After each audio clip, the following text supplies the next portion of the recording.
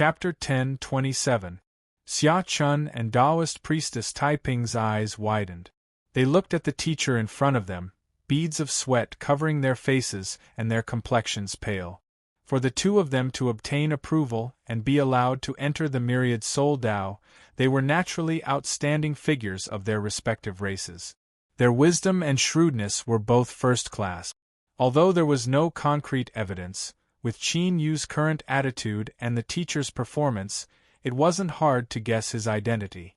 Of course, the most important point was that because their ancestors had participated in the construction of the myriad soul Tao, they already knew that this city had its own will.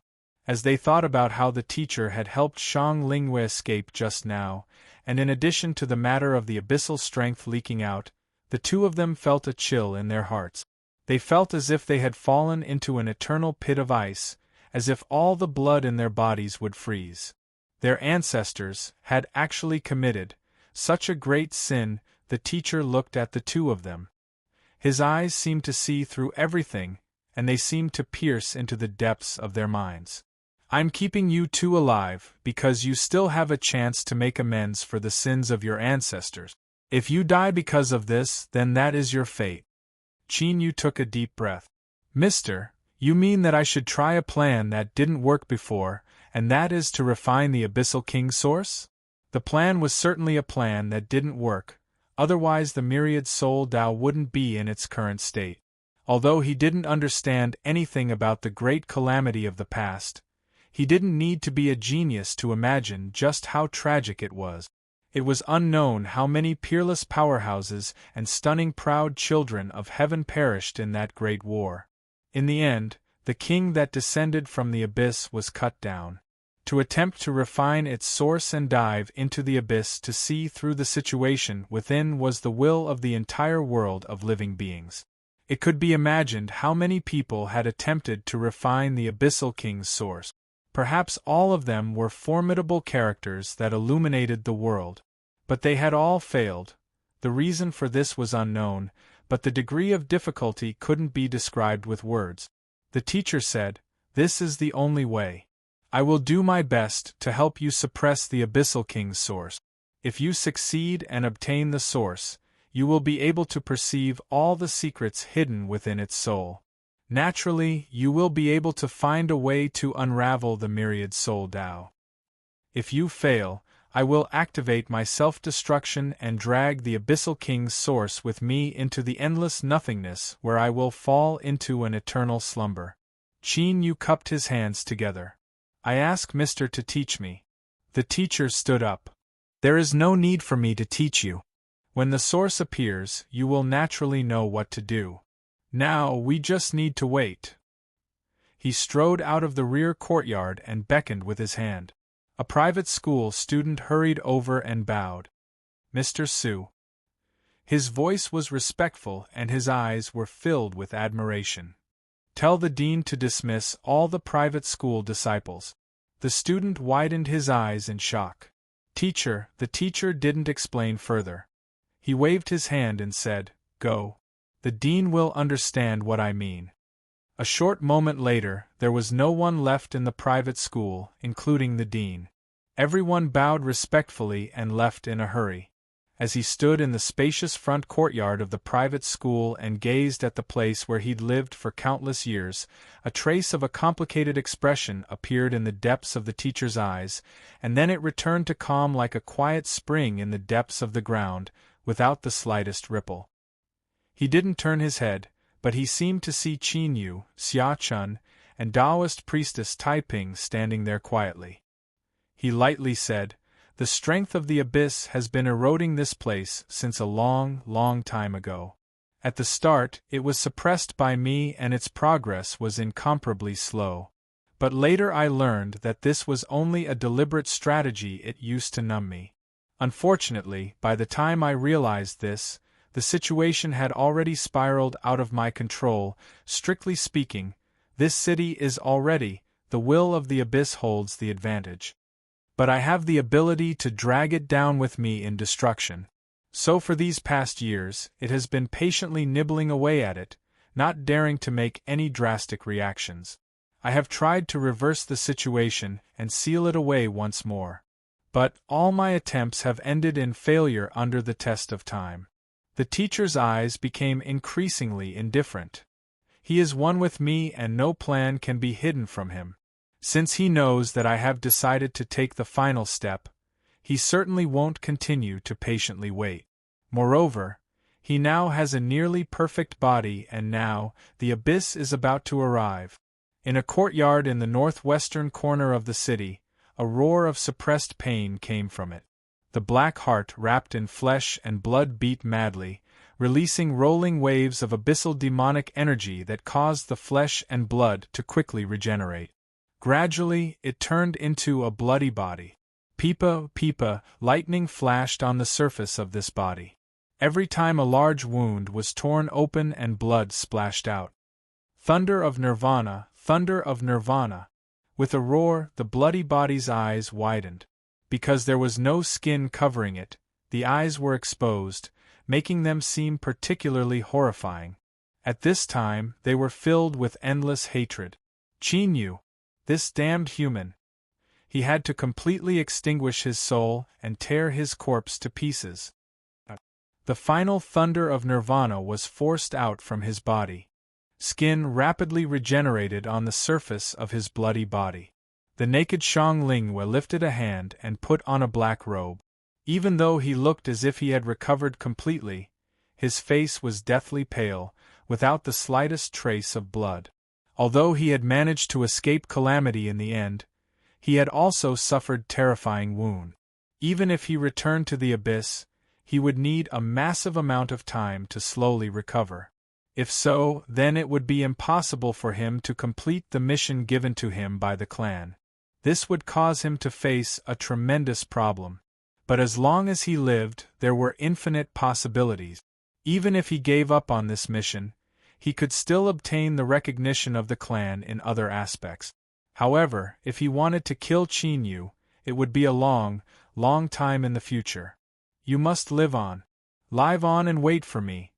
His voice came to an abrupt stop. Shang Lingyue's eyes widened.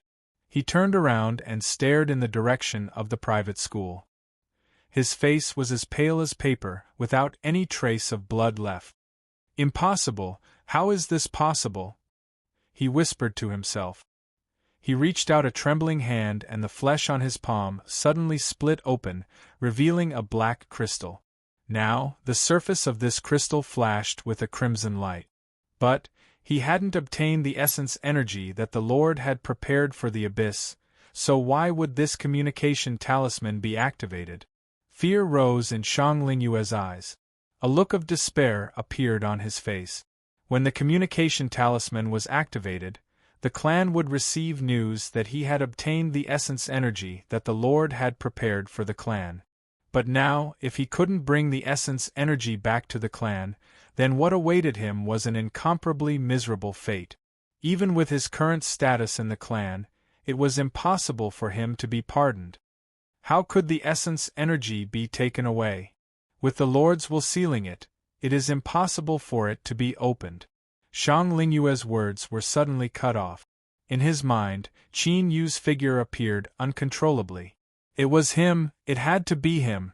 Qin Yu had opened the wooden door and controlled the thunder of nirvanic extermination. He had surpassed his expectations many times already. It wasn't impossible for him to do this again. Die. Shang Lingyue's expression was fierce. He suppressed the violent killing intent that surged in his chest. He was well aware that the most important thing right now wasn't to kill Qin Yu. It was to kill Qin Yu.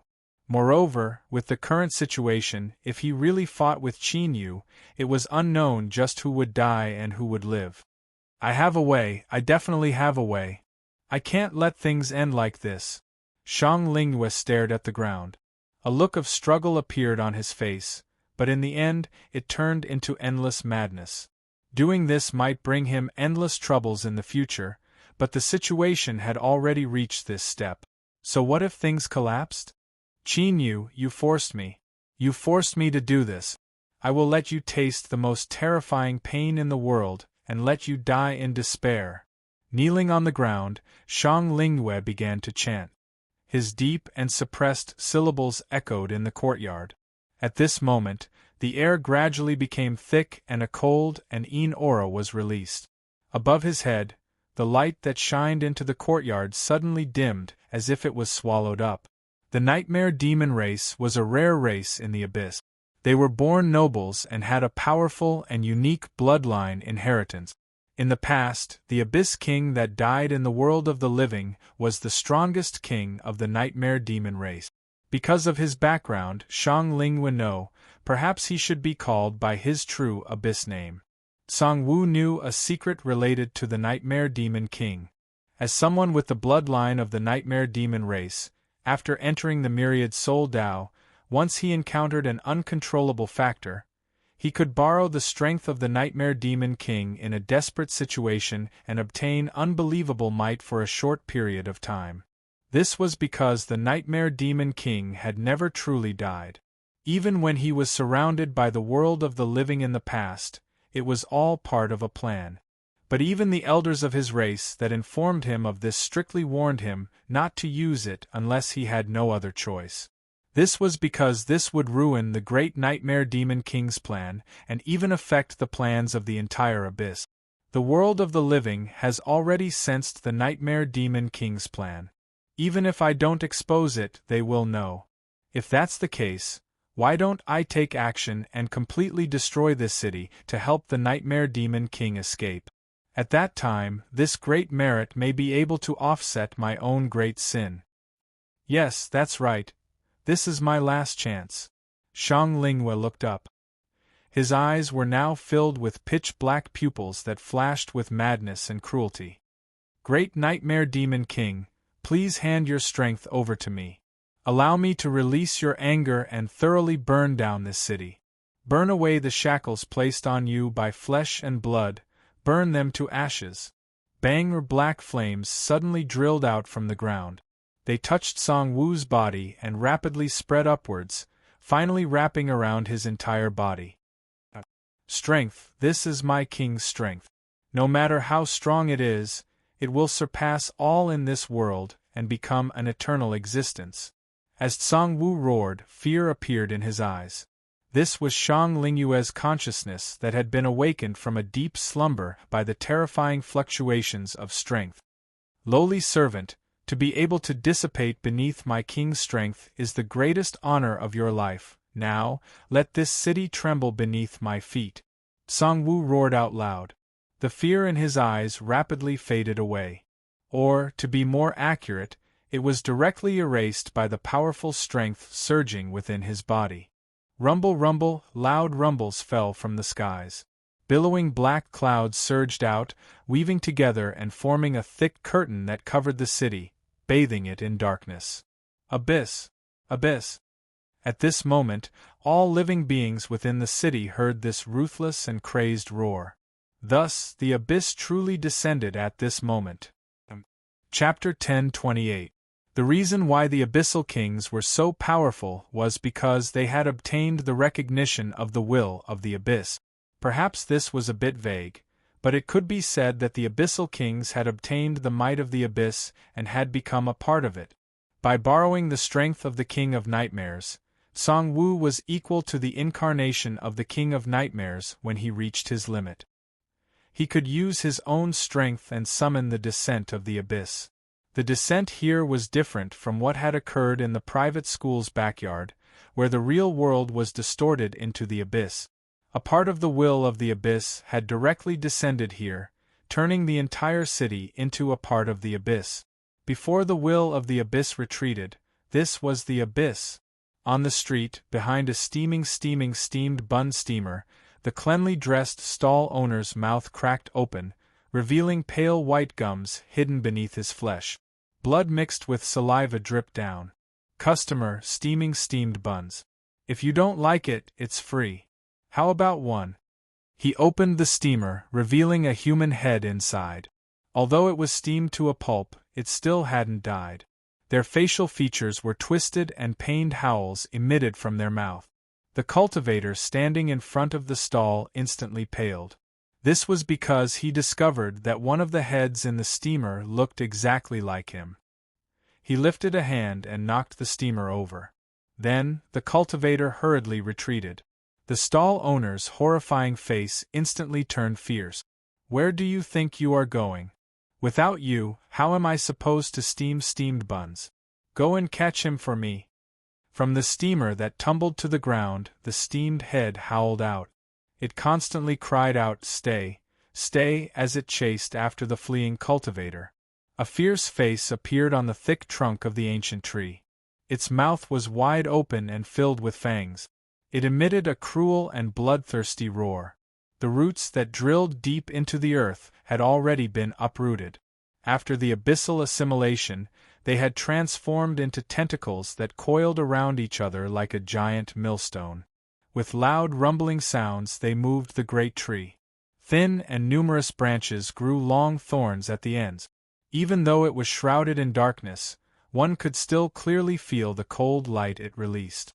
They were like incomparably sharp limbs, stabbing at the crowd in a frenzy.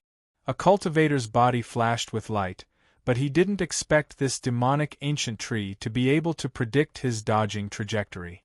The moment his figure appeared, a wooden spike pierced through his chest. "Ah!" He howled in pain. Although his body had been pierced through, the powerful life force of a cultivator prevented him from dying. In the midst of his struggle, a long sword appeared in his hand. A cold light flashed as it heavily chopped down on the wooden spike, producing a loud sound of metal clashing. A gash appeared on the sword, and a large part of the wooden spike had also been cut off. It seemed that one more strike would be able to cut it in half. However, the cultivator no longer had a chance to attack. Wooden thorns whistled toward him from all directions. In the space of a single breath, he was pierced through like a hedgehog. In the next moment, his corpse was dragged and sent into the ferocious mouth of the face that appeared on the trunk of the tree. Amidst the crisp chewing sounds, blood gushed out recklessly. Yunfeng, Jiang Yuanyi, and the others were pale. They were hiding in a house with a formation plate floating above their head. It had already been activated, and the formation was added to the house itself to resist the impact from the outside world. Roar, roar, the oppressive roar assaulted everyone's eardrums. The entire house trembled and creaked in pain. The windows had already been broken. Looking through the phantom array diagram, one could clearly see that the courtyard was now filled with countless fierce ghosts, crazily attacking the array formation's defenses. And they were well aware that these ghost-like people were originally harmless natives of this city not too long ago. When the abyss arrived, they were corroded by the power of the abyss. Or perhaps it could be said that they were lured out by the abyssal strength hidden within their bodies, transforming into abyssal creatures that destroyed all flesh and blood. "Come out, you can't escape. I will catch you, tear you to pieces, and then eat you into my stomach bit by bit, turning you into a part of the abyss. Do not struggle any longer. You all know that all of this is meaningless. In the end, all that awaits you is death." Within the room, Yunfeng and the others paled.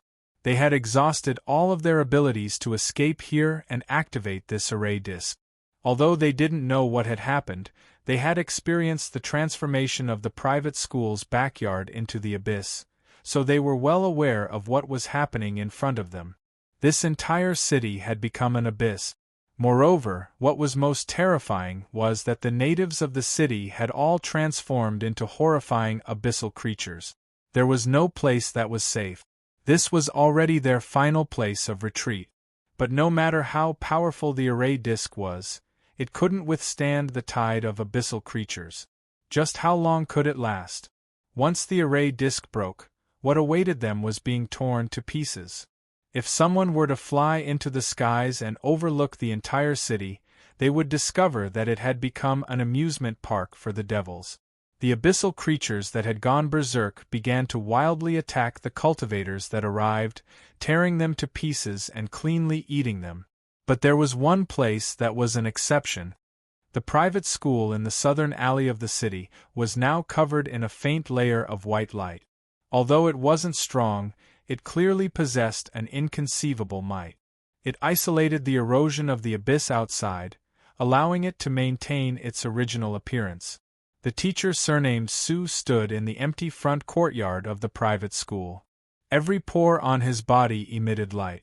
He was the source of this light that covered the entire private school. He looked up at the pitch-black skies and slowly said, "Qin Yu, remember, you only have one chance. If you fail, then you will be buried forever with me." With one last glance at the familiar private school in front of him, the teacher closed his eyes.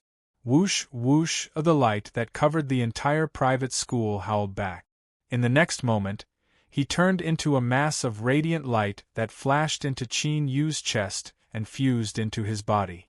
Bang! An incomparably powerful aura burst out from his body. At this moment, Qin Yu felt as if he were the center of the heavens and earth. No, it was more accurate to say that the heavens and earth had to crawl beneath his will. With a single thought, he could control everything.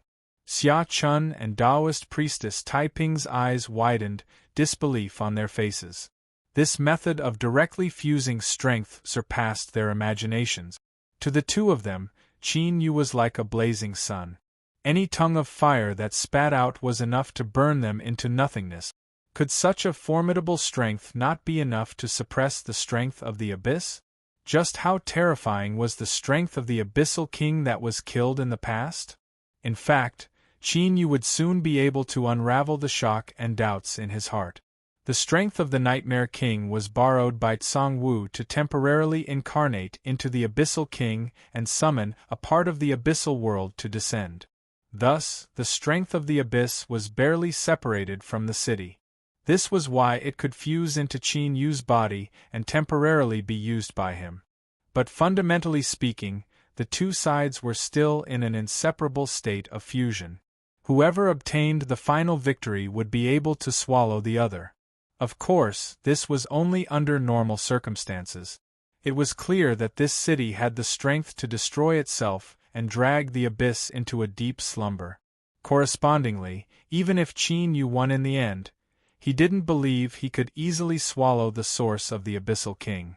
However, it was clearly too early to consider these things. This was because only the victor would worry about how to digest the opponent's strength. Qin Yu took a deep breath and looked into the distance. He could feel that powerful, cold, and endlessly cruel destructive fluctuation. Was this the strength of the Abyssal King? Although he had already guessed this, it was only now that he truly felt it that he understood just how terrifying it was.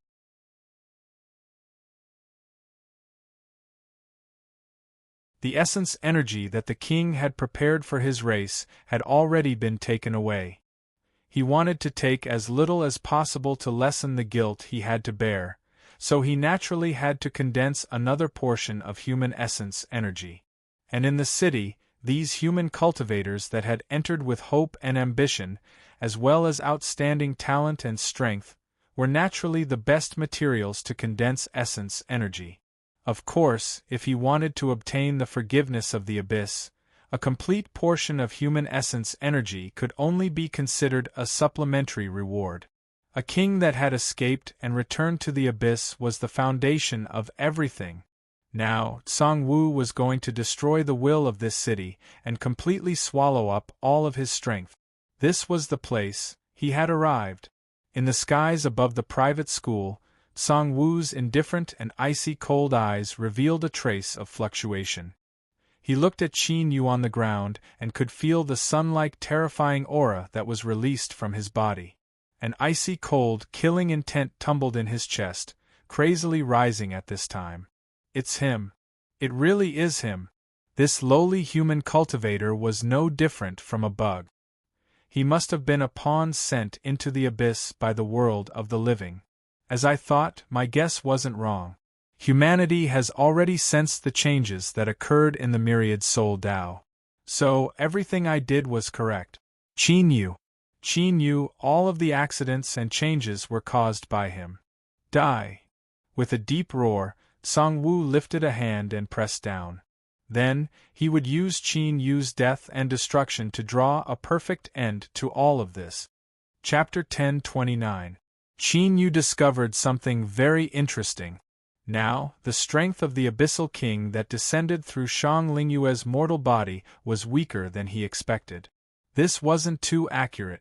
It should be that the strength that erupted from this abyssal creature wasn't as formidable as he had sensed. Qin Yu wasn't sure. Was it because the abyssal strength naturally suppressed flesh and blood beings, causing his senses to deviate? Or was it because this abyssal creature that descended through Shang Lingyue's mortal body wasn't able to completely release the might of an abyssal king? But this wasn't important. What was important was that Qin Yu saw hope. He could kill this opponent and suppress the source of the abyssal king. He might even be able to refine and absorb it.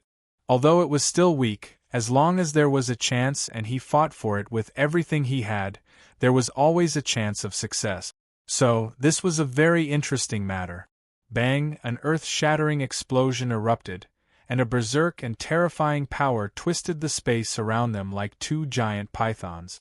Massive tracts of abyssal energy exploded outwards, sweeping out in all directions. In the blink of an eye, a massive ring of emptiness was formed. The ground shattered and buildings collapsed. Some abyssal creatures that were attracted by the Abyssal King's aura were directly torn to pieces. Countless pieces of flesh and blood flew into the air, filling the air with the smell of blood. Qin Yu drew back again and again. Every step he took caused the ground to tremble and leave behind deep footprints. When he stopped at the last step, he couldn't help but frown. His feet that had sunk into the ground were now covered with blood-red tentacles. They were like the dense roots of a plant.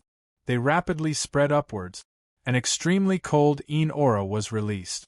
It was like a hair-thin needle that pierced into his flesh and blood, drilling deep into his marrow. In the blink of an eye, these blood-red tentacles had already wrapped around Qin Yu's legs, covering everything below his waist. Song Wu's eyes shook for a moment before he quickly composed himself. He laughed. The strength of this city struggling at death's door is indeed stronger than I imagined. But this is the abyss, a world that belongs to me. Moreover, your cultivation is far too weak. Even if you obtain strength fusion, how much of it can you display? He lifted a hand and grasped forwards, his fingers clenching. Now, let me destroy you, destroy this city. Bang, a dazzling light erupted from Qin Yu's body. The blood-red tentacles wrapped around him emitted pained screams and began to burn, turning to ashes in the blink of an eye. Bang, a deep thumping sound echoed out from the surrounding void.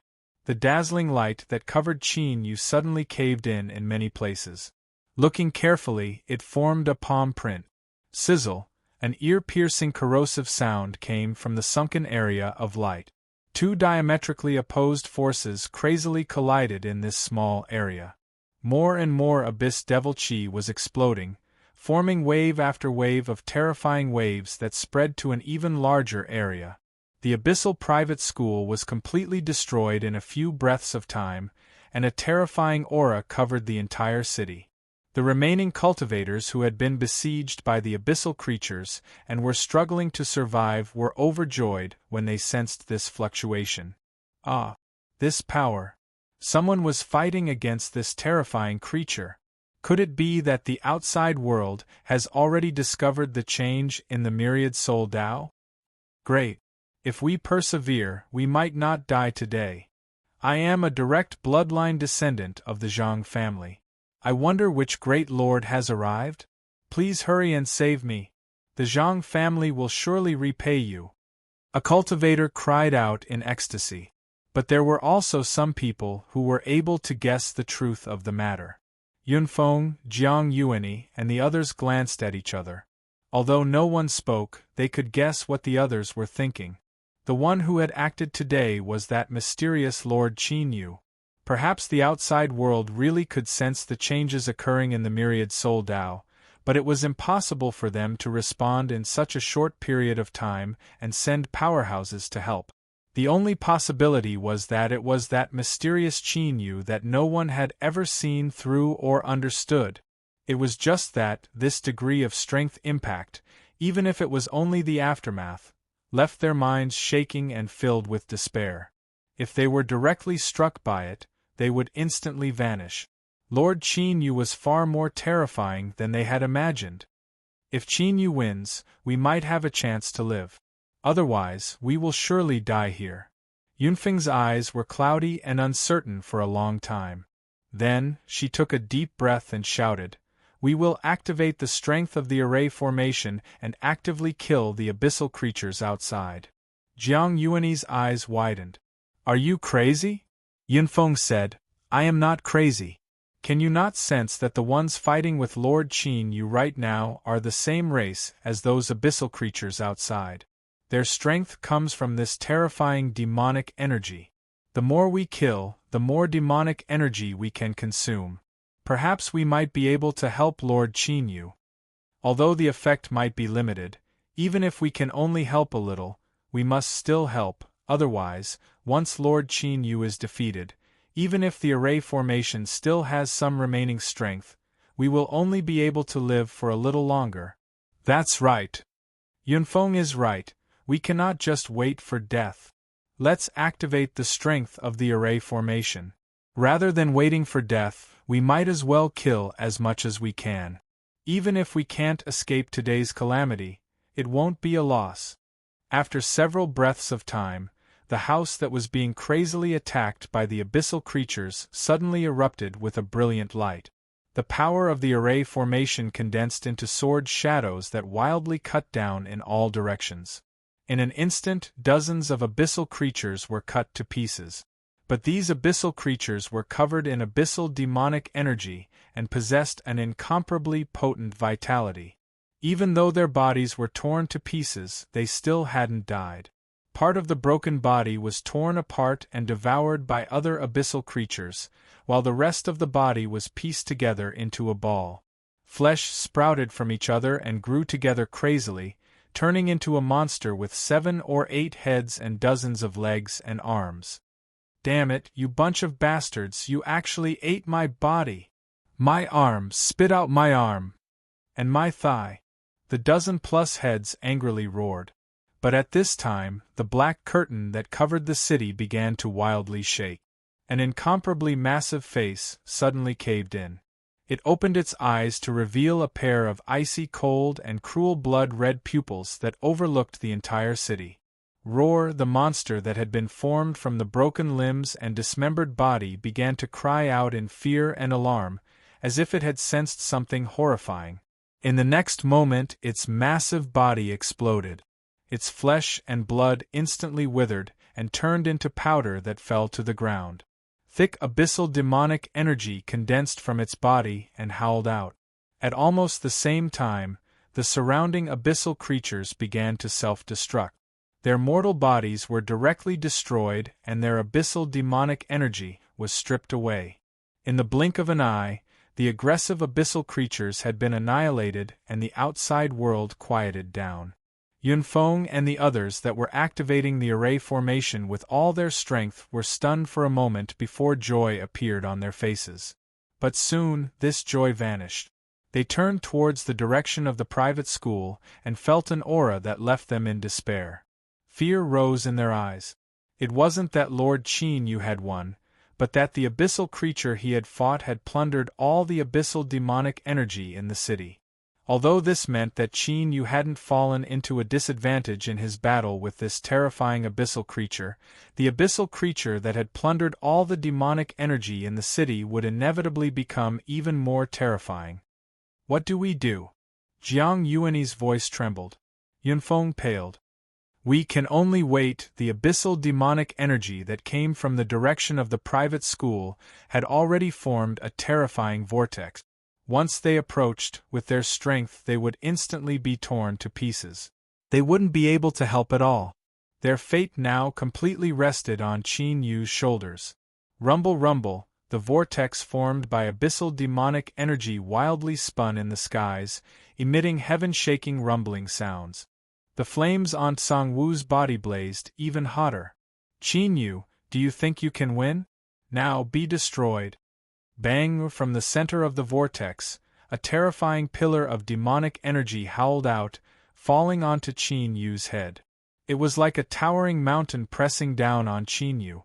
The radiant light that wrapped around Qin Yu began to constantly crack apart, emitting loud cracking sounds as if something was breaking apart. His complexion changed. Beneath this pillar of demonic energy, he was completely suppressed, unable to move at all. And the strength he obtained from the city could only barely guarantee that he wouldn't be destroyed by the pillar of demonic energy. Song-woo took a step forward and landed on the ground. His eyes were cruel and ferocious, but they also revealed boundless excitement and fervor. Now you can't escape. I'm going to eat you up bit by bit and imprison your soul for eternity. Only like this could he dispel the hatred in Song-woo's heart. He opened his mouth and fiercely sucked in at Qin Yu. Immediately, motes of light flew out from Qin Yu's body and into his mouth. The abyssal nightmare race had a special method of plundering. They could directly deprive an enemy of their strength. This strength didn't just refer to their cultivation, but also their flesh and blood and soul. As the motes of light fell into his mouth, Song-woo's eyes widened, filled with shock and disbelief. In fact, as his mind shook, he even temporarily stopped plundering and swallowing Qin Yu.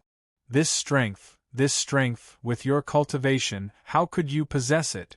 No, it's not your own strength. It's some sort of extremely heaven-defying good fortune that's hidden inside your body. Ha ha ha ha. Ha ha ha ha. This is an unexpected harvest, a great harvest. I originally thought that even if I successfully rescued my king, my cultivation would suffer a setback. I never imagined there would be such a pleasant surprise in front of me. As long as I swallow you, I will definitely be able to break through my current boundary. I might even go a step further and reach the level of a near king. At that time, the entire abyss will recognize me, and there is an extremely high chance I will become the new king of the nightmare race. Song-woo's heart began to fiercely beat, revealing an increasingly greedy heat. In any abyssal race, a race was only allowed to have a single king. Only when the previous king perished could a new king be born. If the king truly resurrected and returned to the abyss, then the first one he would kill would beat Song-woo, who could threaten his position. So, if he wanted to become king, he would have to make the current king completely disappear. As this thought appeared, Song-woo's entire mind shivered. The suppression and submission in his bloodline left him feeling uneasy and fearful. But soon, this fear was completely burned away by the raging flames of ambition. Because this was his once-in-a-lifetime chance to swallow Qin Yu, seize the good fortune within his body, and obtain the recognition of the abyss. Then, he could seize the king's strength and have him and this city thoroughly disappear. And he, Song-woo, would replace Qin Yu and become the new king of the nightmare race. He would step into the highest level of the abyss and possess the ability to control the will of the abyss. From there, he would realize his life's greatest dream. He would lead the abyssal races to occupy the world of the living and turn all flesh and blood living beings into lambs to be slaughtered under the rule of the abyss. That's right. I am doing this not just for myself, but to accomplish the great goal of the abyss that has ruled over the world of the living for countless years. So, everything I am doing is right, my king, please hand over your strength to me. I will definitely fulfill your wish. After firming his heart, Song-woo's eyes became even more blazing hot. He stubbornly stared at Qin Yu. This was because everything he considered had to be built on the foundation of swallowing Qin Yu. And now, it seemed that this was only a matter of time. Chapter 1030. That would be very boring. In particular, Qin Yu discovered that he didn't have the slightest ability to resist Song-woo's swallowing and plundering. He was a fish on the chopping block. He wasn't placed on the chopping block, but had been ruthlessly chopped in. This feeling of helplessness and despair wasn't a good feeling. But despair was despair. He absolutely wouldn't give up. As long as he wasn't dead, he couldn't give up. A turning point might come in the next moment. He crazily stimulated the strength of the city that fused into his body to reduce the speed at which it was being plundered. But at the same time, Qin Yu's heart began to turn cold. He could control the strength of the city, but it wasn't completely under his control. This was because in Qin Yu's perception, while the strength of the city couldn't break through the suppression of the abyssal demonic energy, it should at least be able to ensure that he wasn't harmed. It shouldn't be like right now where he could only fall into despair and wait for death to arrive. Under the cover of the sun and moon force field, Qin Yu had great confidence in his own perception abilities. He knew this wasn't an illusion. In other words, the strength of the city that fused into his body was holding back. But what Qin Yu couldn't understand was why it was doing this.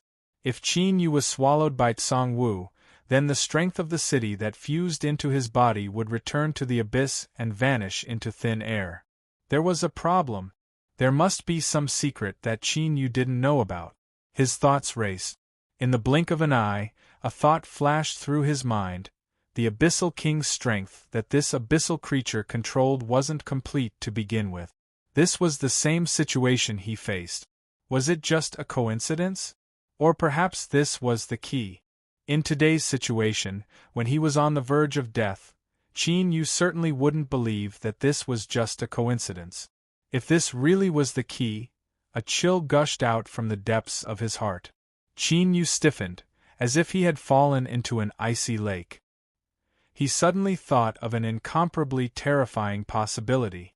If this was really the case, then he feared he wouldn't be able to escape death today. Ha ha ha ha. Qin Yu, you will vanish into thin air and become a part of my body. Now hand over all of your strength to me. Tsang Wu excitedly roared, a blazing heat surging in the depths of his eyes. He opened his mouth and sucked in a deep breath. The motes of light that flew out from Qin Yu's body suddenly rose. But at this time, a change occurred. Tsang Wu's mouth was still wide open, but the swallowing strength that erupted from it had vanished. Excitement, agitation, greed, and other emotions froze on his face. His eyes were filled with panic.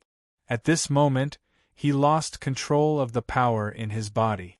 An ancient and cruel consciousness gradually awakened.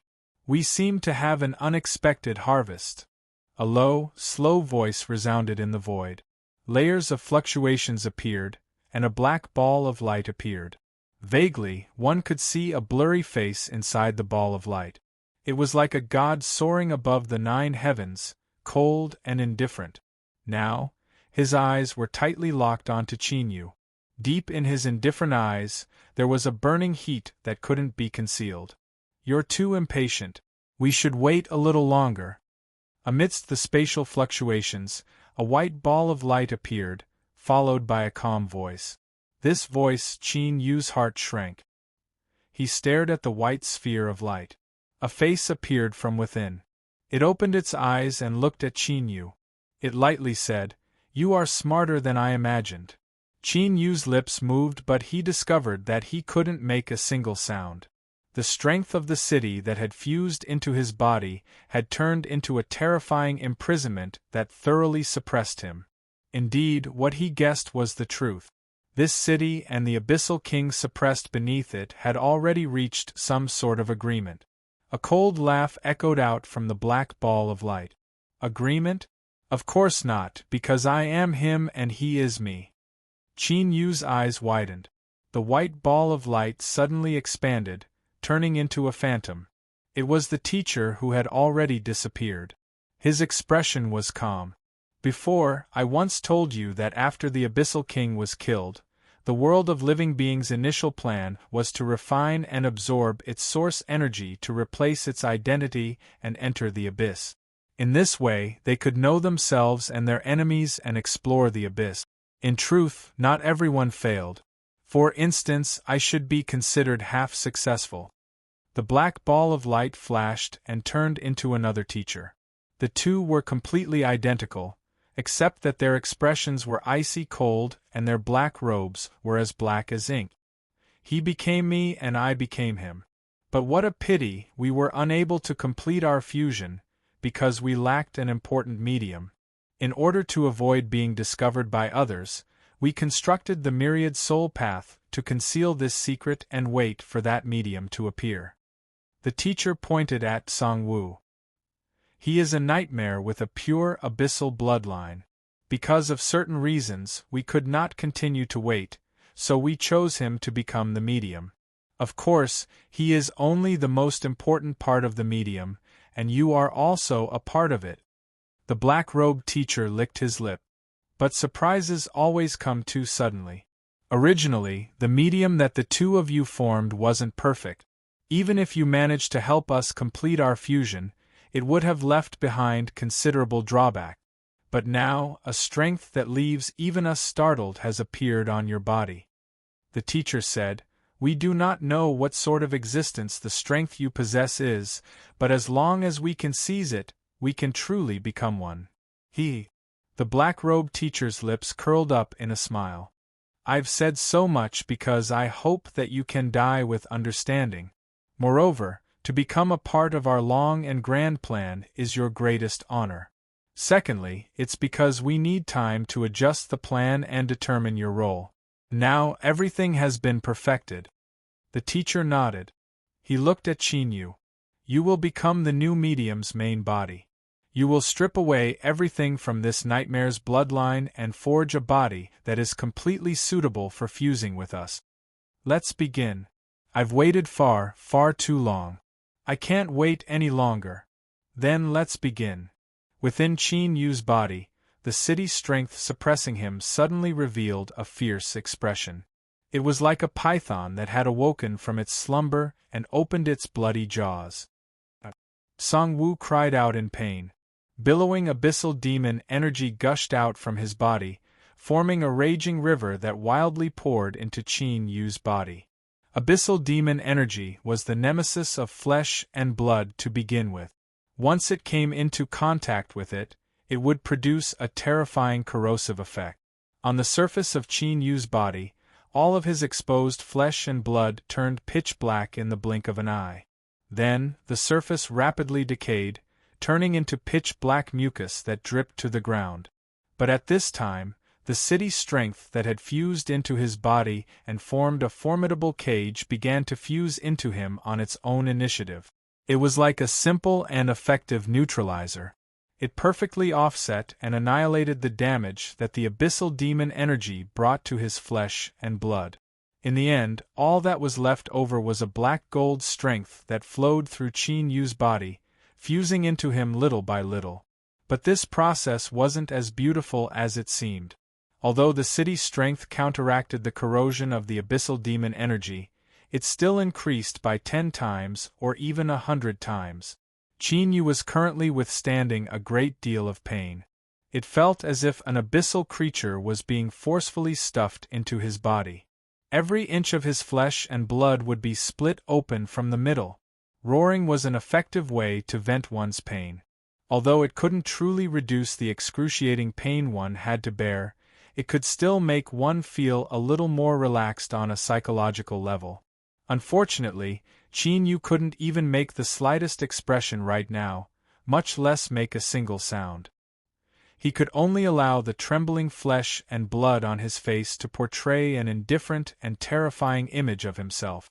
The teacher looked at Chin-yu. "Your ability to withstand pain is also stronger than I imagined. In normal circumstances, your consciousness should have collapsed by now. Perhaps you really should give up. At the very least, you can make yourself suffer less pain." The black-robed teacher smiled. "This is humanity. You always harbor some lowly and worthless thoughts. You believe that man can conquer the heavens, but man is man, so how can you resist the heavens? Today you are destined to offer your everything to us." Thump, thump, the two hearts in Chin-yu's chest wildly beat, as if they would explode in the next moment. Black blood vessels appeared in his chest, weaving together and stabbing into the two hearts. The violent heartbeat couldn't be covered up. Gulp, gulp, gulp. After plundering the strength of the two hearts, the black blood vessels began to grow at an even more astonishing speed. Soon, a new heart was born. Its entire body was pitch black, but its surface shimmered with a faint metallic luster. After an unknown period of time, it finally began to beat. Thump, a third heartbeat sounded out from Qin Yu's chest. His pupils suddenly turned even darker. It was like they had been dyed with ink, like they had been thrown into the endless darkness of night. After being dyed for tens of millions of years, there was no longer any impurities left. Across from Qin Yu, Song Wu emitted a howl of despair. Then, his entire body shattered and he vanished from sight. All of the abyssal demon energy, all of it, had fused into Qin Yu's body. The black-clothed teacher's eyes widened, a look of infatuation in his eyes. Perfect, it is even more perfect than I imagined. By fusing with the strength of the abyss and maintaining the body of a flesh and blood life form, we will become gods that wander between two worlds, finally reaching a transcendent realm. Let's begin the fusion. The teacher remained calm. Schwa schwa, the two of them stepped forwards at the same time. Their figures turned into black and white spheres of light that drilled into Qin Yu's body. Bang, blazing flames burst out from his body. What was strange was that these flames used the space between Qin Yu's eyebrows as a boundary. The left half was pure white and the right half was pitch black. But this situation didn't continue for too long. The space between Qin Yu's eyebrows was the boundary between the two opposing flames. Then, with Qin Yu's body as the foundation, it formed a spinning vortex of flames. However, the black and white colors were still distinct, as if there was an invisible boundary between them that completely separated the two. Qin Yu opened his eyes. His left eye was pure white and his right eye was as black as an abyss, both icy cold. You are me, so why don't you fuse? I also want to ask you this question. A question and an answer came from Qin Yu's mouth. Strangely, the air around him seemed to condense into essence. An invisible pressure flooded every inch of space. It was like a towering mountain had arrived, suppressing all directions. Bang, or without any warning, the perfectly spinning black and white flames suddenly shook. Two fire dragons drilled out, one black and one white, crazily slaughtering each other, tearing at each other with all their might. You are me and I am you. But in truth, I am me and you are you. Even if their essence was the same, they had different consciousnesses. Neither of them was willing to dissipate. Thus, who would be the true leader in the end? Only a battle would be decided. Far away, drifting in the nothingness of space, there was a world that gradually condensed, shining with the only light. At the center of this world, within a towering temple, a figure let out a long breath. He muttered, I knew that boy Qin Yu's luck would be so good. He wouldn't be killed off like this. The turning point has finally appeared. But in truth, he had already prepared for the worst-case scenario. Once Qin Yu was killed, he would sever their connection. With this basically completed world, he would have a certain foundation. Perhaps he would fall into a long period of weakness, but he wouldn't fall into a deep slumber. Of course, this was only the worst-case scenario. As long as there was even the slightest possibility, he hoped that Qin Yu could continue living. It wasn't just because of their close relationship. There was also an extremely important objective factor. From Qin Yu, he could see the possibility of stepping into the highest heights. Although it was weak, it was still commendable. In this world, there were countless so-called breathtaking geniuses, but if one disregarded their background, there weren't many that could compare with Qin Yu at the same boundary. With a deep breath, the phantom of a great sun suddenly descended. In the skies of this world, the sun that illuminated all things seemed to echo in response. The light it released suddenly brightened. Since the turning point had appeared, he certainly wouldn't allow himself to make any mistakes. Moreover, if he could succeed, then this hopeless situation would turn into another harvest for Qin Yu.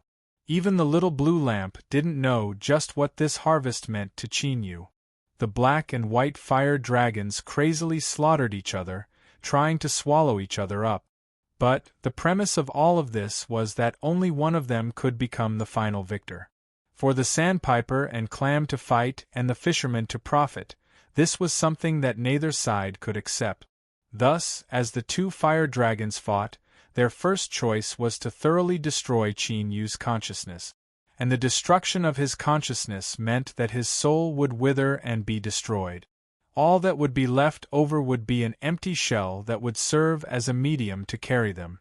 The shaking black and white flames were like monstrous waves, crazily sweeping through every inch of Qin Yu's body.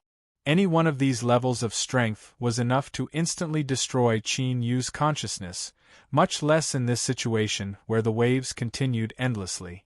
Thus, after sensing that Qin Yu's soul aura had disappeared, the black and white dragons never imagined that he would still be able to survive. This was Qin Yu's only chance of survival, and also the variable that the little blue lamp spoke of. This was because he possessed the sun and moon force field, allowing him to transcend the world. And within his soul space, there was something that seemed ordinary but actually had a great background. The cosmic sea-cross bell. Ever since the purple moon and blue sun met and formed the sun and moon force field, the main will of the bell, the self-proclaimed beautiful little girl, had fallen into a deep slumber. Of course, the term slumber wasn't strictly speaking accurate, because during this process, its strength had constantly increased. Perhaps it could be called a revival.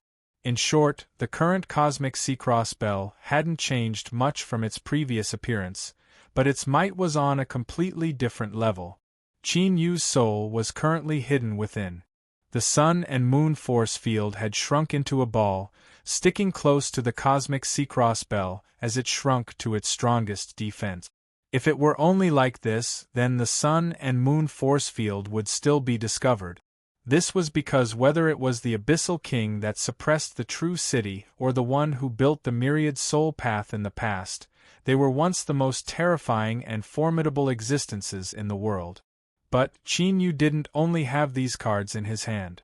The aura of the jade egg was the key to his ultimate ability to conceal himself.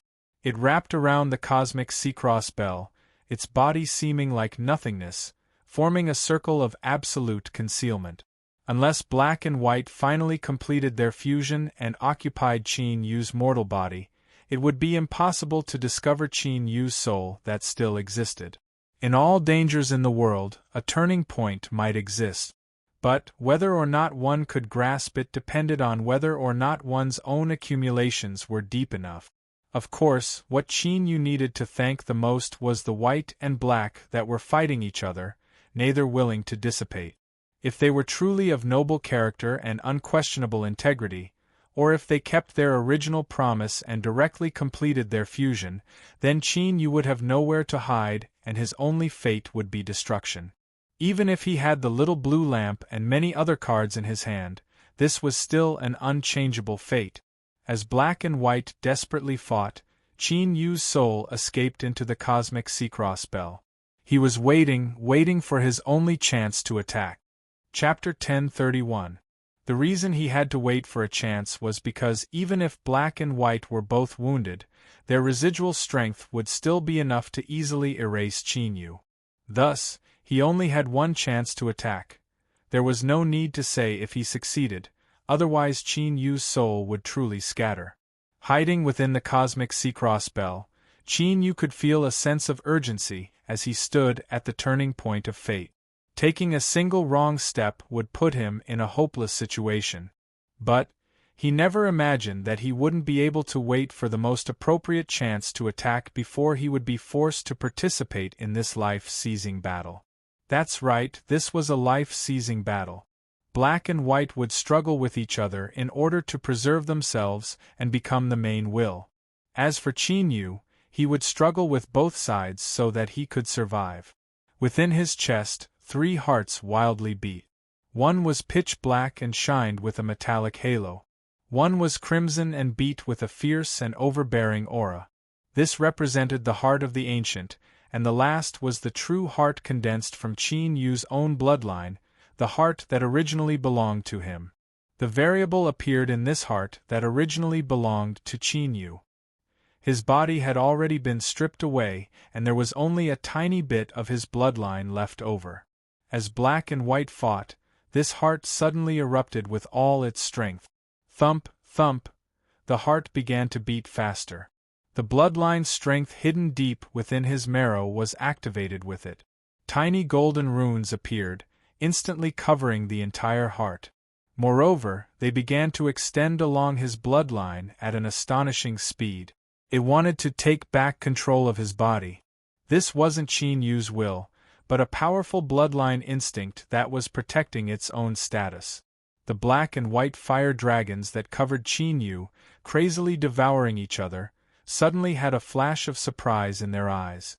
They could sense that this bloodline strength wasn't too formidable, but it unexpectedly gave them a threatening feeling. But this wasn't true.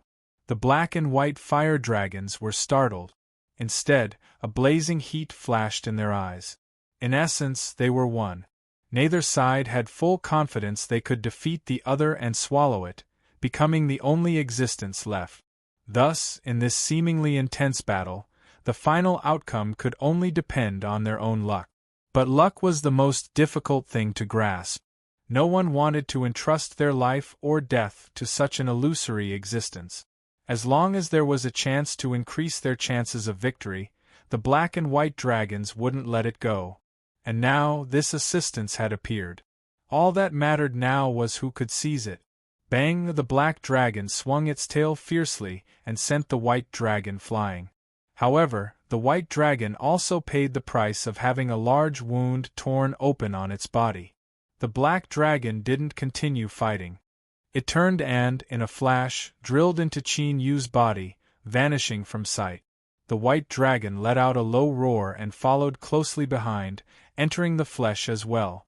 The black fire dragon drilled into the black metallic luster condensed from the power of the abyss, the third heart that could be called the heart of the abyss. In the next moment, a berserk abyssal power erupted. The heart of the abyss madly throbbed as countless runes condensed from demonic energy howled out.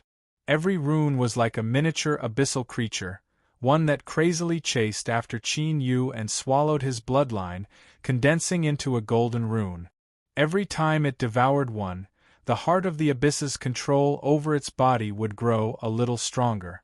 Even though the increase was so small that it was negligible, in the current situation, any advantage could become the key to victory.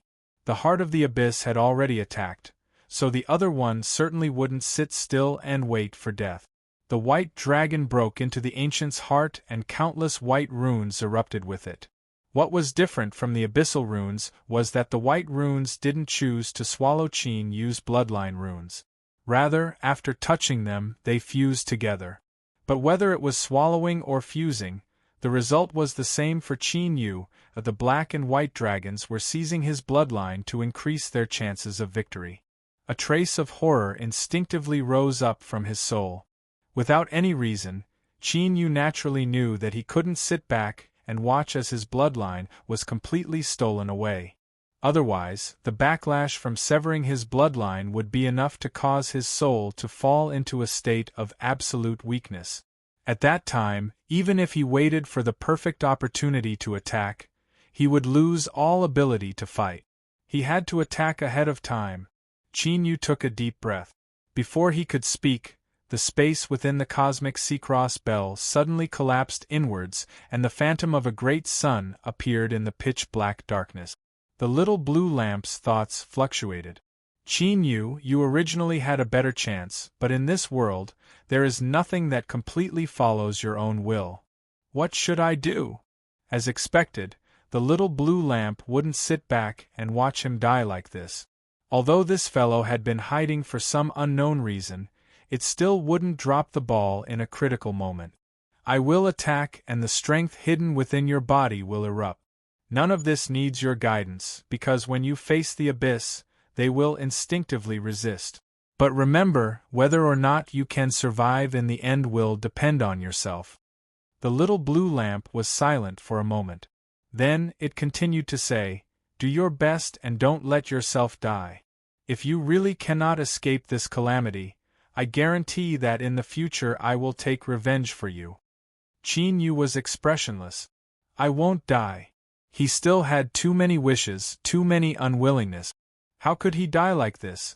No matter who it was, Whether it was the king of the abyss or the supreme elder who created the myriad soul Tao in the past, so what? If he didn't want to die, then none of them could kill him. This wasn't some brainless arrogance or pride, but an obsession that strengthened his heart. If he didn't even have an obsession to live on, then how could he survive in such a dangerous and hopeless situation? Dong, dong, dong within his chest, 3 hearts wildly beat. The heart of the abyss that had fused with the black fire dragon began to dance with black flames. This was the burning of abyssal demonic energy, releasing swallowing black runes that wildly swallowed up the strength of his bloodline. After fusing with the ancient's heart of the white fire dragon, the white runes rapidly fused together. The golden bloodline runes turned pure white in the blink of an eye. Qin Yu's own heart continued to beat quickly, but it gradually became weaker and weaker. It contracted and expanded, becoming sluggish. This was because the strength of his bloodline was rapidly fading away. It was on the verge of drying up. Ding-ling-ling, the ringing of a bell suddenly resounded, and it was clear and oppressive.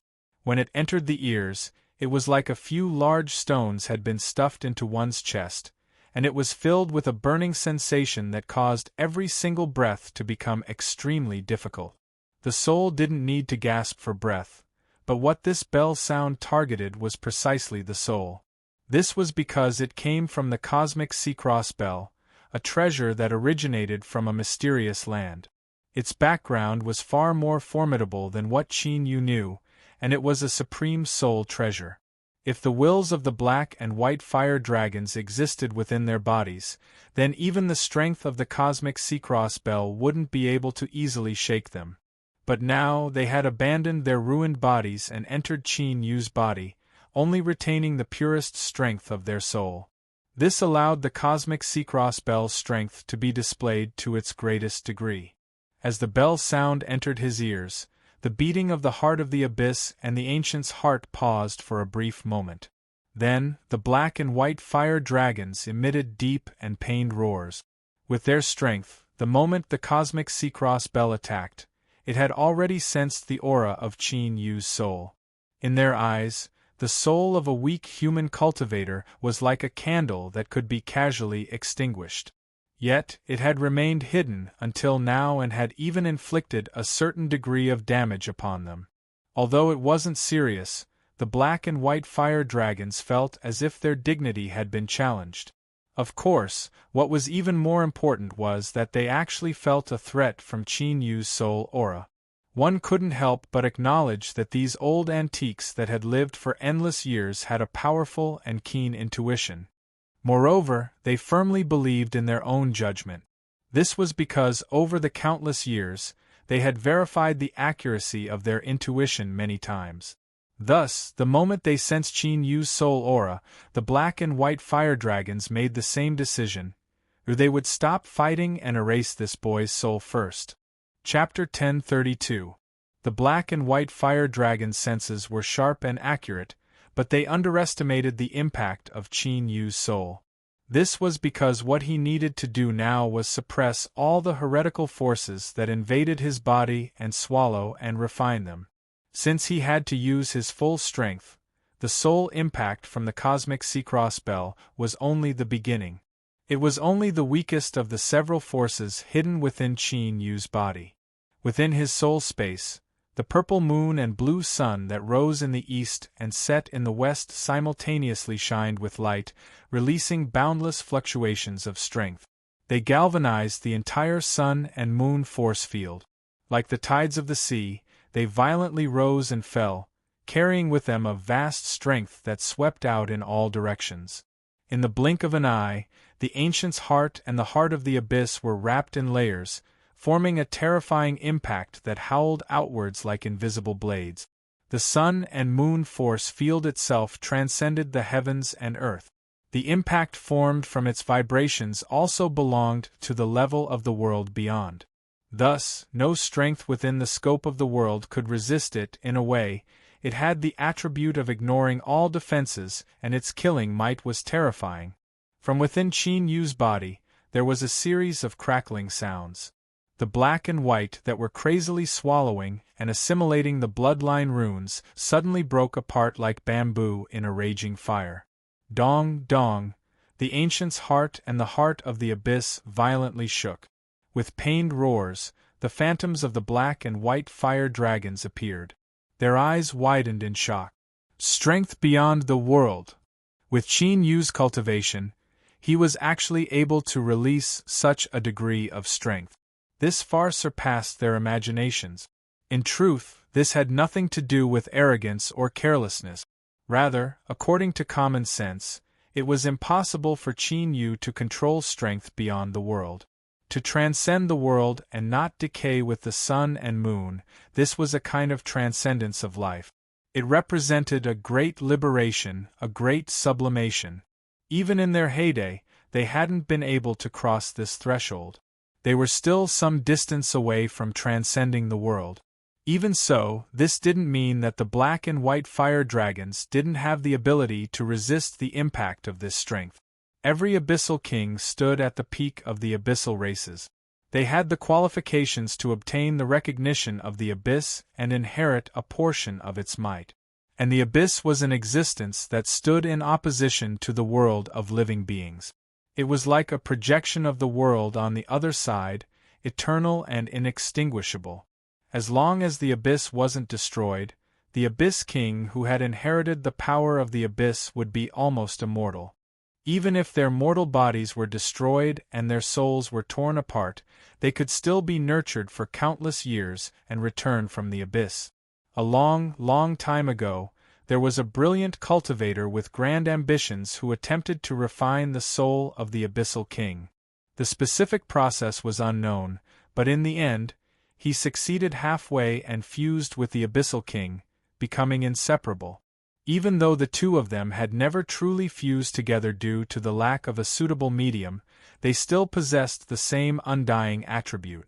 The unworldly power that erupted from the sun and moon fields had indeed caused great damage to the black and white fire dragons. However, as their bodies were being destroyed, they were still constantly recovering. Of course, the recovery speed was slower than the shattering. If the sun and moon force field could unleash an even stronger force, or if it could last longer, it could slowly grind the black and white fire dragons to death. But unfortunately, with Qin Yu's current cultivation, he couldn't truly control the sun and moon force field, nor could he stimulate the impact of the unworldly power. The eruption at this moment was only because the sun and moon force field had sensed its master's determination to perish together with him. Thus, it was bound to be unable to last for long.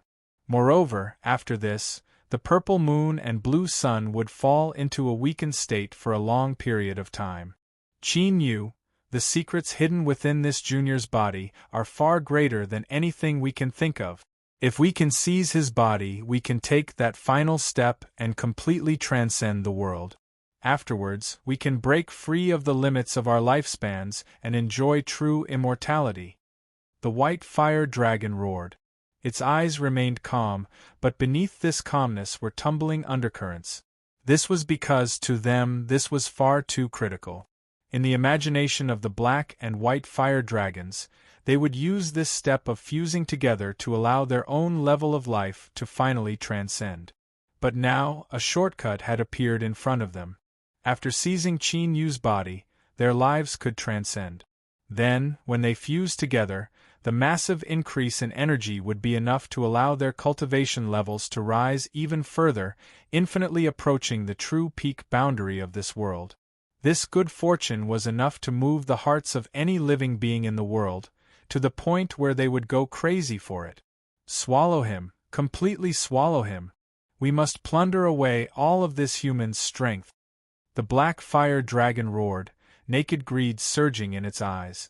The existence of the cosmic Seacross Bell had already surpassed their expectations, and the impact of the unworldly power far surpassed their imaginations. This shouldn't have been an existence that Qin Yu had the qualifications to touch.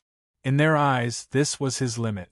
As long as he could make it through, he could eat to his heart's content. Of course, this wasn't to be underestimated. because Qin Yu had already brought a sufficiently powerful psychological impact to the black and white fire dragons. It was just that in this world, there were always some things that couldn't be deduced with common sense. For instance, when facing Qin Yu, the black and white fire dragon's judgment wasn't wrong at all. They simply didn't know who they were facing. Indeed, in terms of cultivation, Qin Yu simply didn't have the qualifications to be compared with them. Even today, when he was far from his peak state in the past, any one of them had the strength to easily erase Qin Yu. But in terms of trump cards, even if the two of them were added together, they still couldn't compare with Qin Yu. He was indeed an anomaly in the world. He should have died, but he chose to live on. He was destined to live an ordinary and humble life, but because of the foot-long sea-blue light, he rose up. When a grass root lived for a long time, it would become tough enough. If it wasn't tough enough, then that was because it hadn't lived long enough. Qin Yu was prepared. He wanted to be the longest living grass root in the world. In the end, he wanted to possess the strength to easily tear apart the world. So, he certainly wasn't prepared to die. He wasn't prepared to hand over his strength and obediently allow it to be swallowed up. They wanted to plunder all of his strength. Strength, then, it would be rude not to reciprocate. Let's see who will have the last laugh today. After stepping out from the cosmic Seacross spell, Qin Yu's soul instantly returned to his mortal body. He could clearly feel the two incomparably terrifying strengths that had broken into his body. Once released, it would be enough to instantly tear his entire body, including his soul, to shreds. If he didn't want to die, then the only way was to suppress this strength forever, or take it for his own use. Suppressing it forever was impossible. Then, there was only one choice. Qin Yu closed his eyes and took a deep breath. In that instant, his thoughts fused into a towering existence. It connected the heavens and earth, pure and flawless. It was like a sparkling and translucent jade that stood in the vault of heaven and earth. When he opened his eyes again, at this moment, he was the jade and the jade was him. Qin Yu could feel that what he possessed right now was a vast and endless strength that seemed to contain the strength of the entire world. He lifted his hand and slowly pressed it down. Bang! It was endlessly terrifying, containing the great Tao of the heavens and earth. A wild strength instantly arrived, grasping the ancient's heart and the heart of the abyss. Above them, the black and white fire dragon phantoms revealed looks of shock and alarm. They roared and wildly struggled. This was another strength that surpassed their imaginations. It seemed to contain some sort of invincible and powerful will. No matter how the endless years washed over it, it still couldn't weaken it in the least. The black and white fire dragons could hear roars in their ears, reaching straight into the depths of their minds. Each roar contained an indomitable determination, a formidable strength that left one's heart trembling. Above the heart of the abyss, the black fire dragon roared, eternal and inextinguishable. You are their inheritor. Damn it, you are their inheritor. Its body seemed to have been placed in some strong acid. It was suffering intense corrosion, rapidly breaking apart and dissipating. After roaring, it began to howl in pain. Save me! Hurry and save me! Otherwise, if I die, you will also suffer a backlash. To the black fire dragon that occupied the heart of the abyss, the strength of the jade egg clearly had an additional killing power. This should be related to the inheritor of eternal undying that it had roared about. But as soon as this thought appeared in Qin Yu's mind, it vanished. Right now, he only had one thought in his mind, and that was to kill the black and white fire dragons and survive this chaotic situation. Save you? I don't think there is a need for me to do that. The strength of the eternal and inextinguishable inheritance has actually helped me a great deal. The white fire dragon opened its mouth. After roaring, it released a terrifying swallowing strength. When the black and white fire dragons were evenly matched, neither could do anything to the other. But now that the power of the abyss had been severely wounded, this balance was broken. The two were originally one. Now that one was weakened, it was no longer able to resist the plundering of the other, because, putting aside their own wills, the strength they possessed instinctively yearned to fuse with the other and become even stronger. Ah! With an unwilling roar, the black fire dragon collapsed. Its body turned into a black current that submerged into the white fire dragon's body. After swallowing the black fire dragon, changes began to occur all over its body. With loud crackling sounds, its body began to expand at an astonishing speed. At the same time, black and white colors began to appear on the surface of its scales. They constantly swirled around, as if they were forming a samsara cycle, mysterious and mystical. Roar! The fire dragon reared its head back and roared. A different aura spread out from its body. The boundless suppressive strength began to violently shake. Because at this moment, after completing the fusion, it had completed its life transformation. It had transcended the shackles of the world and become a true immortal existence. Not only did its strength rise, but the rise in its life made it impossible for it to lock onto its target.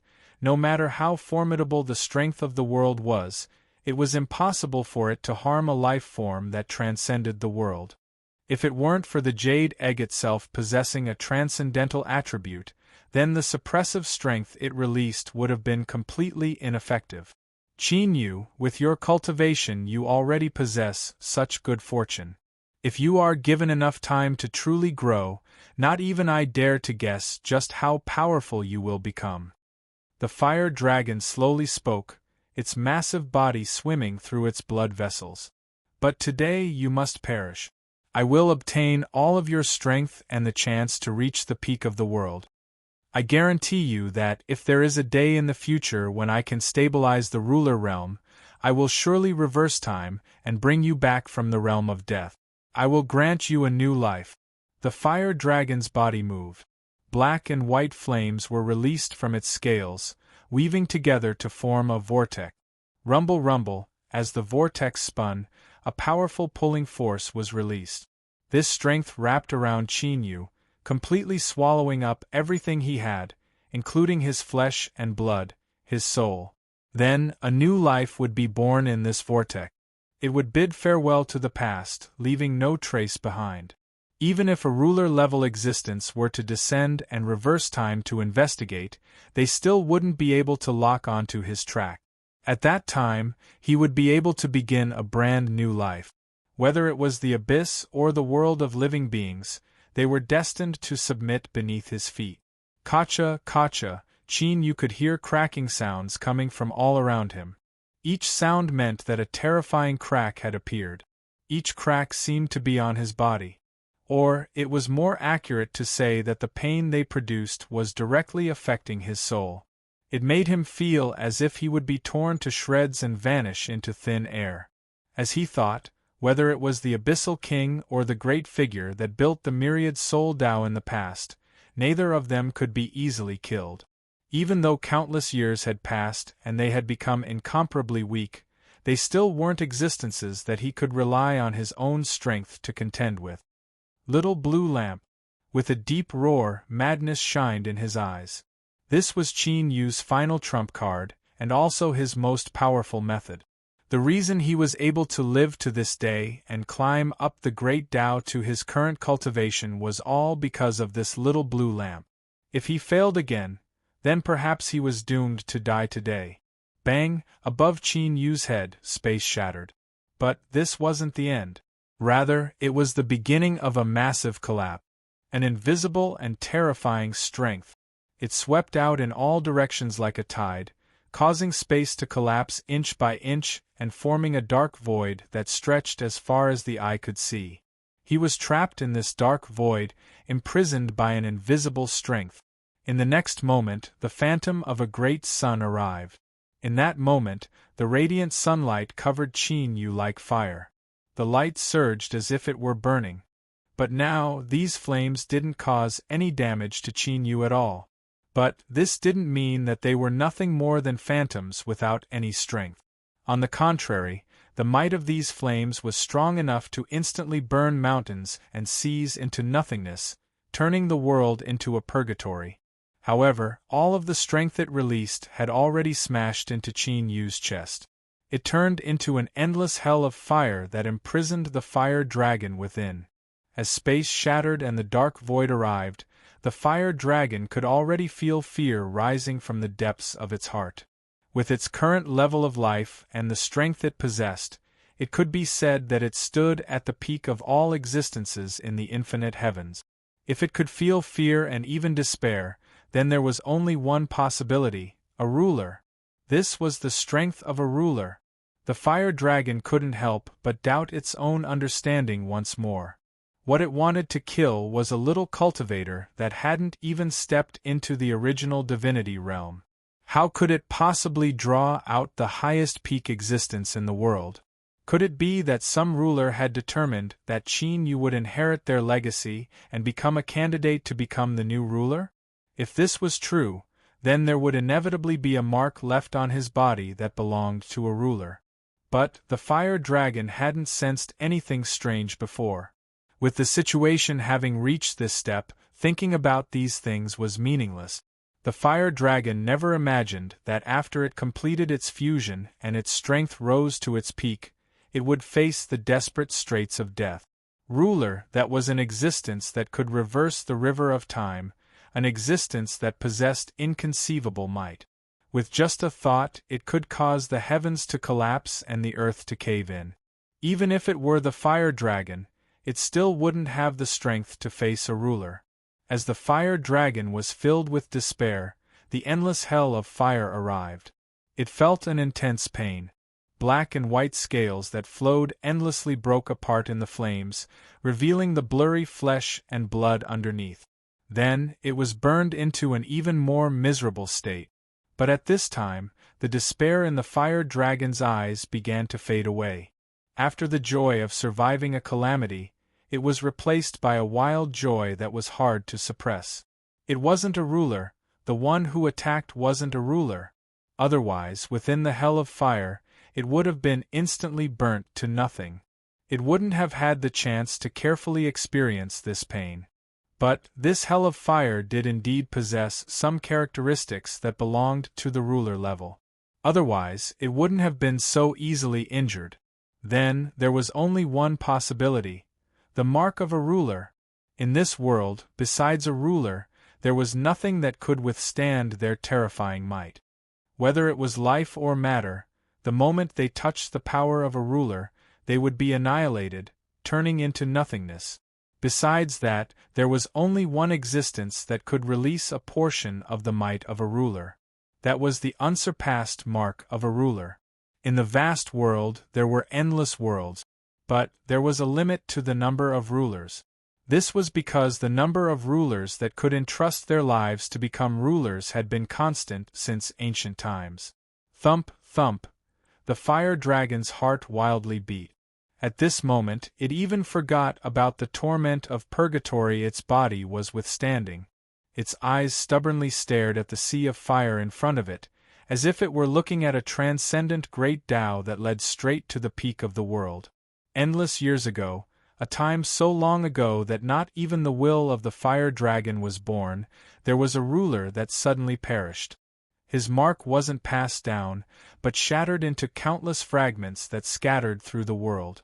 For billions and billions of years, countless lives searched for the fragments of the ruler's mark. They hoped that one day they would be able to reform the ruler's mark and fill in the empty seat of the ruler in the universe. But the river of time flowed for an incalculable amount of time. Trillions of geniuses appeared, like stars illuminating a corner of the heavens. But in the end, they all perished one after another, and no one was able to truly become a ruler. There were even rumors that said that the ruler that perished in the past had destroyed his own mark before he died, causing the ruler of the world to be eternally absent. The fire dragon didn't know whether or not this rumor was true. But there was one thing it was sure of, and that was that what appeared in front of it was a fragment of the ruler's mark. Moreover, this fragment seemed to have already approved of Qin Yu. Thus, when he faced death, it had taken the initiative to descend. It had to obtain it. It had to obtain it. With the sovereign brand fragment in his hands, and his current cultivation base, he would be second only to sovereigns. In fact, he could even dodge a sovereign's attack in advance.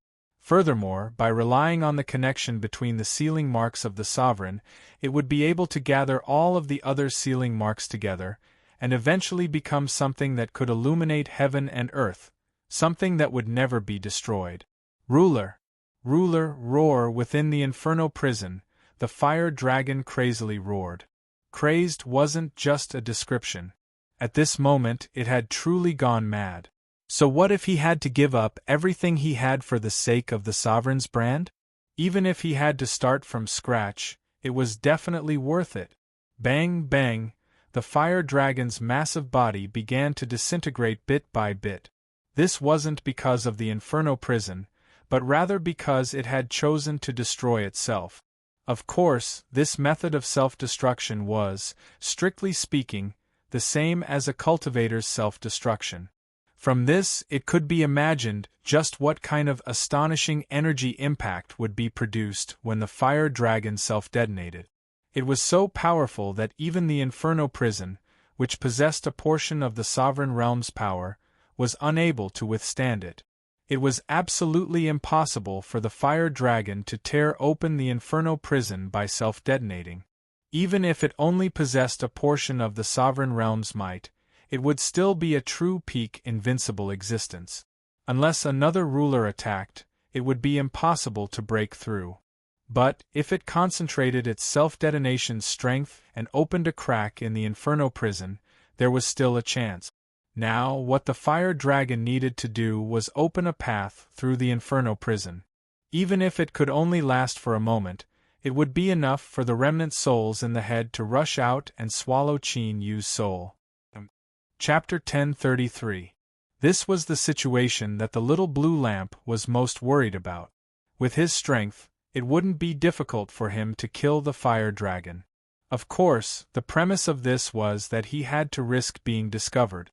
Once they were discovered, whether it was him or Qin Yu, they were doomed to die. So, as Qin Yu's cultivation grew stronger and he came into contact with higher levels, he became more and more silent, trying to reduce his traces as much as possible. This was the reason. Of course, in today's situation where Qin Yu was facing a hopeless life or death situation, the fire dragon had no choice but to take the risk. But doing so wasn't foolproof. This was because the fire dragon's strength had already surpassed a certain boundary. Even if it fell into the burning flame hells, it still had the strength to desperately struggle.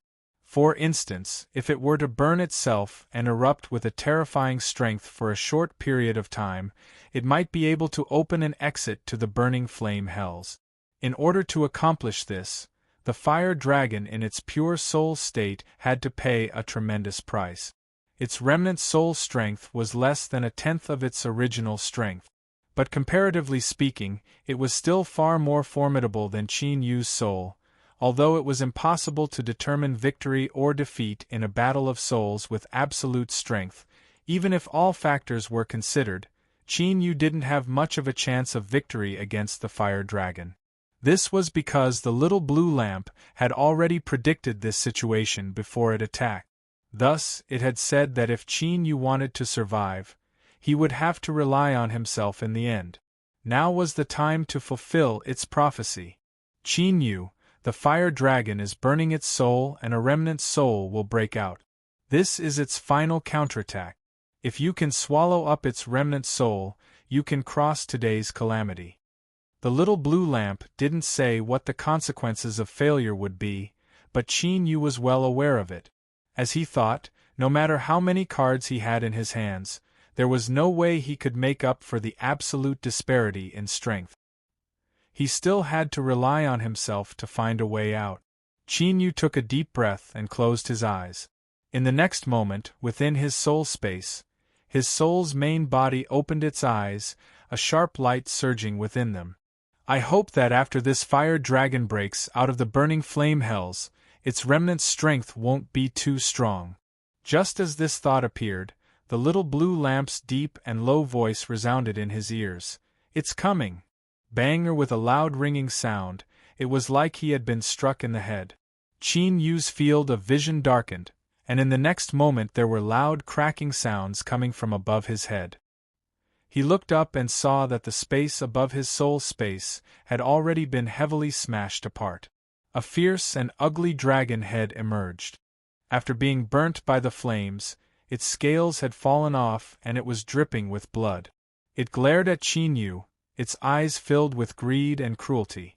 Roar! With a loud roar, two thick dragon claws shot out, grabbing onto the crack in the soul space and forcefully ripping it open.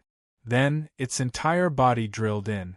With just a glance, Qin Yu could feel an indescribably terrifying pressure pressing down on him.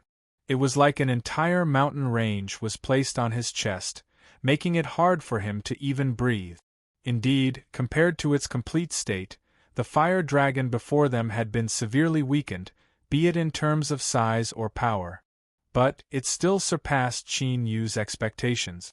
Compared to the fire dragon in front of him, his soul was like comparing an adult to a child. This severely lowered his evaluation of the fire dragon. What to do? Qin Yu's mind shook. He was stunned for a moment, even feeling a bit of fear and despair. But the fire dragon didn't stop its actions. Although its remnant soul had escaped from the hells of flame, it wasn't sure whether or not the ruler's mark in Qin Yu's hand had any other methods. If there was another method similar to the hells of flame, then with its current condition, it would be hard for it to escape death. Thus, it had to act quickly without any hesitation. As long as it swallowed Qin Yu's soul, the ruler's mark would be in its hands. Roar! With another roar, the fire dragon howled forwards, its eyes locked onto Qin Yu's soul, cold and tyrannical. Fear was unavoidable. If it was anyone else, they would tremble in fear when facing a fire dragon that was far stronger than them and had such a terrifying appearance. Despair, perhaps there was a moment, but that didn't mean Qin Yu had given up on resisting. On the contrary, his will to live had never wavered. The fire dragon was indeed powerful, but this was his soul space, in other words, this was his home ground. Set! With a loud shout, Qin Yu lifted a hand. The phantom of an ancient bronze mirror appeared in front of him and shot out a beam of light. This beam of light submerged into the fire dragon's body. This was the soul-setting divine light that Qin Yu had inadvertently obtained. To the soul, it had the ability to ignore defensive seals to a certain degree. No matter how powerful one was, as long as they were struck by the soul-setting divine light, they would fall into a brief daze. As for the fire dragon in front of him, it was no surprise. Although it had become an existence that transcended the world and its soul had undergone a qualitative leap, the soul-setting divine light was still effective. Even so, the soul-setting divine light was still effective. From this, it could be seen that the rank of this supernatural power was far, far higher than Qin Yu had imagined. But right now, his cultivation was limited and he couldn't display the true might of the soul-setting divine light. Of course, at this time, Qin Yu didn't have the mind to pay attention to these things. The slightly sluggish fire dragon only paused for a tenth of a breath of time before breaking free of the soul-setting divine light's seal. Although it was incomparably short, the fire dragon still felt a great sense of alarm rise in its heart. Qin Yu was truly worthy of being someone that obtained the approval of the ruler's mark. Although his cultivation was weak, he actually had countless astonishing methods. For instance, this soul-setting divine light didn't seem too formidable, but it seemed to carry with it some great will of the heavens and earth that was actually able to forcefully seal it away. If this method fell into the hands of a formidable existence on the same level as it, even if it was only for a moment, it would still be able to reverse the situation. At the very least, it would have been severely wounded by now. In such a situation, this fire dragon was still able to counterattack. This junior Qin Yu absolutely couldn't be underestimated. A decisive light flashed in the fire dragon's eyes. It took a deep breath and then its body exploded, turning into a mass of black and white fog that howled towards Qin Yu's soul. This was a method similar to the disintegration of the divine soul. It could release the strength of the soul to the greatest degree.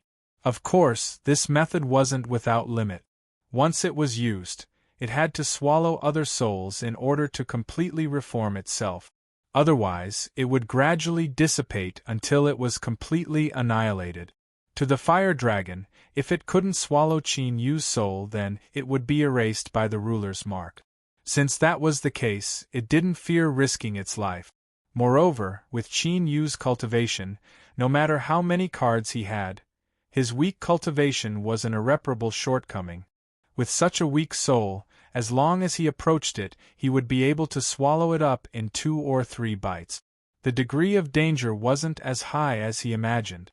Qin Yu's soul space was his home field. Thus, even when facing the formidable remnant soul of the fire dragon, he still had a chance to attack ahead of time. But now, it seemed he would only have one such chance. He didn't have much time.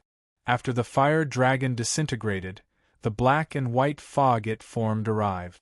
It split open from the middle and swallowed Qin Yu's soul like a giant mouth. Of course, this didn't mean that Qin Yu's soul was eaten up like this. On the contrary, the true swallowing process had just begun. To Qin Yu, this wasn't a comfortable feeling. What he felt right now could be described as if he had been thrown into a pot of boiling oil. Every inch of his soul felt like it was being fried. This was only a description. In truth, replacing the pot of boiling oil with strong acid was more appropriate. This was because Qin Yu's soul was being corroded and plundered from the outside.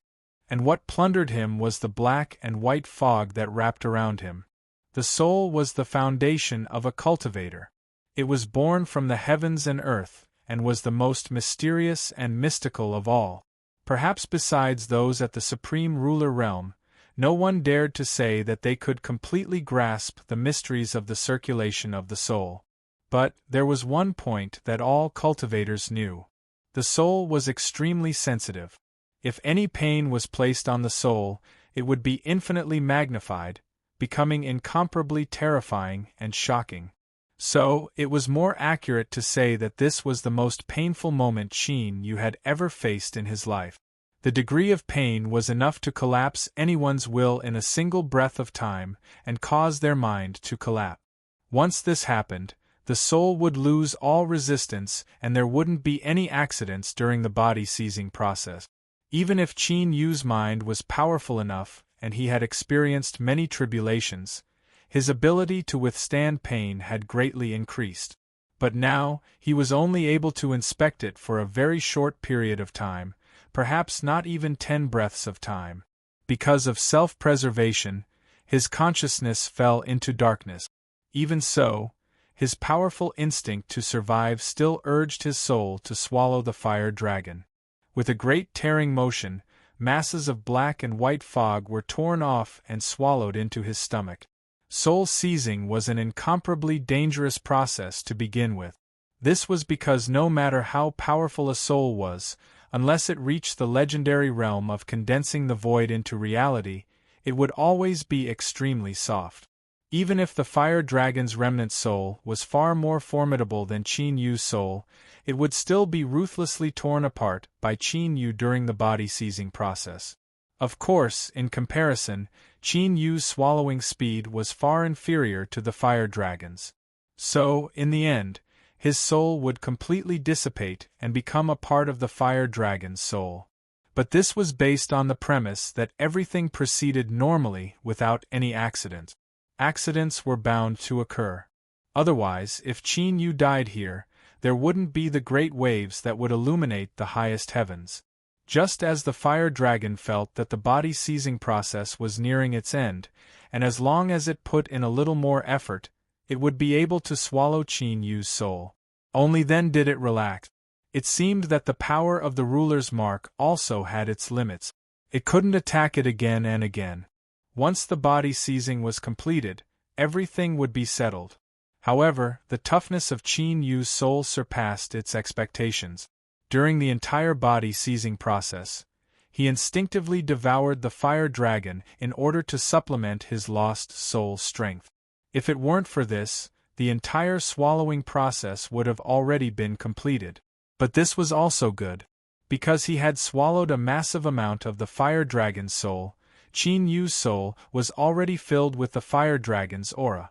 This meant that after the fire dragon swallowed Qin Yu's soul, it would be less troublesome and the fusion would be smoother. Now was the time to end this. The fire dragon's thoughts stirred.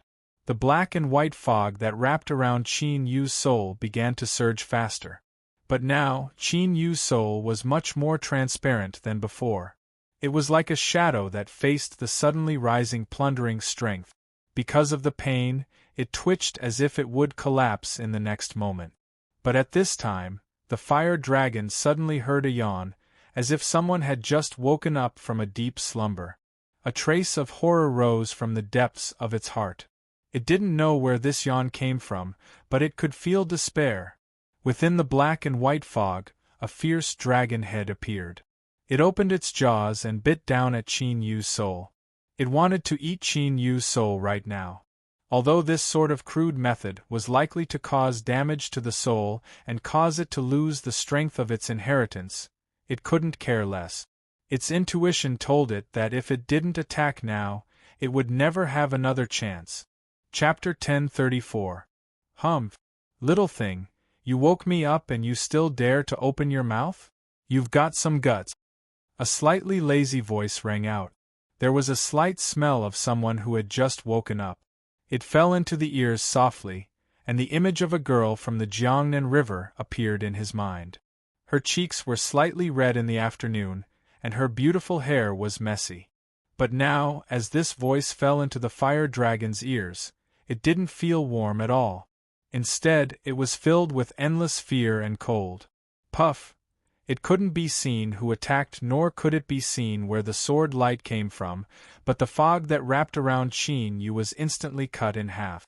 Normally, fog was something intangible and intangible. Even if it was cut in half, it should still be able to fuse back together in the next moment. However, the strange thing was that the half of the mist that had been sliced off by the sword seemed to have been burned by a raging flame, and it disappeared in the blink of an eye. Ah! The dragon head that wanted to bite down on Qin Yu's soul emitted a mournful howl before it shattered. The fog was the fire dragon. Now that it was cut in half, it was the same as its entire body being cut in half. Before this, it was mentioned that the soul had to withstand pain.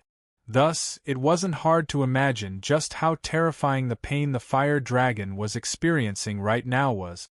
Within Qin Yu's soul space, a figure covered her mouth and yawned. She lowered her head and looked at Qin Yu. After blinking her eyes, she wrinkled her nose. I really regret taking you in as a disciple. How come there are so many things happening every day and you're still able to disturb me? I've only slept for a short period of time.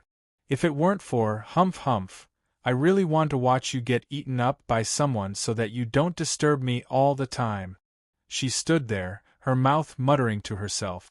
But the pained and terrified fire dragon clearly didn't sense her existence. As if, as long as she didn't want to, even if she stood in front of him, she was nothing but air. Suddenly, space rippled in front of him, and the little blue lamp appeared. Turned into a figure that bowed. Greetings, ruler. The woman glanced at him. You've developed your own spiritual wisdom? It seems that this piece of yours isn't small, or have you swallowed other fragments already? The little blue lamp was silent for a moment. I was just lucky. I haven't encountered any other fragments yet. Rise. From a certain perspective, you are far more noble than I am. Moreover, I am no longer the ruler. The woman waved her hand, her tone casual. The little blue lamp shook its head. No, you are the true ruler. He looked at Qin Yu's soul, his eyes filled with emotion. I already sensed that he had a great destiny and that he would have great achievements in the future. But I never imagined that he would have the qualifications to be accepted as your disciple. If so, then I can rest assured. The woman sneered. Don't try to shirk your responsibility. I was able to do it because the commotion was too big. Otherwise, I wouldn't have woken up. Moreover, you probably know that in my current state, I can't descend into the world frequently. So, in the future, you should keep an eye on him, or tell this kid to be more cautious. Don't always stir up trouble. If one day he plays himself to death, I don't really care. After all, there are many disciples in a big family, and you will be in trouble. The little blue lamp cupped his hands together. You are right. I will tell him. Stop, don't try to test me. Although I've accepted him as my disciple, I won't let him know before he passes the test. You should understand the rules, so it's best if you don't speak too much. Otherwise you will stir up trouble. Humph humph, you shouldn't want to know why I'm in this state, right? The little blue lamp's heart chilled. He nodded, no longer speaking. Since you are taking care of me, I won't stay any longer. After all, if my existence is discovered, there will be great trouble. As he spoke, space fluctuated and he vanished from sight. The woman was stunned for a moment. She rubbed her temples and said, "You ran quite fast." As she spoke, she lifted her hand and slashed again. Schwar's sword light flashed. The black and white fog that wrapped around Qin Yu was cut in half once more. In the fog, the fire dragon's pained roar echoed out. Who is it? It couldn't sense any aura at all. This sword light had appeared out of thin air, and its strength was terrifying to the extreme, able to directly wound its source. After 2 consecutive sword strikes, the fire dragon's strength was greatly reduced. It didn't even have a third of its original strength. The woman simply ignored the fire dragon's roar. She looked at Qin Yu's soul in the fog. I've already used 2 sword strikes. If you still can't survive, then that is your fate. If you die, you can only blame yourself for being useless. A moment later, a translucent dragon head appeared, biting towards Qin Yu's soul. But just as it moved, it was cut apart by the sword light. Puff, another half of the fog was directly annihilated. The woman curled her lips, revealing a bit of contempt. Useless, really useless. You can't even deal with such a weak soul. You might as well find a piece of tofu and smash yourself to death, so you don't disgrace yourself in the future. She had completely forgotten that not too long ago, she had said that Qin Yu's life and death depended on himself and that she wouldn't help him again. Indeed, a woman's words couldn't be trusted. The more beautiful they were, the more unreliable they were. If the fire dragon knew all of this, it would definitely vomit blood in grief and indignation. It reared its head back and roared, "You have no bottom line at all." But in truth, she didn't seem to have any bottom line at all. Because after this sword strike, the woman slashed out 3 more times. The massive mass of fog only had a thin layer left over, barely wrapping around Qin Yu. A transparent fire dragon phantom howled in the fog, its eyes filled with despair and unwillingness. But it couldn't change the situation it was facing. Since time immemorial, no matter when or where, competing with one's background was an unavoidable matter.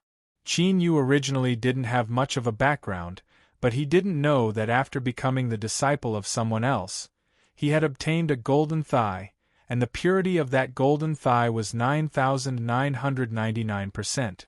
Although her words were filled with disdain, the truth was that she was very satisfied with this disciple of hers. In particular, when she discovered that Qin Yu had obtained a portion of the ruler's mark's approval, her satisfaction rose even higher. Although the ruler's mark was something that she couldn't do without, it was still the key to the great Tao. If she couldn't even obtain the key, then what use was it even if she was talented? Sometimes, something like luck was incomparably important. In this woman's opinion, this disciple with such a weak cultivation had far too good of a luck. If it weren't for this, why would she attack again and again? Because some of what she said before was true. For instance, in her current state, it would be best if she didn't descend. And even if she did, the number of times she attacked should be strictly limited. In order to slash out 6 times in a short period of time, even she would have to pay a considerable price, of course. If it were just to kill the fire dragon, there would be no need to go through so much trouble. If any one of those sword strikes erupted, it would be more than enough to leave the fire dragon beyond redemption. The reason she kept slashing out again and again was because she wanted to help Qin Yu preserve as much of the fire dragon's strength as possible. Only like this could he obtain the greatest benefits after swallowing it. Although she didn't clearly state her stance, the fire dragon soon realized what Qin Yu's female teacher was thinking. It was filled with anger, fear, despair, and even a bit of ruthlessness. Although it still hadn't been able to sense who the person who attacked was, it wasn't difficult to guess the identity of the person who could easily accomplish such a feat. Ruler. Only an unsurpassed existence could play with it in the palm of its hand. But even if a ruler could kill it, they couldn't treat it as food on a plate and feed it into Qin Yu's stomach. It couldn't flee, but it could choose to end its own life. Moreover, it wasn't certain that the fire dragon would die. It had to be known that half of its soul source came from the Abyssal King. As for the Abyssal King, once they obtained the recognition of the Abyssal Will, it was nearly impossible to kill them. Even if their souls were destroyed, there was still a chance that they could resurrect from the Abyssal world after a long period of time. Although they might not succeed, there was at least a slim chance. As the fire dragon swam through the fog, a decisive light flashed in its eyes. In that moment, a terrifying aura erupted from its body. The woman suddenly clapped her hands, joy in her eyes. "I've caught you!" Bang! An invisible strength instantly arrived, suppressing all of the fog. The fire dragon phantom that swam through the fog froze in place. Now, the scales on its body began to crack apart, revealing the body beneath. The surface was covered with fine lines.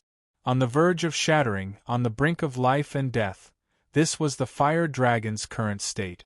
Its eyes widened as if it could sense something incomparably terrifying. It crazily struggled to escape. But what a pity, facing the suppression of this boundless strength, everything it did was futile. Little thing, you can be too clever for your own good. This is exactly what you're doing right now. If you hadn't blown yourself up and exposed your life mark, then my disciple would have had to expend a bit more effort to eat you. Now, since you are useless, you should obediently dissipate. With a snap of her fingers, the light in the fire dragon's eyes rapidly vanished. In the blink of an eye, all that was left over was an empty void. Rumble, rumble, the abyssal city violently tumbled about. It was like a terrifying creature that had been buried deep within was about to awaken from its slumber. The originally withered and dissipated abyssal demon energy gushed out once more. In the blink of an eye, it filled every inch of space within the world. The woman looked up at the pitch-black skies, a dignified expression on her face. But the corners of her lips curved up in a faint excitement. As expected, you fellow are still so brainless. This is the world of living beings, not a place where you can act like a tyrant. You actually dared to directly descend here. It seems that after so many years of not fighting, you've already forgotten my methods originally. If I didn't have even 10% confidence in this matter, I would at most have tried. But now that you've arrived, as long as I can sever your will, perhaps I might have a better chance. She lifted a hand and grasped forwards. Although there was clearly nothing there, it was like she was grasping something cold and hard. In the air, the temperature crazily fell. Strong winds howled, as if there were mournful wails. It was as if the entire world could sense the terrifying strength that was about to appear. This strength was so dreadful that it could cause tremendous damage to the world itself. She lifted her hand and slashed forwards. The woman's movements weren't fast, but one could clearly see the movement of her wrist. But the moment her hand fell, a startling sword light shot up into the skies. Like a heaven-defying flood, it howled into the horizon. With a single sword strike, the pitch-black skies were split in half. Within the tumbling waves of endless abyssal demon energy, it scattered and vanished. Roar! An angry roar echoed out from within the dissipating abyssal demon energy. It carried with it a thick sense of unwillingness and resentment. Intense fluctuations of will swept through the entire city, shaking all the surviving cultivators until they fainted. The woman shot up into the skies. After several breaths of time, she drew back. She was holding a dark mass of light in her palm. It was like a liquid substance, but also like a living creature that struggled to escape. However, he was firmly imprisoned by those fair and slender fingers, and was unable to escape at all. Looking down at this object, a strange light shined in the woman's eyes. She had actually succeeded. In front of her, the fire dragon with empty eyes burst apart like bubbles. Even though it was only an extremely small portion of the abyssal source, it was still incomparably precious, even to her. Hesitation flashed in the woman's eyes. She hesitated for a moment and then shook her head. There are countless things in the world, and each one is born for a reason. This thing was born because of Chinyu, so if I were to occupy it, then that would be boring. That's fine. Since it was born because of you, I'll give it to you. But I can't let you obtain such a good thing for free. You have to help me a little. Looking down at the unconscious Chinyu, the woman's eyes flashed with excitement and anticipation. Chapter 1035.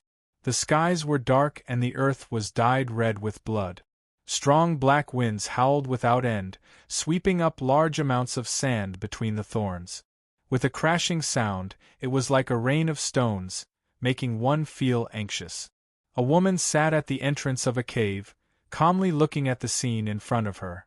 Her eyes were bright and there seemed to be some interest in them. After an unknown period of time, there was some movement from deep within the cave. A moment later, a young man walked out from the darkness. He looked at the woman's back and frowned.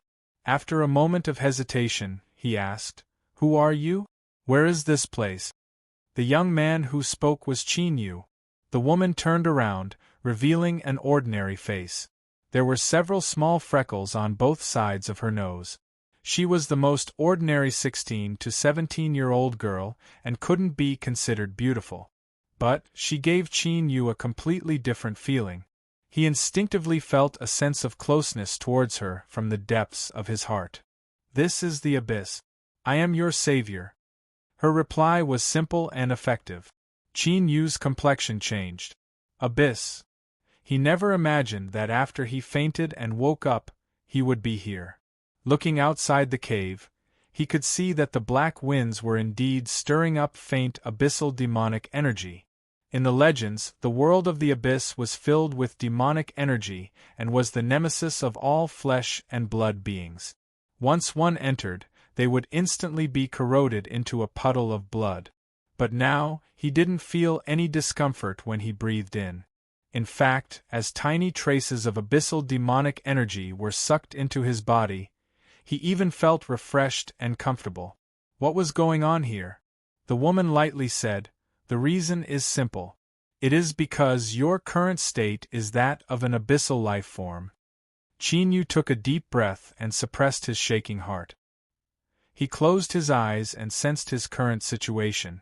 After a long time, he opened his eyes, a complex color on his face. This was because what the woman in front of him said was correct. He had indeed transformed into an abyssal life form. In his chest, the other two hearts had temporarily fallen into a dormant state. Only the black heart of the abyss was vigorously beating, pushing the power of the abyss to flow through his limbs and bones. And what was even more astonishing was that Chinyu discovered that all of his strength was in a dormant state, like his two hearts were sealed away. The abyss and the world of the living operate on different laws. Since you have entered here, you cannot use the strength of the other world. Of course, correspondingly, you will also obtain a blessing from the laws of the abyss, the woman said with a smile. Chinyu said in a low voice, "Just who are you and why did I enter the abyss?" The woman's smile remained unchanged. "You do indeed deserve a name. From now on, you can call me Teacher Liao.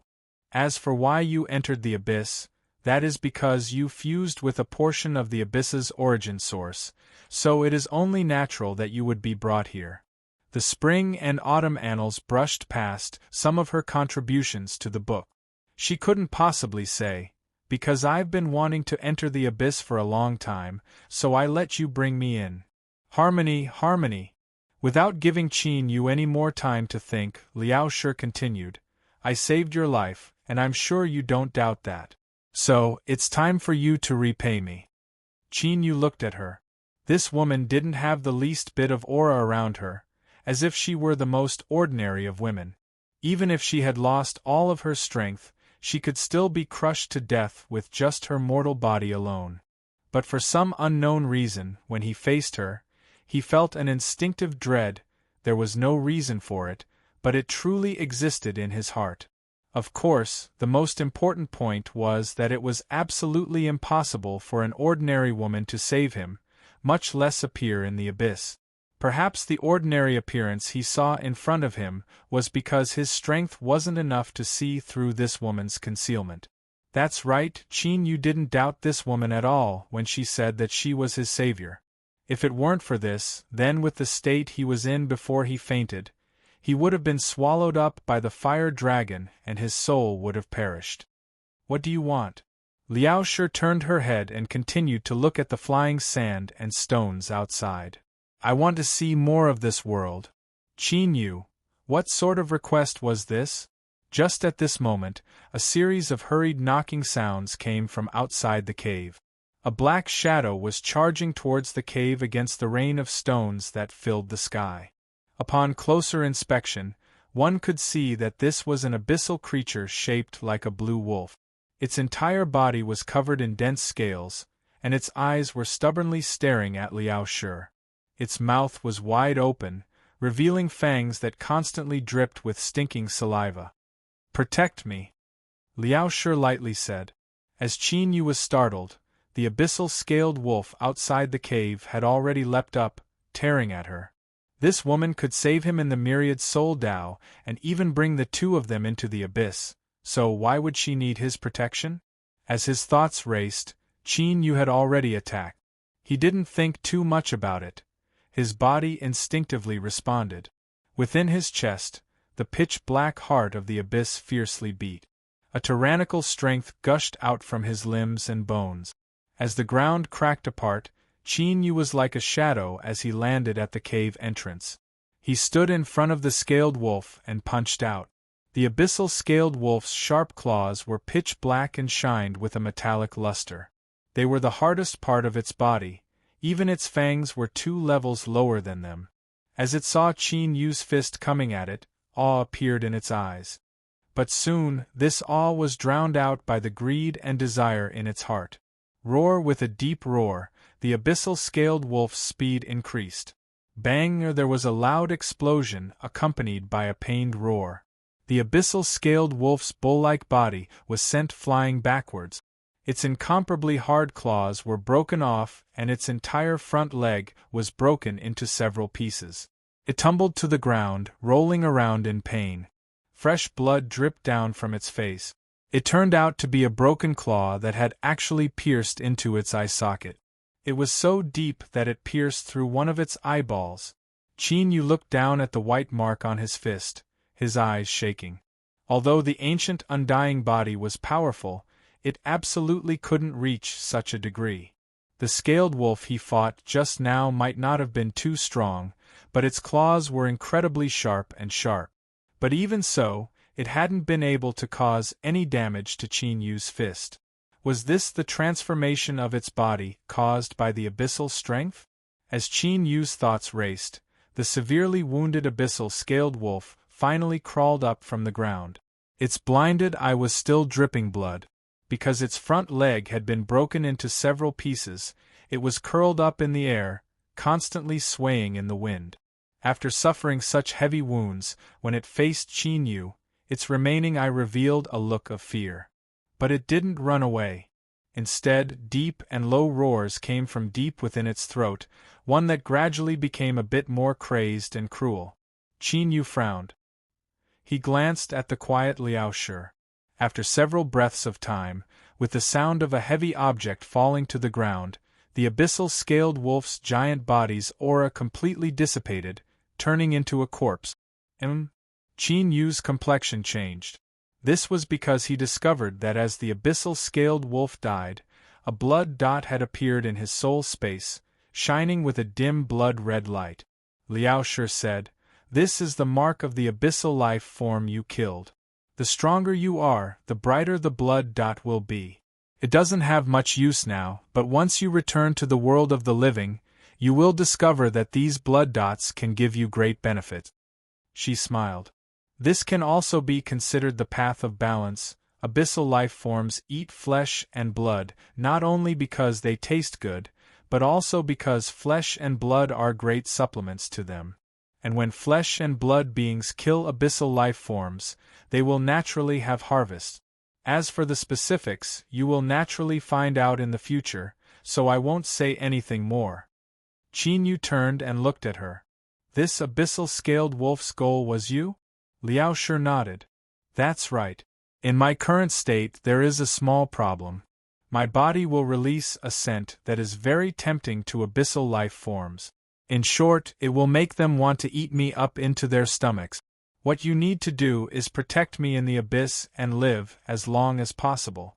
Moreover, there is something else I must remind you of. The longer you stay here, the stronger the scent on my body will become. So, you had best think of a way. Otherwise, even if you hide here without moving, you will still attract more and more abyssal life forms. Qin Yu frowned. If this was the case, then everything made sense. No wonder that the abyssal scaled wolf hadn't left after being severely wounded by him, but had instead desperately continued to attack. It seemed that the tempting scent that Liao Shi spoke of wasn't as simple as just tempting. He feared that it would drive abyssal life forms crazy. If this was the case, wanting to protect her wouldn't be simple at all. If he wasn't careful, he would fall into danger. After all, this was an incomparably terrifying abyss. Liao Shi's lips curved up in a smile. I am your savior. Are you not even willing to agree to such a simple request? Qin Yu remained expressionless. Since you saved my life, I will naturally repay you with all my strength. But, if I really reach a critical moment of life or death, please don't blame me for running away. He was willing to repay this kindness, but he never thought that he would give up his life because of it. This had nothing to do with selfishness. Rather, in his opinion, this mysterious Liao Shi might not die so easily. Perhaps what he needed to do next was to protect his own life. Liao Shi smiled. You are quite magnanimous, but I don't blame you. If you really reach a critical moment of life or death, you can run away. However, there is something I must remind you of. It is best if you help me live a little longer, because the longer I stay in the abyss, the more help I can give you, for instance, how to unravel the myriad soul Tao. Qin Yu's eyes exploded with a sharp light. Are you serious? Liao Shi lightly said, I never lie. Good. Qin Yu took a deep breath. I will do my best to protect you. Liao Shi blinked, a bit surprised. Aren't you afraid that I am lying to you? Qin Yu said, I believe in my own intuition. A man's sixth sense? Liao Shi whispered. He couldn't help but curl his lip. He actually dared to believe something like this? Didn't he know that most intuition was a lie? Qin Yu strode out of the cave and arrived beside the abyssal scaled wolf's corpse. He allowed the sand and stones to fall on him, making loud crackling sounds. Thinking for a moment, he grabbed the scaled wolf's corpse and walked back into the cave. You said that you wanted me to protect you and help you survive as long as possible in the abyss? Liao Shi looked at Qin Yu and then at the wolf corpse in his hands. That's right. But what do you want to do? Qin Yu tore off the wolf's head. The corpse was still warm and a massive amount of black blood splashed out. It's simple. Since your scent will attract the abyssal creatures to go crazy, I will cover it up. Liao Shi's eyes widened. But before she could object, Qin Yu grabbed her wrist. This is the method I came up with. If you don't agree, then I won't go back on my word. A moment later, the wolf corpse was tossed to the ground. Liao Shi's body was covered in black wolf blood that emitted a pungent stench. Liao Shi clenched her teeth. Can't you think of some other method? Qin Yu lightly said, There might be other methods, but this is the most direct and also the most effective. He squatted down and skinned the scaled wolf. Then, He took out the softest part of its neck and turned it into a coarse wolf skin mask. Wear it. In the future, without my permission, you cannot take it off. Although Liao Shi's appearance was ordinary, it had an invisible charm to it. Qin Yu didn't want to provoke unnecessary trouble. Her robes were soaked in wolf blood, and her entire body was soaked in the stench. Liao Shi looked at the coarse wolf skin mask in Qin Yu's hands and opened her mouth. Finally, she took it, as if she had already given up on resisting. However, her teeth were clenched even tighter. She roared out in her heart, "Brat Qin Yu, just you wait. The debt between us is becoming increasingly thick." Chapter 1036. After putting on the wolf blood clothes and the wolf skin mask, Qin Yu didn't stop. He dismembered the abyssal scaled wolf into pieces and scattered them around the cave.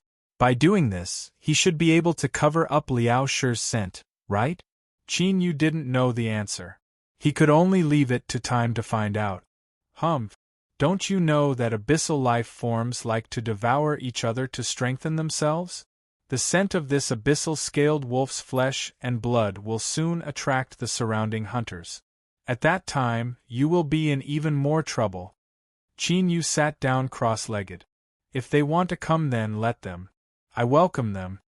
Even though his cultivation had been sealed, after entering the abyss, he had still managed to obtain an extremely powerful strength. For instance, this abyssal scaled wolf. Although he didn't know what level of strength it was in the abyss, when Qin Yu killed it, it was like killing a chicken. Although it was a bit excessive to say that Qin Yu killed it like a chicken, the truth was that it wasn't too difficult. If it weren't for him wanting to test his current strength, there wouldn't have been any white marks on his fist. Of course, the faint white marks left behind by the wolf claws had long since disappeared. Liao Shi coldly sneered and turned to sit down. As he looked at Qin Yu's back, a bright light flashed in his eyes. Putting aside his decisiveness and wisdom, this boy's luck was truly good. After she entered the abyss, she had sealed away all of her strength. If even the tiniest bit leaked out, the will of the abyss would sense it.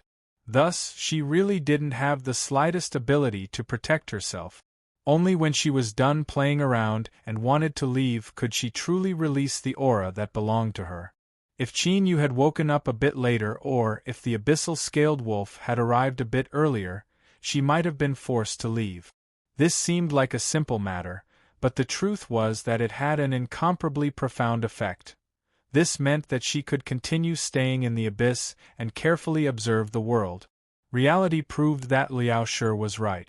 The scent of the abyssal scaled wolf's flesh and blood had indeed attracted other hunters. Unfortunately, they weren't too strong. After they found the abyssal scaled wolf, they didn't take away the flesh and blood of the abyssal scaled wolf.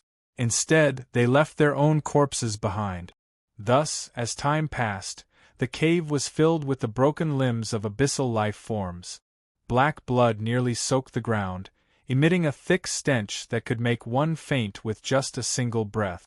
Even better news was that besides the first few abyssal life forms that came, no one else was able to detect Liao Shi's scent. It seemed that Qin Yu's plan was useful.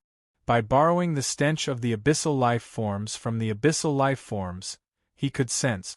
Liao Shi had said that all she wanted was to stay in the abyss for a period of time. There was no special requirement regarding the location or the environment. This meant that this cave was a good choice. However, if what Liao Shi said was true, then as time passed, the smell on her body would become more and more intense. At that time, the smell of the abyssal creature's flesh and blood would most likely be unable to be concealed. Perhaps he needed the flesh and blood of even stronger abyssal life forms to continue concealing himself. Abyssal life form, and you closed his eyes and closed. He took. And he. Perhaps. He to the. Qin. You closed his eyes. God. He to. Ming. 4T. For instance, the abyssal life forms that were attracted by the stench of flesh and blood. As long as he saw them, He would know their species and approximate strength. Of course, the abilities of the abyssal life forms weren't limited to just this. Qin Yu slowly perceived a cultivation method from them. The content was similar to what Liao Shi had said before. The abyssal life forms swallowed each other to constantly strengthen themselves. This cultivation method was born from the abyssal life forms. After perceiving it, it was branded into Qin Yu's soul. It didn't have a name. Then, let's call it blood refining. Shuar Qin Yu opened his eyes. After leaving the cave, he arrived beside the corpse of an abyssal life form. This corpse was shaped like a lion. It was 20 feet long, and besides scales covering its body, there was also a spiral horn on its head. Even though it had died, this horn still had traces of black lightning lingering around it, constantly emitting crackling sound. The Dark Thunder Demon Lion could be considered to stand at the top of the food chain amongst the abyssal beasts. As for natural existences that could force it to be stronger, they were extremely rare. Using it as an experiment was quite suitable. Taking a deep breath, Qin Yu squatted down. He lifted a hand and pointed a finger at the Dark Thunder Demon Lion. His thoughts stirred, and he immediately opened the blood-refining art. Faint traces of blood-red light appeared on the Dark Thunder Demon Lion's body, gathering towards him like a living creature. They flowed along his finger and constantly fused into Qin Yu's body. This feeling? Qin Yu's face revealed an intoxicated expression. As blood energy flowed into his body, he could clearly feel the heart of the abyss beating even more powerfully. Heat tumbled through his limbs and bones, making him feel comfortable to the extreme. When the last wisp of blood energy was completely plundered away, the Dark Thunder Demon Lion's body had withered like a piece of wood that had been dried up for countless years. With a light cracking sound, it shattered into powder. Qin Yu opened his eyes. There was a trace of blood red in the depths of his eyes. He licked the corners of his lips, feeling an impatient impulse. His heart felt like it was crawling with ants. He wished he could immediately open the blood-refining art and begin plundering blood energy once more. Something was wrong. Qin Yu took a deep breath and forcefully suppressed the impulse in his heart. The blood energy within his body tumbled for a long time before it slowly calmed down. Liao Shi's voice sounded out. "You're smart. Although this plundering art can strengthen one's body, there is an enormous downside to it. If you cannot restrain its temptation and sink into it, you will quickly plunder too much and your bloodline will become impure. Finally, your bloodline will go berserk and you will become a monster that is neither human nor ghost.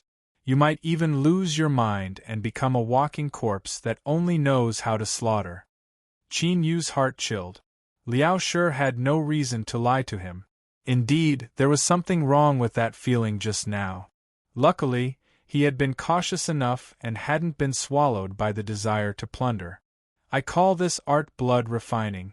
It is to seize the bloodline of an outside world to strengthen oneself. But now, it seems that its flaws are far too great." That desire to devour just now was something that even he had nearly been unable to suppress. Those who were weaker might have already fallen into it. Blood refining. Liao Shi repeated this name several times. Then, she nodded. "This name is quite appropriate. The foundation of an abyssal creature is their own bloodline.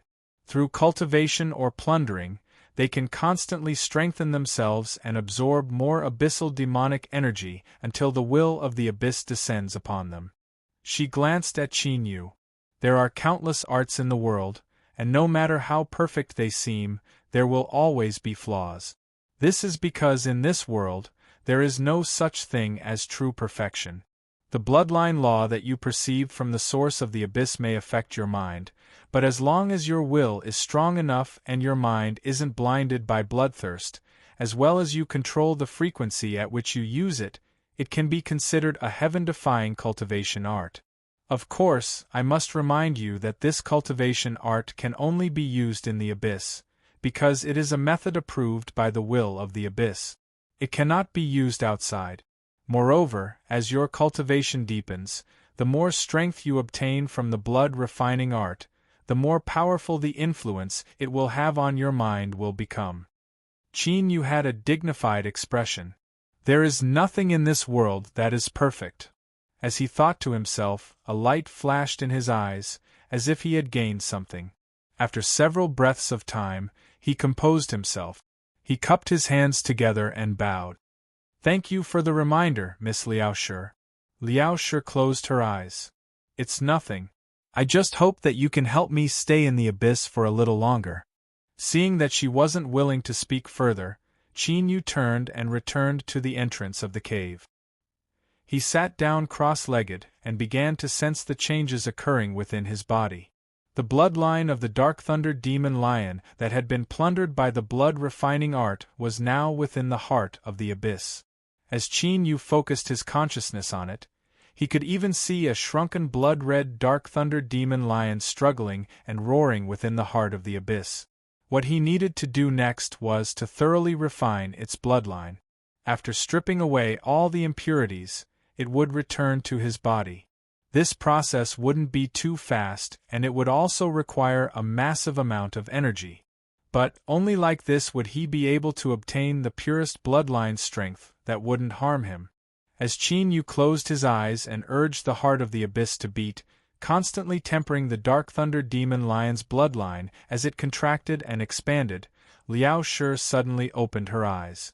When she looked at him, there was a different light in her eyes. After fusing with the abyssal source, Qin Yu was able to perceive the inheritance arts of the abyssal royal family from the will of the abyss. She already knew this, but Liao Shi never imagined that Qin Yu would obtain a blood-refining art. It had to be known that although this plundering bloodline-strengthening art had major drawbacks, the speed at which one's strength increased was terrifying. With the special characteristics of abyssal lifeforms, one wouldn't need to cultivate after obtaining it. As long as one lived long enough, they could eat and become an abyssal king. With Liao Shi's understanding of the abyss, Qin Yu's blood-refining art was an incomparably precious treasure even amongst the abyssal royal family. Perhaps only the most powerful royal bloodlines would have fragmented inheritances. This boy's luck was truly invincible. Moreover, this was only the first inheritance art he had awakened.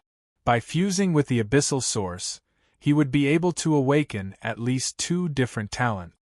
I really want to know what other abilities you will obtain during the second awakening. She looked deeply at Qin Yu as she whispered. Luck was the most illusory of all things. No one could explain it clearly, but it truly existed. There were trillions and trillions of cultivators in the world. Why was it that some people could leap into the skies and step into the highest heavens, while others perished early and turned to dust? There was no other reason, only luck. This wasn't a fallacy.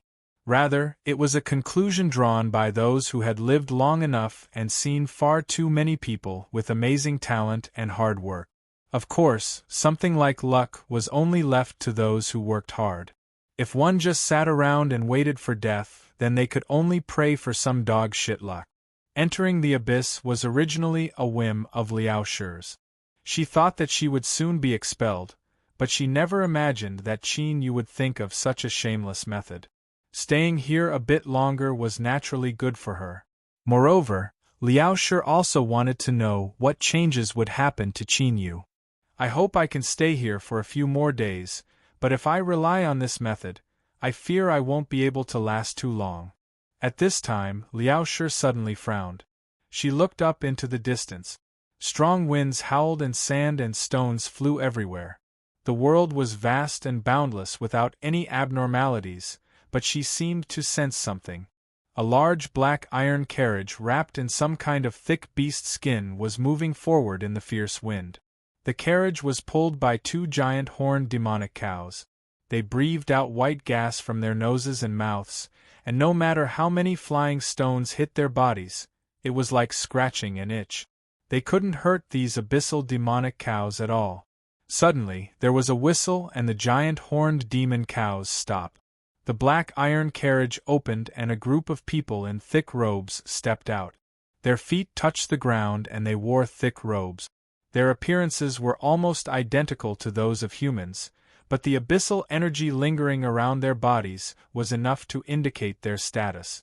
My lord, not too far away, there is a large pile of demon skull remains. There is no lack of powerful demon beasts among them, so I didn't dare to approach. A tall abyssal demon bowed. Chapter 1037. She wore a deep purple robe that covered her entire body.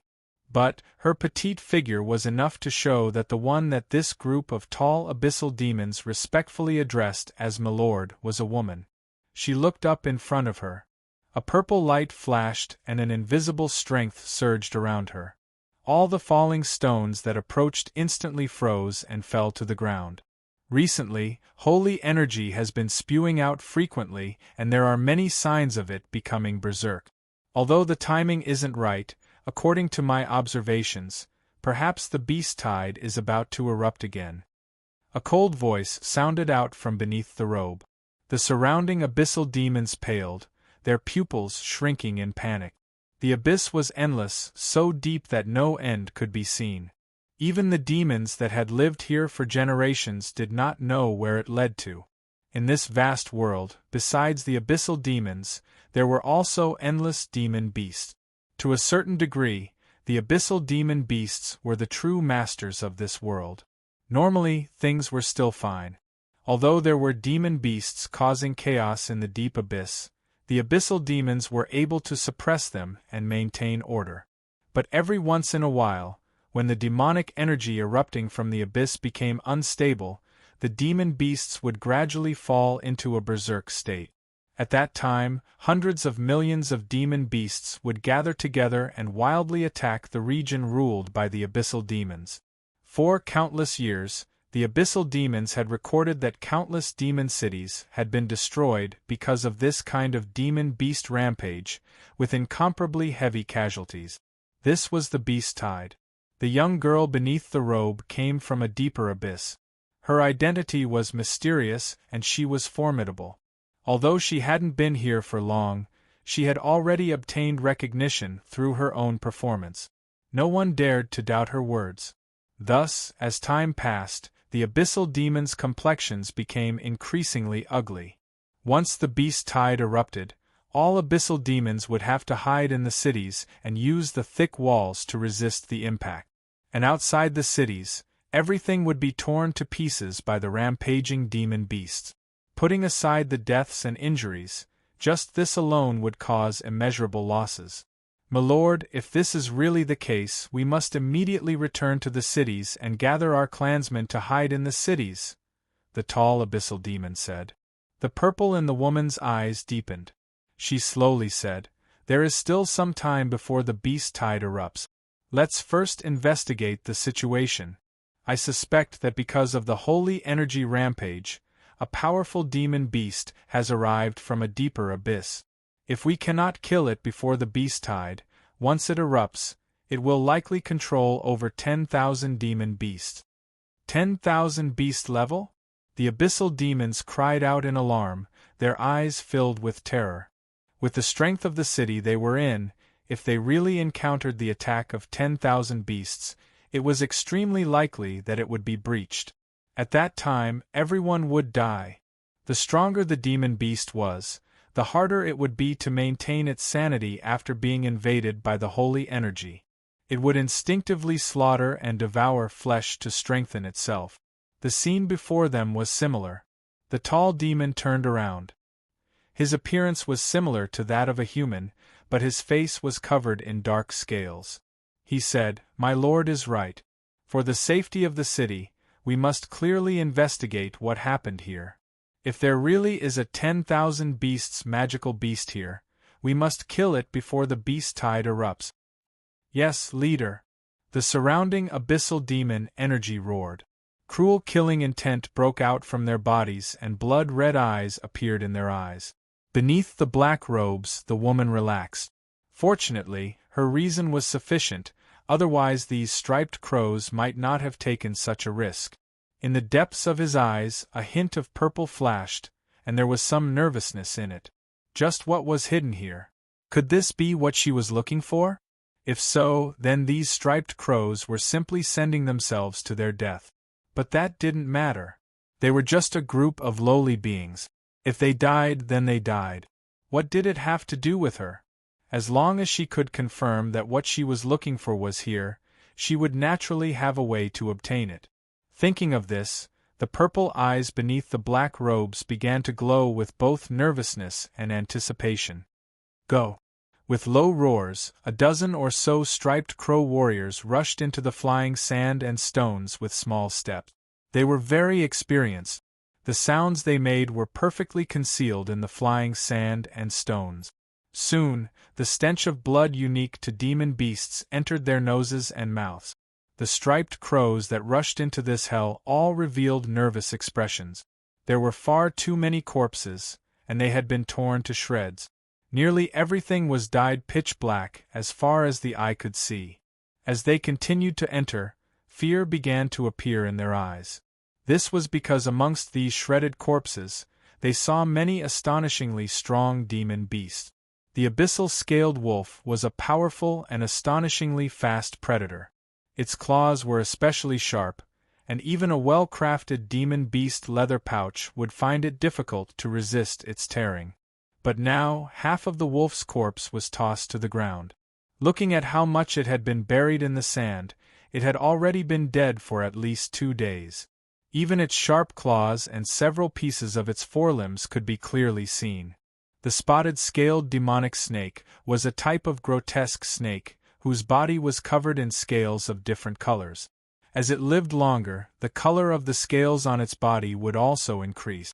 In front of them, this spotted scaled demon snake that had been torn into several pieces had scales of 7 or 8 different colors. It had lived for at least 300 years and was extremely powerful. It would take at least 10 striped crow warriors to kill it, and it would be difficult to avoid injuries. There was also the earth-shatter beast, the 8-legged blood spider, the black steel armor, and other terrifying demon beasts. In particular, the latter had incomparably tough skin and flesh that even sharp weapons would find it difficult to cut through. But now, it had been torn to shreds, with almost no part of it intact. Gulp, the dozen striped crows gulped. The blood-red light in their eyes faded, and they felt the courage in their chests vanish. Standing there, they raised their heads and looked forward. They could faintly see the silhouette of a low mountain peak. All of the demon beast corpses that had been killed were scattered around this mountain peak. Without accident, the demon beast they were looking for was likely to have escaped from the deep abyss and was hiding here. But now, their goal was right in front of them, and they didn't have the courage to continue forward. Those that came today were the strongest warriors of their tribe. Jiaoli was the patriarch's son, and he carried a saint artifact of their tribe with him, so he possessed formidable strength. But facing such a terrifying demon beast, the striped crows still didn't feel confident.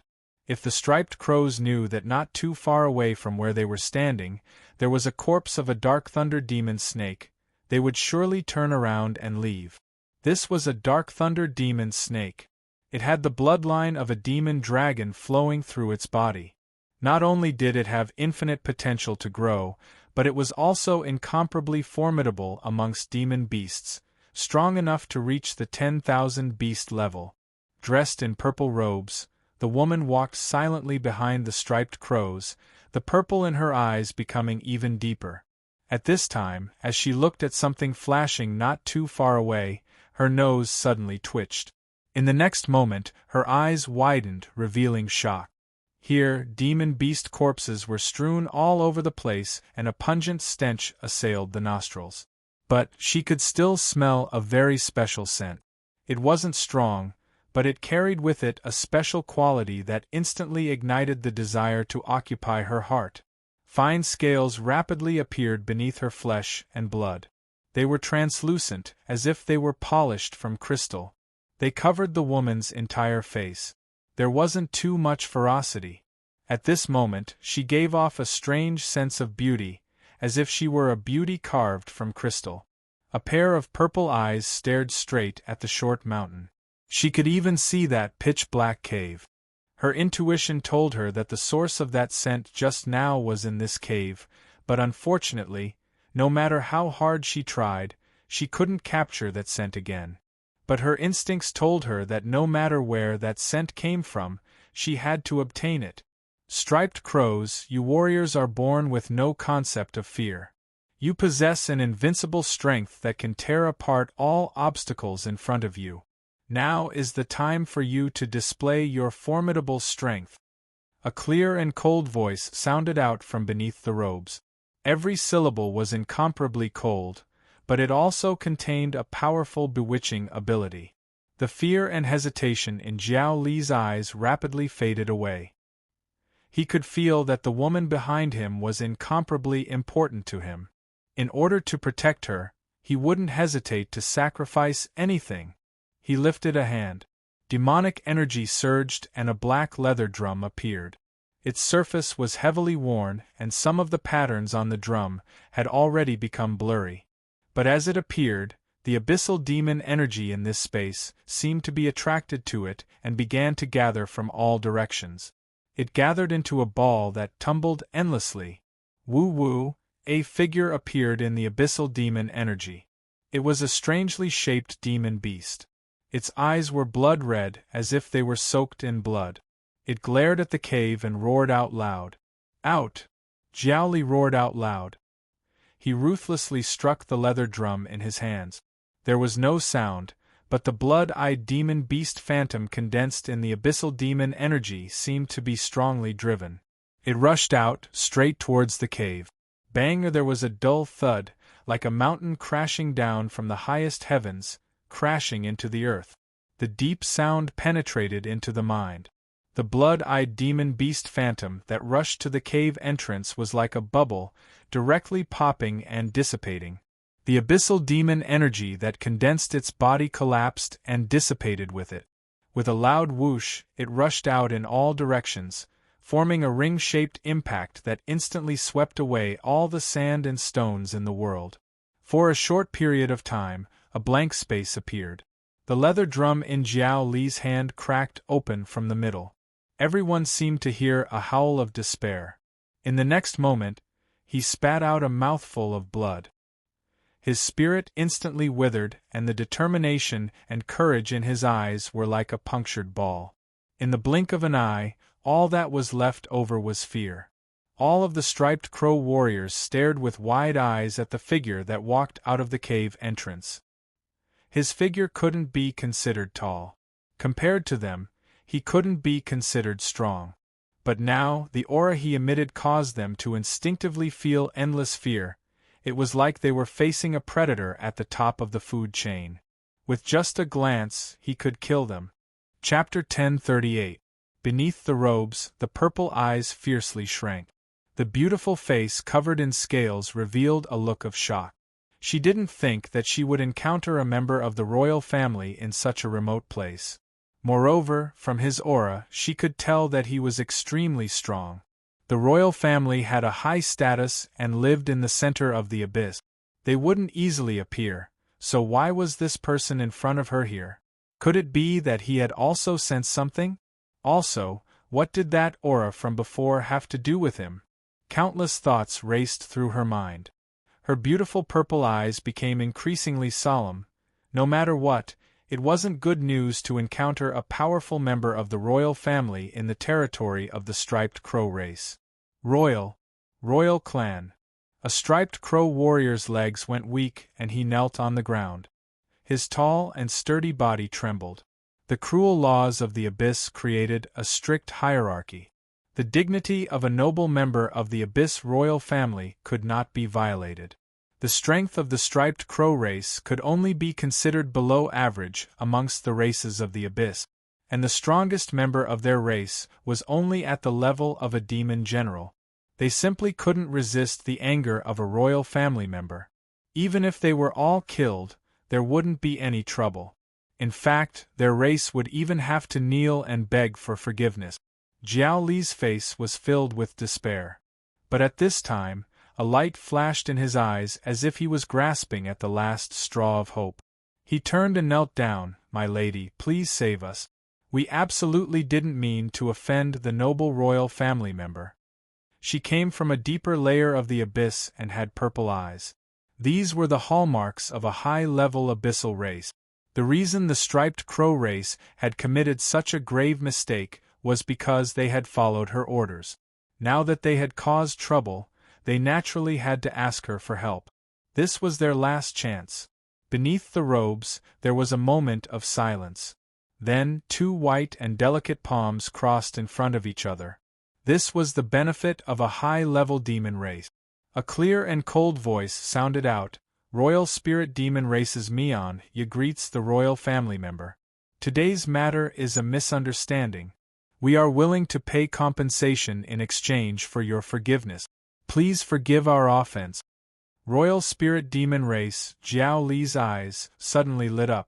Sure enough, he saw that the black robe was pulled down, revealing a fair and flawless beautiful face. It was cold and expressionless, and two delicate horns were faintly discernible between the black hair on top of her head.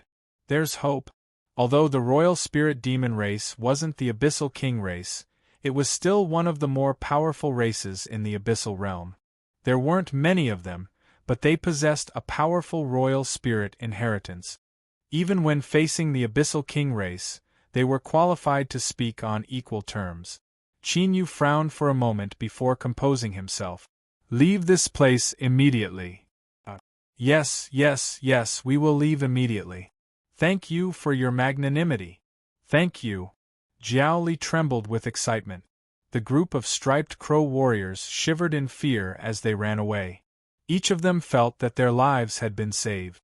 A trace of shock was revealed in Mianya's eyes. Evidently, she did not expect that the matter would be resolved so easily. Her eyes flickered as she paused at the entrance of the cave. Soon after, she bowed once again. "Thank you, sir. We will take our leave." After boarding the black iron carriage pulled by the giant horned magic cow, the speckled crow turned around without hesitation and ran far away. Only then did the people in the carriage let out a sigh of relief. The Abyssal royal family was extremely strong and viewed ordinary demon races as slaves. It was normal for them to kill them at every turn. For them to be able to escape this calamity today could only be considered their good luck. Jiao Li bowed. "Thank you, Lady Mianya, for helping us. Otherwise, we would have died today." He lowered his head, his face hidden in the darkness so that no one could see him clearly. Mianya had already pulled up her black robes, covering herself once more. She lightly said, "There is no need to be polite. I had no intention of putting you all in danger. This is what I should do." She stood up and said, "I have already stayed here for a long time. I will leave today." Soon, with a whistle, the giant horned magic cow came to a stop. Mianya stepped down from the black iron carriage. She took several light steps forwards and soon vanished into the sandstorm. Jiao Li's complexion was cloudy and uncertain. Finally, he clenched his teeth and said, "Let's go. Young master, there is a problem with this woman. She deliberately bewitched us, but are we just going to let her leave like this?" A striped crow warrior asked in a low voice. Jiao Li's complexion became even uglier. "What else can we do? The strength of the royal spirit demon race is not something we can provoke. There is no need to say anything else. Return to the city immediately." The giant horned magic cow pulled the black iron carriage once more, rumbling away into the distance. Not long after the striped crows left, there was a fluctuation in space. Mianya, who had left in another direction, slowly appeared. As she looked in the direction that the striped crows left in, a cold light flashed in the depths of her eyes. These lowly and inferior races had actually dared to show her any disrespect. If it weren't for the fact that she didn't want to stir up any more trouble, she would have killed them all just now. Turning around, Mianya looked in the direction that the black iron carriage had come from. A purple light surged in her eyes as she revealed a thoughtful look. After a short period of hesitation, she turned back. Several steps later, her body faded away like a shadow. Facing the striped crows that had come looking for him, The only thing Qin Yu had done was to defeat the phantom of the blood-eyed demon beast, causing them to fall into a state of extreme fear. Royal race. Qin Yu furrowed his eyebrows. He looked at Liao Shi, who had a calm expression, as if this matter had nothing to do with him. The problem lies in your appearance. Liao Shi rolled her eyes at Qin Yu. The abyssal races are different from the world of the living. The more powerful their bloodline, the more similar their external characteristics are to humans, and vice versa. But only the abyssal royal race has a powerful king that has obtained the recognition of the abyss. Their bloodline is raised to the limit, and their appearance is completely the same as that of humans. So, when they see you, they treat you as a member of the royal race. Listening to her speak, some information appeared in Qin Yu's mind. He knew that what she said was correct and also understood the reason for the striped crow's fear. As long as a member of the royal race had a valid reason, their strength was enough to destroy a tribe of low-level abyssal races, and they wouldn't provoke any trouble. You seem to understand the abyss? After looking at it for a long time, of course I know some things. But this is only the tip of the iceberg. If you want me to help you crack the myriad soul Tao, this little bit of time is far from enough. How long do you need? The longer the better. Qin Yu rubbed his temples, giving up on this meaningless topic. Will there be trouble if I let these demons leave? The striped crows are only a low-level abyssal race, and their strength is limited. Once they recognize you as a member of the royal race, they won't provoke you again. Liao Shi paused for a moment, his lips curling up in a smile. But that girl is a bit interesting. I fear she won't give up so easily. Qin Yu frowned. What do you mean? Liao Shi blinked. This question, it would be better if you asked her yourself. Qin Yu's complexion changed. At this time, the beating heart of the abyss in his chest sent out a warning. His thoughts racing, Qin Yu stood up and walked outside the cave. He expressionlessly said, Miss Mianya, may I ask why you have returned? His icy cold voice was unable to be covered up by the howling wind and sand. It spread far and wide. After several breaths of silence, there was a fluctuation in space. Mianya, dressed in a deep purple robe, appeared from within. You are truly worthy of being a member of the royal race. You have such keen senses. Mianya admires you. Qin Yu didn't respond to this, but his eyes became even colder. Mianya took a deep breath. She lifted her palm and demonic energy surged from her heart. Then, something appeared. It was clearly a crystallized jet-black heart. This is the most precious treasure in my hands. It is the heart left behind by an abyssal king after he perished. Although the abyssal source contained within this heart has already dispersed, there is still a bit of the aura of an abyssal king left behind. With this, one can greatly increase their closeness to the holy energy of the abyssal and increase their cultivation speed. Speaking to here, Mianya paused for a moment. A purple light surged in the depths of her eyes. I am willing to use this object to make a transaction with you. Qin Yu's eyes narrowed. Leave here. Sir. Mianya shouted out loud. The effects of this crystallized heart will definitely satisfy you. Let me finish speaking. All I ask is that there is something on your side. It is not impossible to trade for it. Qin Yu took a step forwards. Wherever his foot landed, the ground instantly shattered. Countless cracks spread out like a spider web. I will only say the same thing once. Leave or die. Mianya's pupils violently shrank. At this moment, she could feel a blazing, killing intent coming from Qin Yu. She didn't doubt Qin Yu's determination. If she refused, he would immediately attack. Damn it! Mianyan's complexion was ugly. But as she met Qin Yu's eyes, her heart became increasingly cold. She took a deep breath and cupped her hands in front of her. I have been presumptuous. Since you are unwilling, then Mianya bids her farewells. She turned and left, her figure hidden in the sandstorm. The moment she vanished, a voice echoed out from afar. Even if the beast tide erupts, No matter why you are here, it is best for you to leave first. Consider this message as an apology from me, Anya. Qin Yu frowned. Beast-tide? He turned around and looked at Teacher Liao, who was deep within the cave. She is right. Abyssal demonic energy is rioting, and there are many chaotic and unstable fluctuations. This is indeed a sign of a beast-tide. It should erupt within 5 days. Teacher Liao smiled. Then, his tone suddenly changed. This little girl should have sensed my aura. With your intelligence, you should be able to figure out why you haven't killed her yet. Could it be that you have compassion for her because she is so beautiful? Qin Yu's lips twitched. I didn't kill her because I wasn't confident. Teacher Liao clapped her hands. You are quite self-aware. This little girl isn't easy to kill. You were right not to kill her. She blinked. However, she might not have told you about the beast-tide out of kindness. I believe that you will meet again soon. Qin Yu had a calm expression. If she continues to pester me, although I am not confident, I can only try to kill her. This matter involved cracking the myriad soul Dao. No matter who it was, they could not affect this. Moreover, he wasn't afraid of killing anyone. Moreover, this was only an abyssal life form.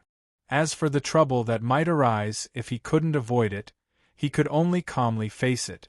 Chapter 1039. Julu City was built with the back of a mountain, and there was an endless canyon in front of it. There was only a bridge made of demonic trees that connected the two sides of the canyon. The terrain was extremely steep. Thus, when the beast-tide arrived, it became the best choice for the various abyssal tribes to avoid calamity. Less than 4 days after the news of the beast-tide arrived, Julu City was already filled with people. However, there was still a large number of abyssal demons pouring in, causing the city's environment to become increasingly tense. The prices of all kinds of resources skyrocketed, causing some merchants who had been hoarding to make a lot of money. An honored guest has arrived. As the green-tailed demon's voice rang out from the entrance, the noisy hall immediately fell silent. Countless gazes gathered on him. At this time, it was a seller's market.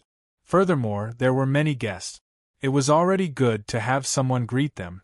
For them to receive such treatment, it was clear that this person was truly an honored guest. In the Thousand-Eye Hall, such treatment was naturally due to the accumulation of demonic crystals. They had spent at least 10 million demonic crystals. What entered the eyes of the demons was a large man. He was nearly 3 meters tall, and his muscles looked like they were made of iron. He gave off a valiant aura. With just one glance, everyone could tell that this person was not someone to be trifled with. They immediately looked away. Normally, Julu City's order was pretty good. But now that the beast-tide had arrived, the situation had changed. At this time, no one cared if a few demons died. Mr. Lu Hua, you're here. The steward has already ordered us to bring you in. Please. The fox race woman was the most charming, and her figure was even more alluring. She wore a short skirt that revealed a pair of slender, white legs. Her chest was even more eye-catching. After bowing with a smile, she turned around and led the way, her fiery red tail twisting around her slender waist. Lu Hua remained expressionless. After nodding slightly, he followed behind the foxwoman. He did not care about the lingering gazes. This performance caused the expressions of many demons in the dark to change. After thinking about it, they suppressed the desire in their hearts. Demonic crystals were tempting, but one needed to be alive to enjoy them. No matter how they looked at it, Lu Hua did not seem like a good target. After leaving the hall, the noise in his ears instantly disappeared. At the end of the beautifully decorated and spotless passageway was a very large reception room. The steward of the Thousand-Eye Hall was a smiling fox elder dressed in a long black robe. He had obviously received the news in advance and was waiting outside the door. Mr. Lu Hua, please enter. The fox girl retracted her seductive demeanor, and her face unexpectedly became as pure as ice and as pure as jade. She didn't speak a single word as she sat in front of the short table and began to boil water for tea. What the abyssal demons drank was a kind of tea tree that was rooted in the abyss and grew by absorbing demonic energy. It was greatly beneficial to the demon race's cultivation. Adding on the fact that there were very few of them, they could be considered a treasure even more precious than demon crystals. It was something that only the upper echelons had the qualifications to enjoy. As the host and guest sat down, Old Fox gestured with his hand. "Sir, please enjoy." Lu Hua's expression was indifferent as he said, "I did not come to the Thousand-Eye Hall to drink tea." Old Fox's eyes flashed. "It seems that Mr. is in a hurry. Then, I won't delay any further." As he spoke, he clapped his hands. The fox girl put down the tea set. After carefully wiping her hands, she went to the back of the reception room and brought out a black box made entirely of demon crystals. She placed it in front of Lu Hua. "The things that Mr. wants, my Thousand-Eye Hall has already prepared them. One of them is the blood of the six-eared monkey. It is an unexpected harvest. The value of this item far exceeds the demon crystals that Mr. has paid. But in order to express our gratitude for Mr.'s trust, my Thousand-Eye Hall will not charge any additional fees. I only hope that in the future, if Mr. Lu Hua still needs it, you will continue to cooperate with my Thousand-Eye Hall," Old Fox said with a sincere expression. Lu Hua's expression relaxed. He nodded. "I already understand the sincerity of the Thousand-Eye Hall." He opened the black magic crystal box. Inside were 8 exquisitely crafted clear tubes. Inside were different colored liquids, each flashing with a halo of light. He picked them up one by one. After carefully inspecting them, Lu Hua closed the magic crystal box and stood up. "There is no problem. It was a pleasure working with you." Old Fox smiled. "Today's transaction is the largest that our hall has made in the last half a year. Now that the city is in chaos, if Mr. Lu Hua is willing, you can rest in our hall for several days. The fox girl will be responsible for taking care of your daily needs." The indifferent fox girl's face flushed red. But her eyes were quite bold. She directly looked at him, her eyes bright and watery, as if they had a pair of small hooks. But unfortunately, this performance that could make an ordinary man's throat dry up didn't arouse Lu Hua's attention at all. He didn't even look at the fox girl before directly refusing her. "I have other matters to attend to. I will bid my farewells here." He stood up and left. Old Fox smiled and nodded. "That's also good. Someone come and send Mr. away." When his figure vanished, the fox girl looked up, a puzzled expression on her face. "Why did you let him leave so easily?" Old Fox furrowed his eyebrows. "This person is not good to provoke. Now that the beast tide is about to arrive, it is best not to cause as much trouble as possible." After leaving the Thousand-Eye Hall, Lu Hua blended into the street. In the rolling stream of people, he vanished without a trace. A moment later, several abyssal demons stopped, their complexions pale. The figure they had locked onto had actually vanished from right under their noses. Damn it, a fat sheep had run away. Creak. The courtyard doors were pushed open from the outside and Lu Hua stepped in. After carefully inspecting the area and making sure that no one had touched it, he turned and closed the doors. "You're back." Liao Shi walked out. His eyes fell on Qin Yu and he couldn't help but reveal a strange expression. "Your form metamorphosis bloodline ability is actually quite good for disguising yourself and escaping." She never imagined that Qin Yu would awaken a second bloodline inheritance so quickly. But this time, his luck didn't seem so good. Form metamorphosis. As long as one obtained a part of another's body, whether it was blood, hair, scales, or anything else, they could transform into the appearance of the other party. From the current tests, it seemed that there were no race restrictions. After metamorphosis, one could even obtain a portion of the other party's abilities. If that was all there was to it, this could be considered a very good bloodline ability. After all, if one could obtain a portion of a tyrannical creature's body and use it as a medium, They could erupt with a terrifying strength for a short period of time. Unfortunately, after Qin Yu took form metamorphosis, everything would be fine if he didn't attack. Otherwise, he would wildly burn away the medium he used. The greater the eruption of strength, the faster it would burn away. According to Liao Shi's judgment, this was basically a useless ability. But as Liao Shi said, if it was used purely to hide oneself, it was indeed quite amazing. At most, it could be considered a consolation prize. Qin Yu had a calm expression. The bloodline ability obtained from fusing with the abyssal source was only an unexpected harvest for him. It was best to be strong, but if it was useless, he wouldn't care too much. Here's what you want. Check it. When he was in the Thousand Eye Hall, he had pretended to look through it, but the truth was that he couldn't tell what was inside. Liao Shi's eyes brightened. She turned and took the magic crystal box away. After a moment, her voice echoed in the room. There's no problem with it. I'll try making it. Qin Yu nodded. He returned to the stone bench in the courtyard and sat down. His eyes swept over the courtyard, his expression calm. In truth, he didn't know who Lu Hua was. On the day he brought Liao Shi to Giant Deer City, this fellow had recklessly jumped out and insisted on buying Qin Yu's dirty maid. Even after Qin Yu rejected him, he still didn't relent and even tried to steal her. Qin Yu had no choice but to spend a bit of effort to kill off Lu Hua and his demon subordinate. Then, he conveniently took Lu Hua's things and became rich. When he was cleaning up the items, he learned that Lu Hua was a demon refiner of the Abyss.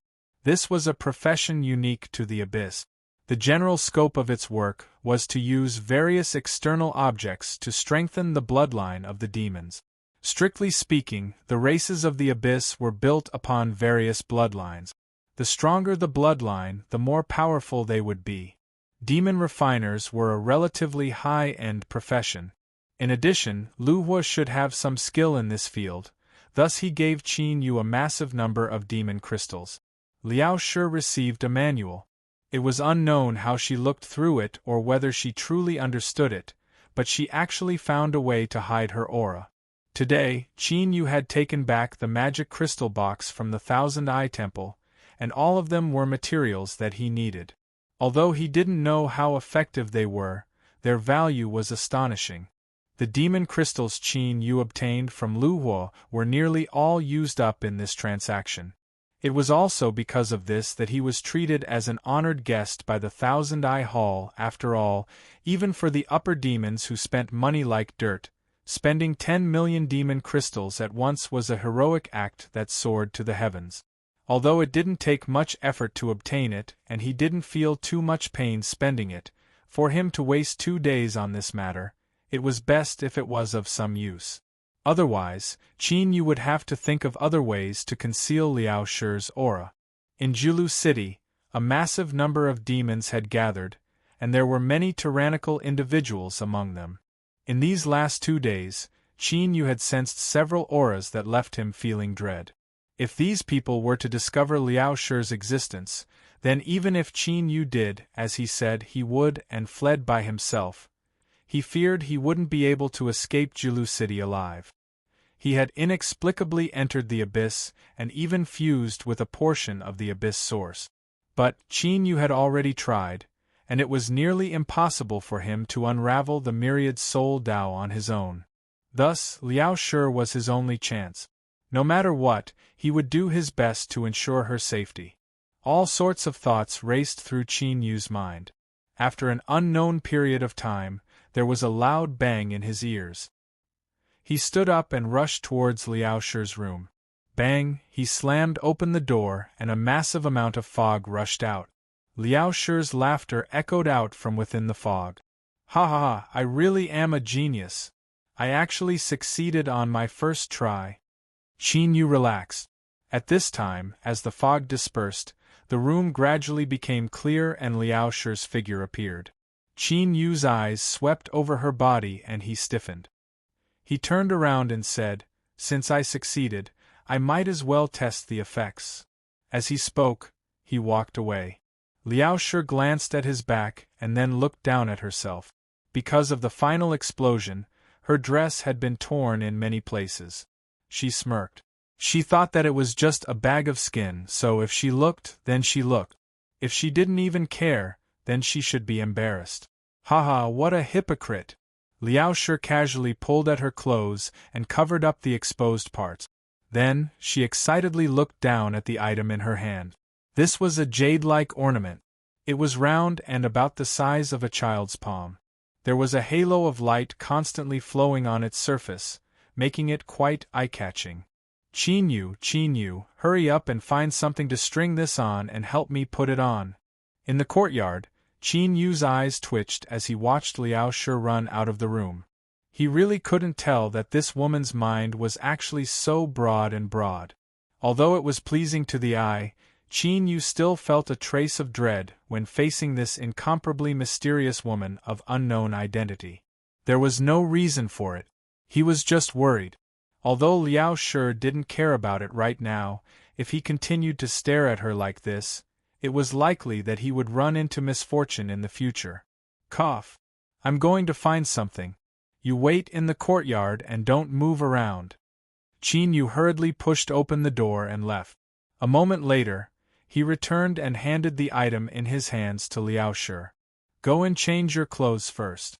I'll help you string this up. Liao Shi humphed twice. Qin Yu, do I not look good? Yes. If you look good, then why do you want me to change my clothes? I'm afraid of death. Liao Shi covered her mouth and laughed. Brat, I've discovered that you are quite cautious. She rubbed her chin as if thinking about something. Then, she nodded. Although I don't care too much about it, what you said makes sense. Then I'll go and change my clothes. Qin Yu's forehead began to sweat. What do you mean by makes sense?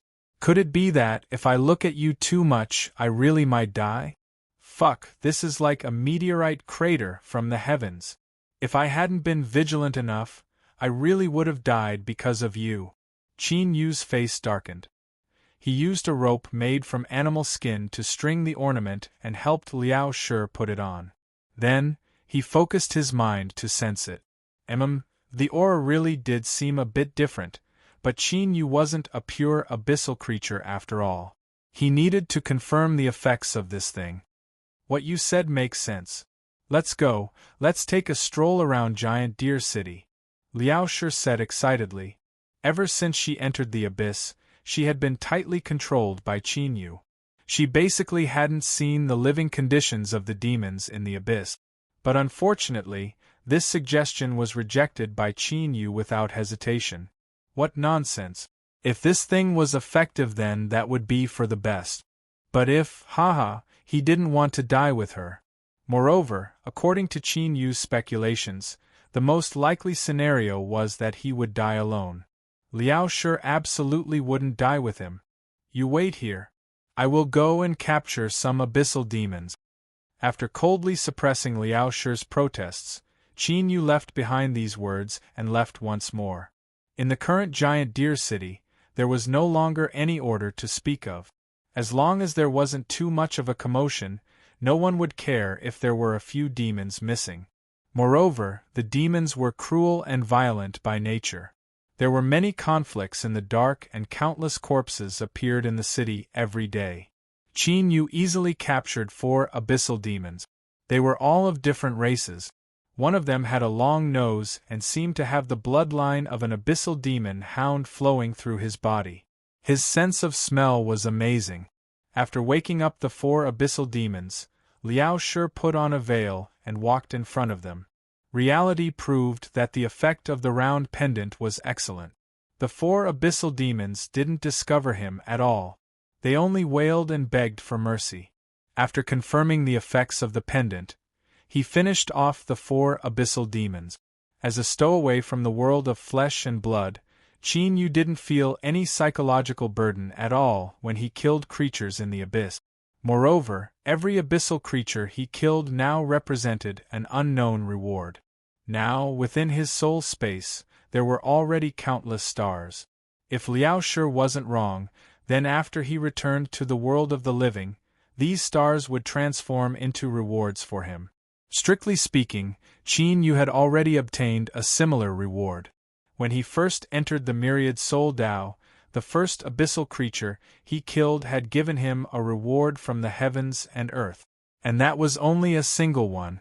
If he were to multiply them together, just what sort of harvest would there be? Qin Yu was filled with anticipation towards this reward. As the first treasure I refined in the abyss, it has the qualifications for me to personally name it. Liao Shi paced back and forth. She had changed into a purple dress that was popular among the women of the high-level races of the abyss. It was a bit tight and outlined her graceful curves.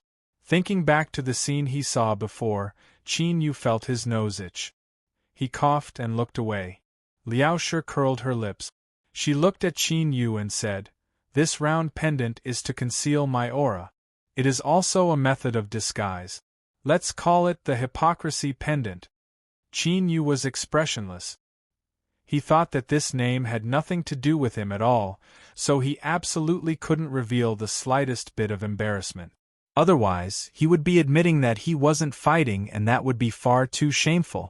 Chapter 1040. In fact, Qin Yu never imagined that Liao Shi would be so addicted to the experience of being a demon refiner that she couldn't extricate herself.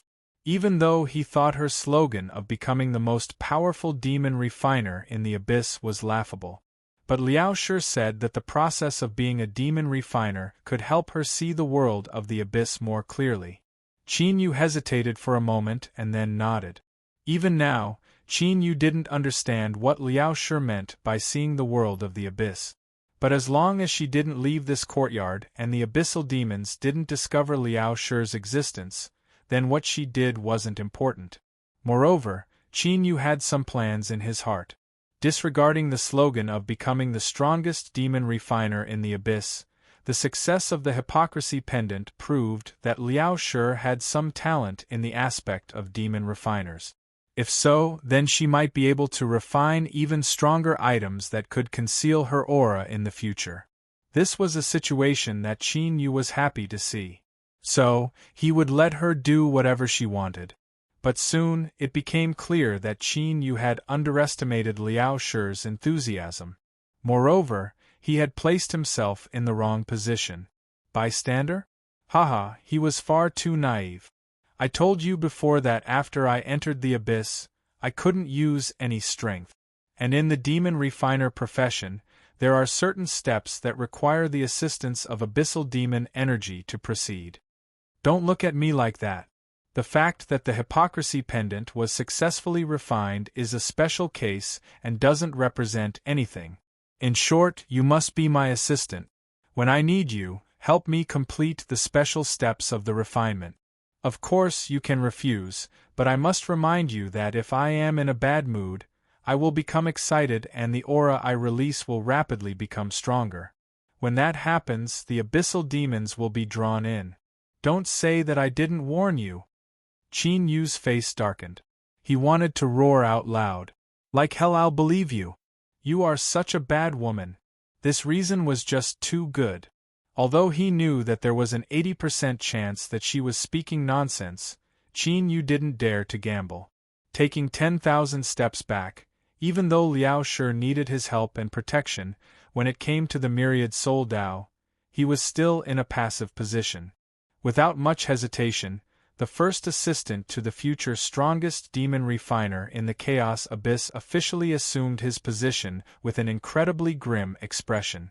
Liao Shi had a smug look on his face as his eyes narrowed into slits. These abyssal jade slips were left behind by Lu Hua. They contain the necessary requirements to become a true demon refiner. I've already looked through it and you meet the requirements. What you need to do now is to familiarize yourself with what a demon refiner is, as well as the scope of your work and the things to take note of. You don't need to be proficient, just remember to do as I say so you can take some time to look at these things. Right now, the most important thing is to help me find some materials. Oh, let me think, what should I refine for my second work? The next day, the gloomy Qin Yu transformed into flowing fire once more. He closed the courtyard doors and hurriedly left. In just one day, The number of abyss devils in Julu City had clearly increased. The city was filled with restlessness. In a short period of time, Qin Yu had personally witnessed 7 or 8 clashes between the demons. In the most fiery one, both sides fought with true fire and directly revealed their true demonic forms. They bit at each other until their bodies were covered in wounds and their intestines flowed to the ground, forming a long pool. One couldn't help but admire the abyssal devils' potent vitality. Even though they suffered such serious injuries, they didn't care at all and continued to brutally slaughter each other. Qin Yu glanced around several times. When he heard that the demon guards of Julu City were rushing over, he quickly turned and left to avoid trouble. A moment later, the Thousand-Eye Temple appeared in the distance. As the largest chain organization in the Chaos Abyss, it was said that wherever the abyssal races resided, there would be a branch stationed there. Whether this was true or not, Qin Yu knew that it was indeed extremely strong. The last transaction had cost an astonishing amount of money, but at the very least it had managed to gather what Qin Yu needed within the allotted time. Oh, that was wrong. It was what Liao Shi needed. But no matter who it was that wanted it, with such a strong partner, although it revealed a bit of ill intent, it didn't take action. This was better than Qin Yu looking for someone else in the dark. So, Qin Yu chose the Thousand-Eye Temple for the new materials that Liao Shi needed. Just like last time, Qin Yu's arrival caused the eyes of the green-tailed demon guard responsible for welcoming guests to brighten. He turned and shouted, "Honored guest has arrived." Without surprise, he received another harvest. A massive number of surprised eyes filled with ill intent. Today, there were even more demons in the Thousand-Eye Temple than there were yesterday. All sorts of discussions and bargaining sounds mixed together, creating an uproar. The fox girl that he had met twice soon appeared in front of him. She bowed and said, "Mr. Wildfire has come again. I wonder what you need today?" As she spoke, there was a bit of bitterness in her eyes. She was truly worthy of being the fox race that was famous for their affection and ability to play with the hearts of others. Just a single glance was enough to show off her skills. Ordinary people wouldn't be able to resist her gaze. Qin Yu said, "I have a transaction I hope to ask the Thousand-Eye Temple for help." The fox girl smiled. "There are many people here. Mister, please follow me." Qin Yu waved his hand. "It's only a small transaction. There is no need to trouble yourself." The fox girl shook her head. "Mister is an honored guest of my Thousand-Eye Temple. No matter where or when you are, you will receive the highest level of hospitality. If you don't agree, this fox girl will definitely be punished. Although Mister doesn't care about the body of a fox girl, I still hope that you can take pity on her." This fox girl's acting skills were truly exquisite. Feeling the change in the eyes of the surrounding abyssals, Qin Yu felt that if he continued to decline, there would definitely be people jumping out to take pity on her. Haha, the abyssals were truly impulsive fools. Qin Yu secretly ridiculed them. He took a deep breath and said, "Please lead the way." In the current situation, if it wasn't necessary, he would avoid it if he could. The fox girl's anger turned into a smile. She gestured with her hand and swayed her alluring figure as she led Qin Yu out of the hall. Who is this person? Even in the Thousand-Eye Temple, he can receive such courteous treatment? An abyssal demon asked. Another demon said, "I saw this person yesterday. His name is Wildfire. I don't know what his background is, but he is definitely wealthy. Hee. To have a fox girl try so hard to seduce him. He can't just be described as wealthy." Another demon coldly sneered. After a moment of silence, the hall was restored to its noisy state once more. But many of the demons had a gloomy look in their eyes. The beast tide was approaching. Unless they obtained a special amnesty from Julu City, everyone would have to climb up the city walls to resist the crazy onslaught of demon beasts. Although Julu City had never had a record of being breached by demon beasts, there had been serious casualties in previous beast tide. No one had full confidence they could safely survive the beast tide.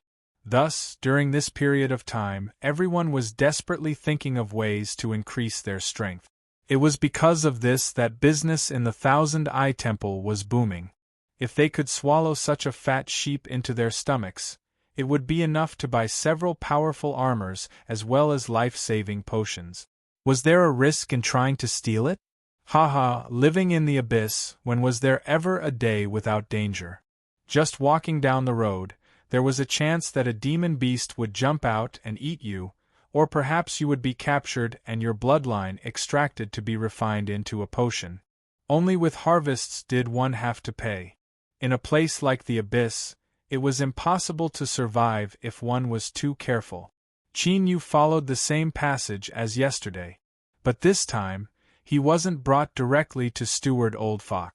Instead, he was brought to another reception room. The fox girl gently brewed tea. She had an apologetic expression. Because I didn't know Mr. would come today, the steward has other arrangements and is currently receiving guests. But I have already passed on the message. I ask Mr. to wait here for a moment. The steward will soon catch up. Qin Yu took out a magic crystal card. This was a special card made from demon crystals. It was similar to a jade slip in the world of the living. It could record some information. The reason I came this time is to purchase some materials. The list is here, so there shouldn't be a need for the steward to appear. The fox girl hesitated for a moment. She took the magic crystal card and looked through it. A trace of doubt appeared in her heart, but she didn't reveal it. She smiled and said, "It is indeed within my transaction authority. If Mr. is in a hurry to use it, I can prepare it now." Qin Yu nodded. "Thank you." The fox girl bowed and left.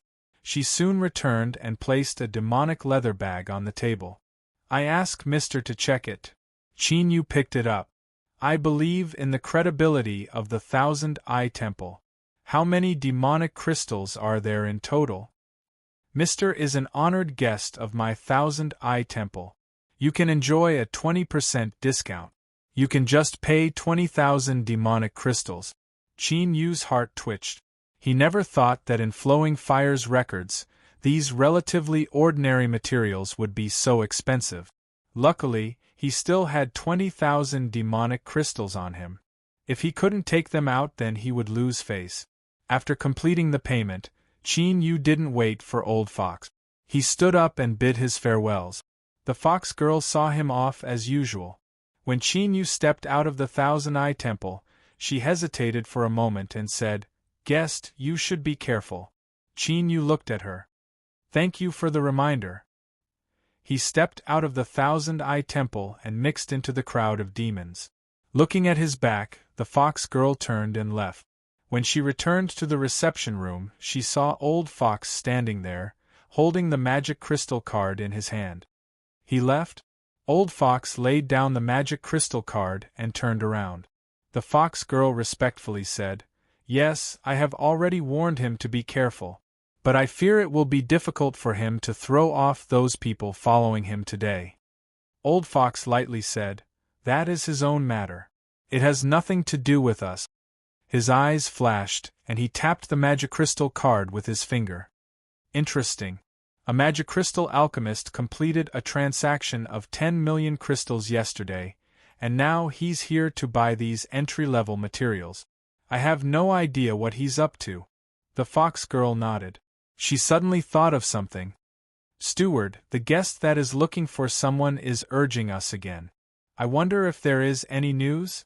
Old Fox had a calm expression. "Not yet. Tell her to wait for the time being. As long as that person is really in this level of the abyss, our Thousand Eye Temple will definitely be able to find him." "Yes." The fox girl bowed and left. From the moment he left the Thousand Eye Temple, Qin Yu knew that he was being watched. His eyes flashed. He didn't shake them off like he did yesterday. After thinking for a moment, he took the initiative to walk towards a remote area. Although the current giant deer city was already overcrowded with people, and there was basically no place that was peaceful, there were still some places that were blind spots in the city. Even if he caused trouble there, the demon guards wouldn't care. For instance, The alley that Qin Yu had just entered was called Merry Forest. No matter where it was, there would always be a dark place where light couldn't penetrate. Giant Deer City's Merry Forest was such a place. In front of him was a massive pile of low buildings. There were cold and gloomy eyes staring at him from both sides. There was an invisible aura in the air that left one feeling restless and fearful. Seeing Qin Yu enter the Merry Forest, the complexions of the chasing abyssal demons changed. There were several waves of them that hesitated before directly leaving. But not all demons feared the reputation of the Merry Forest. Although a strong dragon couldn't suppress a local snake, that was only relatively speaking. In the face of absolute strength, everything would be crushed to powder. There was certainly nothing to fear. However, the Merry Forest was infamous. Everyone was only here for wealth, so it was better to be safe. Let's join forces. After we kill Willowfire, we'll evenly divide the harvest. All right. The 3 waves of abyssal demons that had decided to rush in reached a consensus after a brief discussion. They joined together and chased after Qin Yu. In the blink of an eye, they disappeared into the deep passageway, like a drop of water falling into sand. After entering the Merry Forest, there was no need to hide anymore. The group of demons sped up and soon caught up to Qin Yu. Stop! With a loud shout, an abyssal demon diabolically grinned. He lifted a hand and pressed forwards. Bang! Abyssal demonic energy erupted, turning into a great axe that fell from the skies, straight towards Qin Yu's head. Qin Yu didn't turn his head. But, as if he could see the attack coming from behind him, he dodged to the side. The ground cracked apart, tearing open a long hole. Many of the low buildings on both sides collapsed. Behind the windows and on both sides of the passageway, the abyssal demons that had been coldly watching Qin Yu suddenly stood up, their gazes becoming increasingly hostile. In the air, a cold aura flourished. The abyssal demon diabolically grinned. We came for him. After we kill him, we'll leave. You had best not stir up trouble for yourselves. Whoosh! With the sound of breaking air, the demon's complexion changed. His eyes popped out as if he had sensed something extremely terrifying. With a strange cry, he stomped his feet and began to rapidly retreat. But at this time, a black shadow suddenly accelerated, piercing through the demon's chest and leaving behind a trail of blood. Unlike demon beasts, the blood of the abyssal demons was also red. It was just that compared to the blood of flesh and blood beings, it was a bit darker. It has been a long time since anyone has dared to cause trouble in my Merry Forest. You outsiders sure have guts. Since that's the case, none of you shall leave. Sneering coldly, the encirclement of demons parted to reveal a path for them. A young devil strode forward. He wasn't tall or burly, and was actually quite thin compared to the larger devils. However, the surrounding devils all had cold, frighteningly cold expressions on their faces as they stared at him with awe and veneration. Horned Python Race. Among the demons chasing Qin Yu, one of them paled and shouted out loud. Seeing the dense, dark gray lines on the exposed flesh of the young man from the Devil Clan, the rest of the people were also horrified. They never imagined that they would encounter an expert of the Horned Python race in this Merry Forest. The abyssal races were differentiated by their bloodline.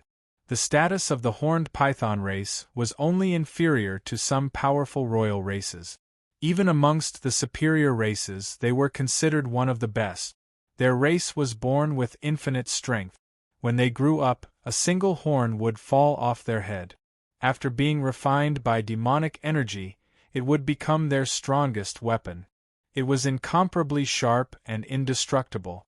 And, most importantly, he had killed that abyssal demon with a single strike.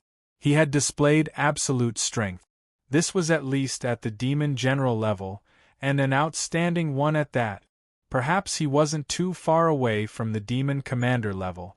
The abyssal demons that had aggressively charged into Merry Forest to chase Qin Yu were like balloons that had been punctured. Their arrogance vanished one by one, and the fear in their eyes became thicker and thicker. It's a misunderstanding, It's all a misunderstanding. We absolutely have no intention of provoking Mary Forrest." An abyssal demon hurriedly said. The horned python youth sneered. "Trash like you think you are worthy of provoking Mary Forrest? Die." He lifted a hand and grasped forwards. After killing that demon, the shadow that had sunk deep into the ground howled out. Puff, puff, there was a series of sounds of flesh and blood being torn apart. The sound was so dense that it made one's scalp tingle. The smell of blood in the air thickened. "Run! Hurry and run!" The demons fled in panic. But unfortunately, they weren't fast enough. Even though they managed to escape, the shadow still caught up to them and pierced through their chests. In a short several breaths of time, the horned python youth lifted his hand and a pitch-black spear fell into his grasp. All of the abyssal demons that chased after him died where they stood. He turned around, his icy gaze falling on Chinyu.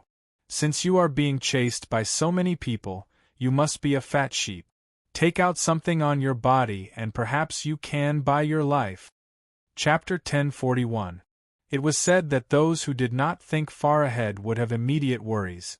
Although these words were slightly negative and inauspicious, there was still some truth to them. In Chinyu's opinion, it was necessary to maintain the fine style of being vigilant in times of peace in the abyss. Thus, after entering Giant Deer City, he had already prepared for the worst. For instance, if Liao Shi's existence was discovered by the abyssal demons, Mary Forrest was the escape route that Chinyu had found for himself. This lawless, chaotic, and gloomy land where countless sins were committed every day was the best choice for him. As long as he could escape there, he might have a chance to escape this calamity. It was precisely because of this that Chinyu had some understanding of the Mary Forrest. So when he heard the words of the young man from the horned python clan, his eyes flickered, and he revealed a trace of surprise. "You can buy your life in the Mary Forrest?" The horned python youth was expressionless. "I'm in a good mood today." Chinyu glanced at him and slowly shook his head. "That's a bit disappointing. I don't have anything on me that I can give you for your good mood today." The horned python youth frowned. "Do you want to die?" "Of course not." Chinyu smiled. "Although I can be considered to have lived for a long time, I am still far from having nothing to live for. That's why we have to live. We must live." The horned python youth's eyes twitched. He felt that his patience had reached its limit. After several breaths of silence, he lifted a finger and said, "The exit is over there. Let's go now." Chinyu's eyebrows shot up. He immediately smiled and said, "Then, thank you." He swept his eyes over the demon corpses strewn all over the ground and sighed inwardly. He had originally wanted to borrow these abyssal demons to make another fortune. Although Chinyu didn't care much about things like demon crystals, Liao Shi wanted to become a demon refiner. This was clearly a money-burning profession, so it was better to be prepared. But now this idea had fallen through. Well, he would think of another way. He turned and left. But today, it was destined that Chinyu wouldn't leave Mary Forrest so easily. Just as he turned around, he heard a giggle. "Black Edge, this person is in trouble. He purposely escaped into my Mary Forrest. Wouldn't it be a joke if we let him go just like that?"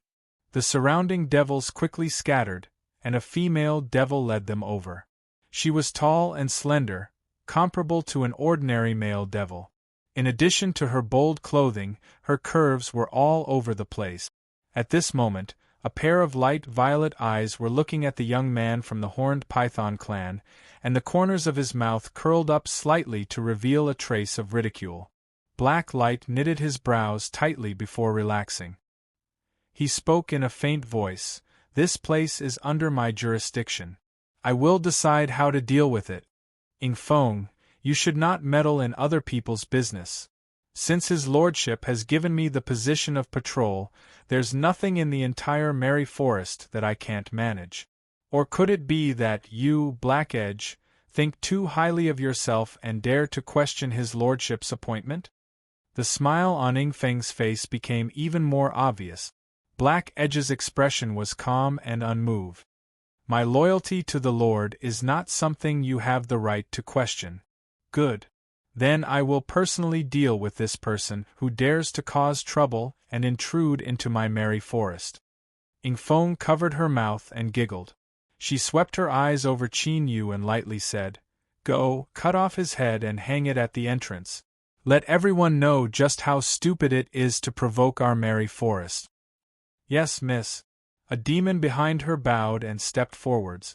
As his eyes fell on Qin Yu, his eyes instantly turned blood red. The smell of your body isn't bad. I will taste your blood. If it tastes good, then I will eat you. The abyssal demons possessed intelligence no less than that of humans. But all sorts of powerful demonic bloodlines flowed through their bodies, originating from the same source as the abyssal demon beast. Because of the influence of the demonic bloodline, they had a violent and cruel nature and a bloodthirsty desire. It wasn't rare for them to swallow powerful enemies to strengthen themselves. So, what this demon said was not to scare Qin Yu, but the true thoughts in his heart. Qin Yu could clearly feel this. He frowned, a bit of cold intent gushing out from the depths of his heart. Because the heart of the abyss had absorbed a portion of the abyssal source, his current state was that of a true abyssal demon. But he still felt a deep disgust towards such bloody methods. Qin Yu didn't want to complicate matters, so he was willing to leave. But, since the people of Merry Forest didn't want to give up, then he would have to see just how much strength this dark land of Giant Deer City was hiding. Dong, the ground cracked apart. The crimson-eyed abyssal demon turned into a shadow and rushed forwards. Before he arrived, a cruel aura covered his mind. If one's will wasn't firm, they would be affected by this aura. Panic and fear would grow in their hearts, causing their strength to fall. He lifted his arm and punched out. The surface of his giant fist was wrapped in surging abyssal demon energy. As he tore through the air, the surrounding abyssal demons' complexions changed. This sort of strength approached that of a demon general. It was said that Miss Ingfeng was incredibly strong and had countless powerhouses under her command. Now that they saw it, it was no wonder that the Lord valued her so highly. Humph! Ku Ya's demon break strike is becoming more and more powerful. If he uses his full strength, even a demon general wouldn't dare to face him head-on. Killing this boy is as easy as flipping his hand. I think that if this fist falls, he can pierce through his chest and dig out his beating heart. This is Ku Ya's specialty. He can punch through the chest and dig out the heart, swallowing it with a flip of his hand. Ku Ya, be careful. Don't destroy this person's head. The miss wants to hang it at the entrance. Ingfeng coldly sneered. She glanced at Black Edge. The two of them were the most capable subordinates of the Lord, so competition was inevitable. There had already been many conflicts in the dark between them. If she killed this person today, she would lose face for Black Edge. She would gain the upper hand so that the various mountain peaks of Merry Forest would know who they should rely on the most. But as her eyes fell on Black Edge's face, Ingfeng suddenly frowned. This was because she discovered that Black Edge's expression was far too calm, as if he didn't care about what was happening in front of him. What was going on here? Without waiting for Ingfeng to think too much, a loud sound suddenly rang out, followed by the sound of bones breaking. Her heart slightly contracted, and she abruptly raised her head, only to see a large shadow flying towards her. The person was in midair, continuously spurting out blood from all 7 orifices, mixed with pieces of flesh that came from who knows where. Bang! He crashed into the ground, smashing a deep pit in the ground. Looking at Ku Ya lying at the bottom of the pit, it was clear that he was gasping for breath. Everyone fell deathly silent. The demons' eyes widened, horror on their faces. They never imagined that things would end like this. Black Edge's pupils shrank. In that split second just now, he had barely managed to see Qin Yu's attack. It was just a single strike, without any build-up or preparation. It was a straight punch, yet it sent Ku Ya tumbling and flying. Now, as he swept his eyes over the deep pit in the ground and saw Kuya lying there, he became increasingly solemn. This person's strength was much higher than he expected. He was absolutely at the demon general level, and his strength was tyrannical. Ing Feng looked away from Black Edge's face, an icy cold light in her eyes. For a woman of the demon race like her to have her current status, even if she ignored her own strength, she was still smart enough to react. She feared that Black Edge had long since realized that this demon in front of him wasn't someone he could provoke, so he uncharacteristically allowed him to leave. But she didn't know about this. She thought that she had found a chance to suppress Black Edge's arrogance and cause herself to fall into the pit. Or, it could be said that Black Edge had already sensed her arrival and deliberately played along with her, leading her into his trap. But no matter which possibility it wasn't the key right now. The key was today's situation. If Ing Feng couldn't kill this demon in front of her, she would lose all face. She absolutely could not accept this. Taking a deep breath, Ing Feng lifted a hand and pressed down. In the pit, Kuya's neck broke. His body twitched several times before he lost all signs of life. Your injuries are too heavy. I cannot save you. But, Kuya, don't worry. I will kill this person and tear out his bones to take revenge for you. Behind her, her subordinates roared in a low voice, their eyes filled with brutality. Their suppressed arrogance burned fiercely once again. In the abyss, there was constant slaughter. They were used to seeing death. Since they couldn't be cured, there was no meaning in living. Instead, they might as well die. Moreover, Miss Ing Feng had said that she would take revenge for Kuya. Those who dared to kill them would all die a more miserable death. At this time, Black Edge suddenly spoke up. Ing Feng, I advise you to stop here and leave with your subordinates.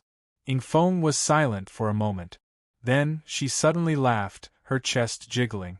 Large patches of white and delicate skin moved the mind. I just killed my closest subordinate with my own hands, and now you want me to stop?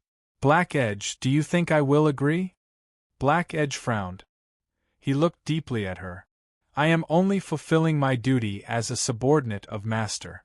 Since you don't agree, then no matter what happens, it has nothing to do with me. Ing Feng's eyes sparkled and her cheeks blushed red. She said in a soft voice, Of course, everything that happens today will be borne by me alone. She looked at Qin Yu and stepped forwards. Indeed, I underestimated you. But, if I can kill a powerful demon general and seize your bloodline, perhaps I can break through my current limit. An invisible aura was released from her body, instantly filling every inch of the surrounding space. The abyssal demons all had stunned expressions. Then, they smiled, as if they had fallen into some incomparably wonderful dream. Black Edge frowned. He drew back several steps, avoiding the shroud of this aura. Besides him, only Ing Feng's subordinates were able to barely resist this strength that tugged at their minds. They lowered their heads, not daring to look at her. However, looking at their bodies shivering and their foreheads covered in sweat, one could see that it was extremely difficult for them to resist. In the legends, the abyssal sea women had the bloodline of the nightmare royal family flowing through their bodies. They possessed an extremely formidable ability to control the mind. In the boundless abyssal sea, the sea ladies were synonymous with death. Any target that they set their eyes on would eventually disappear into the boundless sea. Perhaps they would only be discovered hundreds or thousands of years later.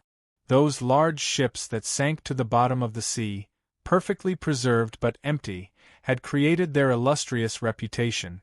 As for Ing Feng, strictly speaking, she belonged to a certain abyssal species that had fused with the sea women's bloodline. Not only did she obtain the sea women's ability to control the mind, but she was also able to leave the sea abyss and live on land. Of course, this was an absolute secret in Merry Forest, and Black Edge had also unintentionally found out about it. Thus, he had always dreaded Ing Feng. Although there were many conflicts between them in secret, he had endured and never erupted in front of her. This was because Black Edge wasn't confident he could resist the sea women's abilities. The strength of the abyssal races was established on their bloodline. Besides a few races, they were naturally at a disadvantage when facing the abilities of the sea women. In addition, the influence of the demonic bloodline on the mind made it easier to control. In the abyss, a demon general could be considered a powerhouse. But facing Ying Feng, they couldn't gain the upper hand, because besides the ability to control the mind, she was also a formidable demon general-level existence. Of course, because most of her strength was plundered, Ying Feng's strength was mixed. She could only be considered at the bottom of the demon generals. But no matter how low she was still a demon general. If she lost control of her mind, then unless her strength reached the demon commander level and she had the protection of abyssal demonic energy, she would undoubtedly die. Looking at Ying Feng walking towards him and feeling the strength that constantly interfered with his soul, Qin Yu was stunned. This was because he was extremely familiar with this strength, as if it were something that originally belonged to him. With just a thought, he could control it in his hand. Even this abyssal demon woman in front of him could be controlled. Feeling the heart of the abyss excitedly beating in his chest, Qin Yu thought to himself, could this be because of the nightmare bloodline? The reason he was able to successfully condense the heart of the abyss was because he borrowed the power of the dark parasol. Although after fusing with the source of the abyss, the demonic bloodline within his body had undergone a transformation, no one would doubt that he was a nightmare royal. So, Ying Feng, who had an incomplete nightmare bloodline flowing through her body, wanted to use the bewitching abilities of the nightmare race to deal with Qin Yu. How should it be said? This was no different from seeking death. Moreover, she had taken the initiative to deliver a saber into Qin Yu's hands and then put her neck in his hands. Qin Yu's complexion became increasingly strange. But now, his eyes were dull and his expression was strange. In Ying Feng's eyes, this was a sign that he had fallen into her control. Although this was a bit different from what she had imagined, he was still a demon general-level existence. It was reasonable for him to have some ability to resist her, so she didn't think too much about it. Her eyes turned icy cold and Ying Feng's expression became increasingly gentle. Her ruddy complexion deepened and her breathing quickened. She walked to Qin Yu's side and stretched out her arms, wrapping them around his neck. She gently pressed her body against his and breathed into his ear. "Do you love me?" "Yes." Qin Yu's expression was wooden. "If you love me, then kill yourself, okay?" "Okay." Qin Yu didn't hesitate. He turned his hand and thrust it into his neck. Blood instantly gushed out, splashing onto Ying Feng. She took a deep breath. The taste of this blood was so delicious that it left her completely intoxicated. Without any hesitation, Ying Feng leaned against Qin Yu's neck and opened her mouth to gulp down great mouthfuls of blood. With every mouthful, she could feel a change occurring within her body. A formidable strength constantly rose from her body, surging into her limbs and bones. The bottleneck that had plagued her for so many years was instantly broken. "Ah, this is it, this is it. Let the strength come even more fiercely!" Ying Feng screamed in excitement. She swallowed even faster. As for Qin Yu, the blood in his body seemed endless, violently gushing out. The strength within her body grew stronger and stronger. Finally, it broke through a certain limit. Ying Feng felt as if she had entered a completely new realm. This was a powerful will that felt as if the surrounding world was in her grasp. With a single thought, she could mobilize the endless abyss demon energy for her own use. Demon Commander! This was the Demon Commander realm. Tears flowed down from her eyes. Ying Feng trembled as she released Qin Yu. She looked at her hands and muttered, "Demon Commander. I broke into the Demon Commander realm. Mother, do you see? I became a Demon Commander. Those who harmed you, those who expelled us, they will all pay the most tragic and despairing price for their actions. Your daughter guarantees you that I will send all of them into the most terrifying abyss of purgatory, where they will howl for all eternity." Ying Feng laughed after she cried, Then, she looked at the dead Qin Yu, who was still crazily gushing blood from the wound on his neck. No, Demon Commander is not enough. I will become the Supreme King and control the will of the Abyss to thoroughly destroy them. She threw herself at Qin Yu. She opened her mouth and bit down on the wound, crazily swallowing blood. Black Light felt as if he had fallen into an icy lake. He froze where he was. As he looked at Ing Feng, who was lying on the ground, constantly biting and swallowing dirt, his face paled. Although he had already expected that Qin Yu would not be easy to deal with, he never imagined that he would be formidable to such a degree. Demon General, no, absolutely not. To be able to make Ing Feng fall into an illusion without any resistance, how could such a powerful ability be possessed by someone at the level of a Demon General? Could it be that he was a Demon Commander? As he thought of this, Black Light's face paled even more. He could not suppress the panic and despair in his eyes. As a superior Demon General, he was even more aware of the terrifying power that a Demon Commander could possess. Even if there were 10 of him joining forces, they would still be completely crushed when facing a Demon Commander. This was because a Demon Commander and a Demon General might seem to only be a single rank apart, but it represented two completely different species. The difference in strength was like heaven and earth. Qin Yu's gaze fell on him. With just a thought, he could guess what this boy was thinking. It seemed that his performance had completely frightened this young powerhouse of the horned python race. As his thoughts raced, Qin Yu's gaze changed. He looked up ahead. In the next moment, a calm voice sounded in his ears. My subordinates had eyes but failed to see. They have offended you. I ask that you show mercy and let them live. The tone was calm, but there was a faint cold aura that wrapped around his body, causing one to shudder. It was like in the next moment, a trillion fine needles would fall down, ripping apart one's soul. Demon Commander! With a thought, he could mobilize the abyssal demonic energy for his own use. There was no other possibility for such a method. Qin Yu was expressionless. After confronting this aura for several breaths of time, he turned and left. A black light fell to the ground. He gasped for breath, sweat dripping down his body. He had never felt that death was so close to him. It was like he would be swallowed up in the next moment. Chapter 1042. Qin Yu left Merry Forest amidst many awestruck gazes. As he looked back at this area filled with low buildings, he couldn't help but narrow his eyes. To be able to control an entire area in the massive giant Deer City and become the true ruler, there was indeed a reason for this. Demon Commander!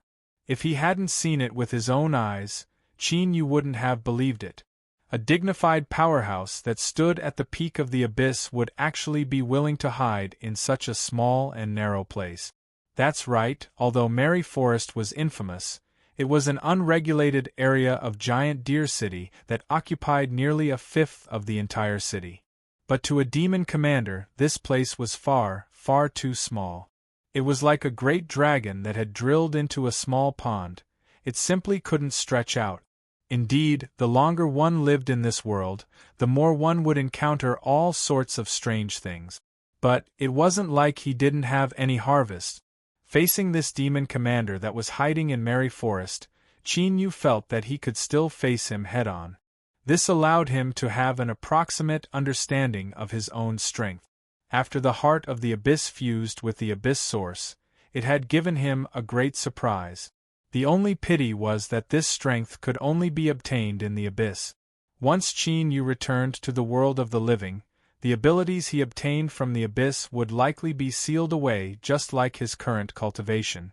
Shaking his head, Qin Yu cast these thoughts aside and turned to leave.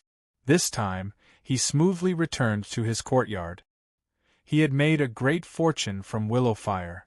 In addition, in order to ensure Liao Shi's safety, Qin Yu had spent a great deal of thought to purchase this courtyard. It wasn't too far from the giant Deer City Lord's residence in a straight line. So, even though there were undercurrents surging in giant Deer City and there were many conflicts and frictions, this area was still relatively safe. After inspecting the arrangements and making sure no one had triggered anything, Qin Yu closed the courtyard doors. The impatient Liao Shi stared at him with wide eyes. What took you so long?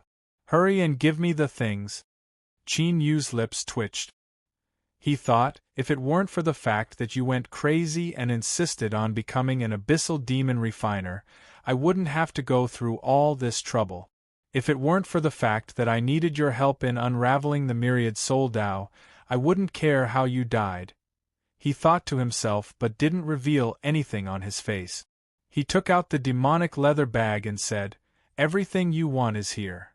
Liao Shi grabbed it and flipped through it carefully, and a hint of delight appeared on his face.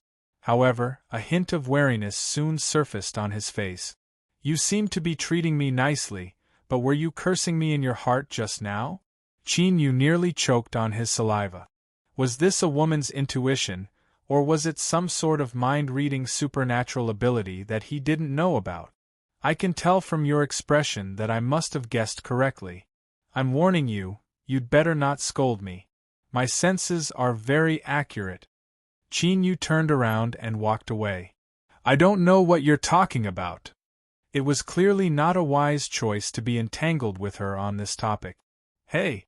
Remember to read what I give you. Don't wait until I need your help and you still don't know anything. As the future strongest fiend refiner in the abyss, failure would be the greatest insult to me. I will be very angry." A threat. This was definitely a blatant threat. Qin Yu nodded with a dark expression. When he heard the door close behind him, he bitterly smiled and sat down in the courtyard. Thinking for a moment, he took out the magic crystal card that Liao Shi had given him and probed it with his divine sense. He had to take a look. If the refinement really failed because of him, who knew what kind of tricks this woman would come up with? Although he hadn't come into contact with the fiend refiner profession before, Qin Yu could still be considered an alchemy grandmaster. Moreover, he had even been a beast trainer grandmaster for a period of time. Perhaps it was because there were some similarities between these several professions, so Qin Yu soon immersed himself in them. Some things didn't seem too difficult to understand. Gradually, Qin Yu gained an intuitive understanding of the fiend refiner profession. At the very least, he had a general understanding of it. Of course, this didn't mean that Qin Yu had become an abyssal fiend refiner. To be more accurate, he was still far from it. At most, he had an elementary understanding of fiend refinement. Qin Yu, hurry and come in." Her urgent voice was accompanied by a slight gasp for breath. As it fell into his ears, it caused his imagination to run wild. Qin Yu woke up with a start, a helpless look on his face. This woman Liao Shi was becoming more and more strange recently. He always felt that something was wrong. Why did she have to use such a voice to call out to someone? If he didn't understand, he would think that he was doing something with her. Although he ridiculed her in his heart, Qin Yu didn't dare to delay. His figure flickered and he flew into her room like a fleeting shadow. As soon as he saw her, Qin Yu's face froze. Who knew what problems had occurred during the refinement process? Her clothes had been fine just a moment ago, but now they were torn in many places and there were even burn marks, revealing large swathes of her fair skin. The degree of her nakedness was even more eye-catching than what Qin Yu had seen yesterday. It was enough to make one's nose bleed. "What are you standing around for? It's your turn. Hurry up and pour in the abyssal demon energy. Remember, you have to be very, very gentle. They are too weak right now and can't withstand the slightest fluctuation." A ball of light floated in front of Liao Shi. All sorts of mottled lights surged, sometimes red, sometimes green, and sometimes blue. It gave off an incomparably chaotic feeling, as if it could explode at any moment. Taking a deep breath to calm his mind, Qin Yu braced himself and walked over. Before he could do anything, Liao Shi hugged him tightly. "Hurry up and do it. I will tell you how much demonic energy you need to pour in through my senses." This woman, being caught off guard by her hug, Qin Yu almost jumped in fright. If he really did that, Even the slightest fluctuation of energy would spread and the ball of light in front of him would be destroyed. Qin Yu tried his best not to feel the astonishing sensation of contact. He steadied his mind and slowly circulated the demonic energy in his body. As soon as he moved, Liao Shi lowered her voice and said, "Slow down, a little slower. You're using too much demonic energy. Yes, reduce it by a third and the flow can be slightly faster. Do you see the changes in the light? After they stabilize, continue pouring it in like this for 3 breaths of time. Increase the demonic energy output by 3 times. Faster. I have to be decisive and need these disobedient little things together. I'm about to succeed. That's the tempo. Just maintain it for a little longer and you can retreat. Leave the rest to me. All right, you can leave now. Close the door and don't disturb me." Qin Yu exited the room and closed the door gently. Only then did he let out a long sigh of relief. He subconsciously raised his hand to wipe the beads of sweat off his forehead. Given his mental fortitude, he wasn't nervous at all when it came to supplying some demonic energy. The key was that Liao Shi, in order not to affect the forging process, she had been whispering into his ears the entire time. It was only today that Qin Yu truly understood the meaning of this phrase. Although Qin Yu was dissatisfied with Liao Shi, her aura was truly refreshing to the heart and mind. Only the heavens knew how much effort it took for Qin Yu to not make a fool of himself. Qin Yu turned his head to look at the door and bitterly smiled. He thought that this assistant's job was a bit too uncomfortable. This definitely wasn't an act of showing off after taking advantage of her. The key was that Qin Yu already knew that Liao Shi wasn't someone to be trifled with. Moreover, she had even vaguely confirmed this point. If he took advantage of her now, who knew what kind of price he would have to pay in the future? Qin Yu's intuition told him that this was a situation he absolutely didn't want to face. Calm down, calm down. I can't be blinded by this woman's tricks. Who knows when she will turn against me? An hour later, Liao Shi, who was dressed in tattered clothes and had a deranged appearance, rushed out of the room. She was even more eye-catching than Qin Yu. She was holding a black pill in her hands. Success. Success. Ha! I knew that I was a true genius. I will definitely become the strongest demon refiner in the abyss in the future. Qin Yu looked at the 2 little rabbits that were jumping up and down as she moved. He took a deep breath, silently praying that he couldn't see anything. All the pink skulls were fleeting clouds, so he mustn't be blinded by them. Of course, only Qin Yu knew how effective it would be. But looking at his lowered head, it didn't seem to be too good. However, Liao Shi had actually succeeded in refining a potion. This was a bit beyond Qin Yu's expectations. But thinking about it carefully, she had even refined the pendant of hypocrisy that could conceal one's aura. This sort of elementary potion didn't seem like much at all. Of course, the potion had been refined. But as to how effective it was, he needed to test it out before he knew. Following that, Qin Yu decisively rejected Liao Shi's suggestion to have him test the potion. No matter how she curled her lips, Qin Yu remained expressionless. Nonsense, if you want me to test the potion, then I'll do it. Whose fault will it be if I die? Qin Yu, since you don't know how to appreciate my kindness, then go and capture a few abyssal demons. Remember, you must injure them. I want to see how the potion works. Qin Yu's lips twitched as he heard this. He thought to himself, do you think you can get injured just because you want to? In the end, I have to do it. But when he left the door, Qin Yu suddenly discovered that Liao Shi's words were quite accurate. An abyssal demon was lying not too far away from the door. There was a large pool of blood beneath his body.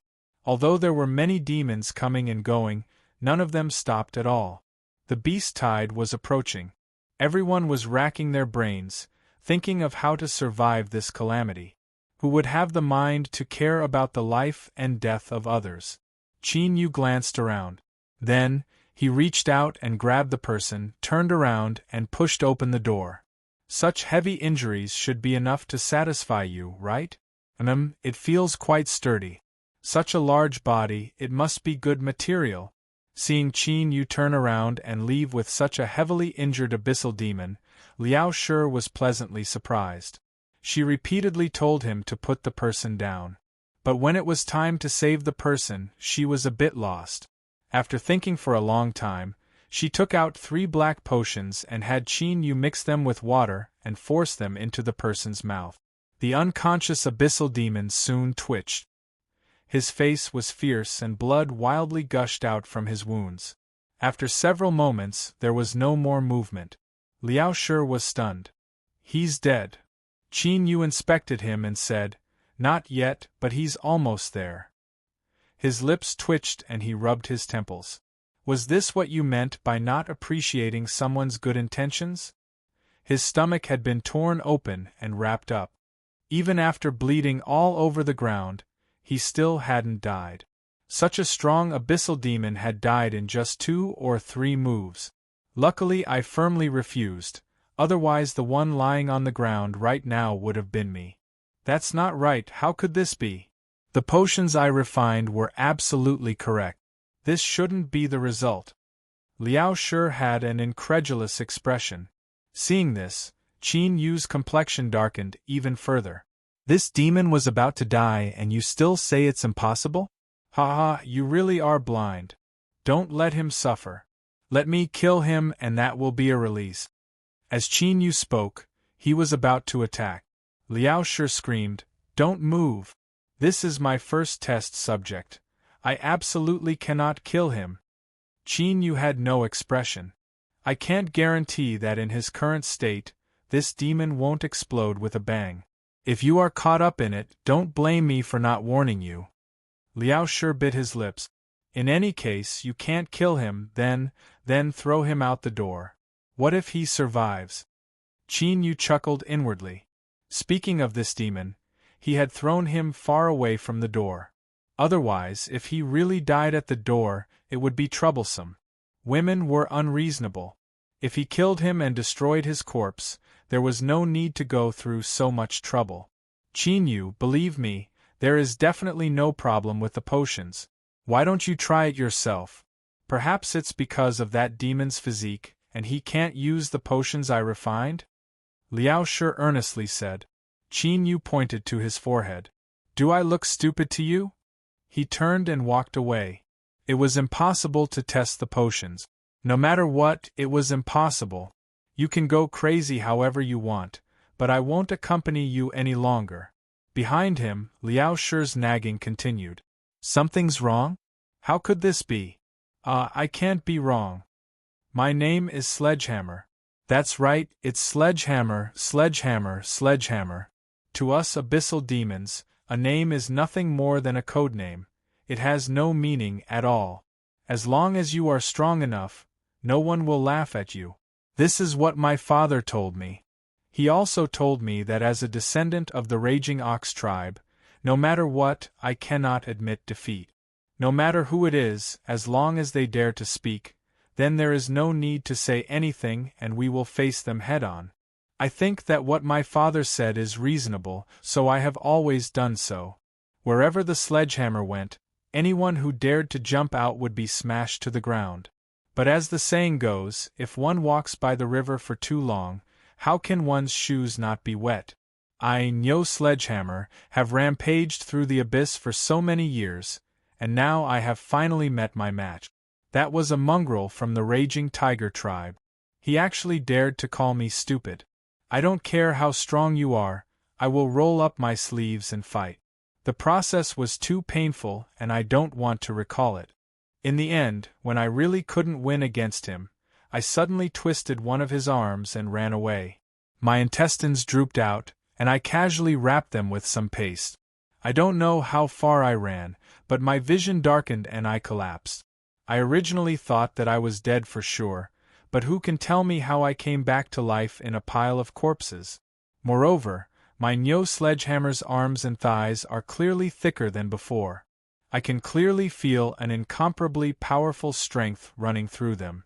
Could this be the so-called good fortune after surviving a great disaster? Did my bloodline evolve? After walking out of the pile of corpses, I found a river and washed my body. Looking at my reflection in the river, I saw two thick black horns on my head, and I couldn't help but cry. Father, so you weren't bragging. Our ancestor really is a black demon ox.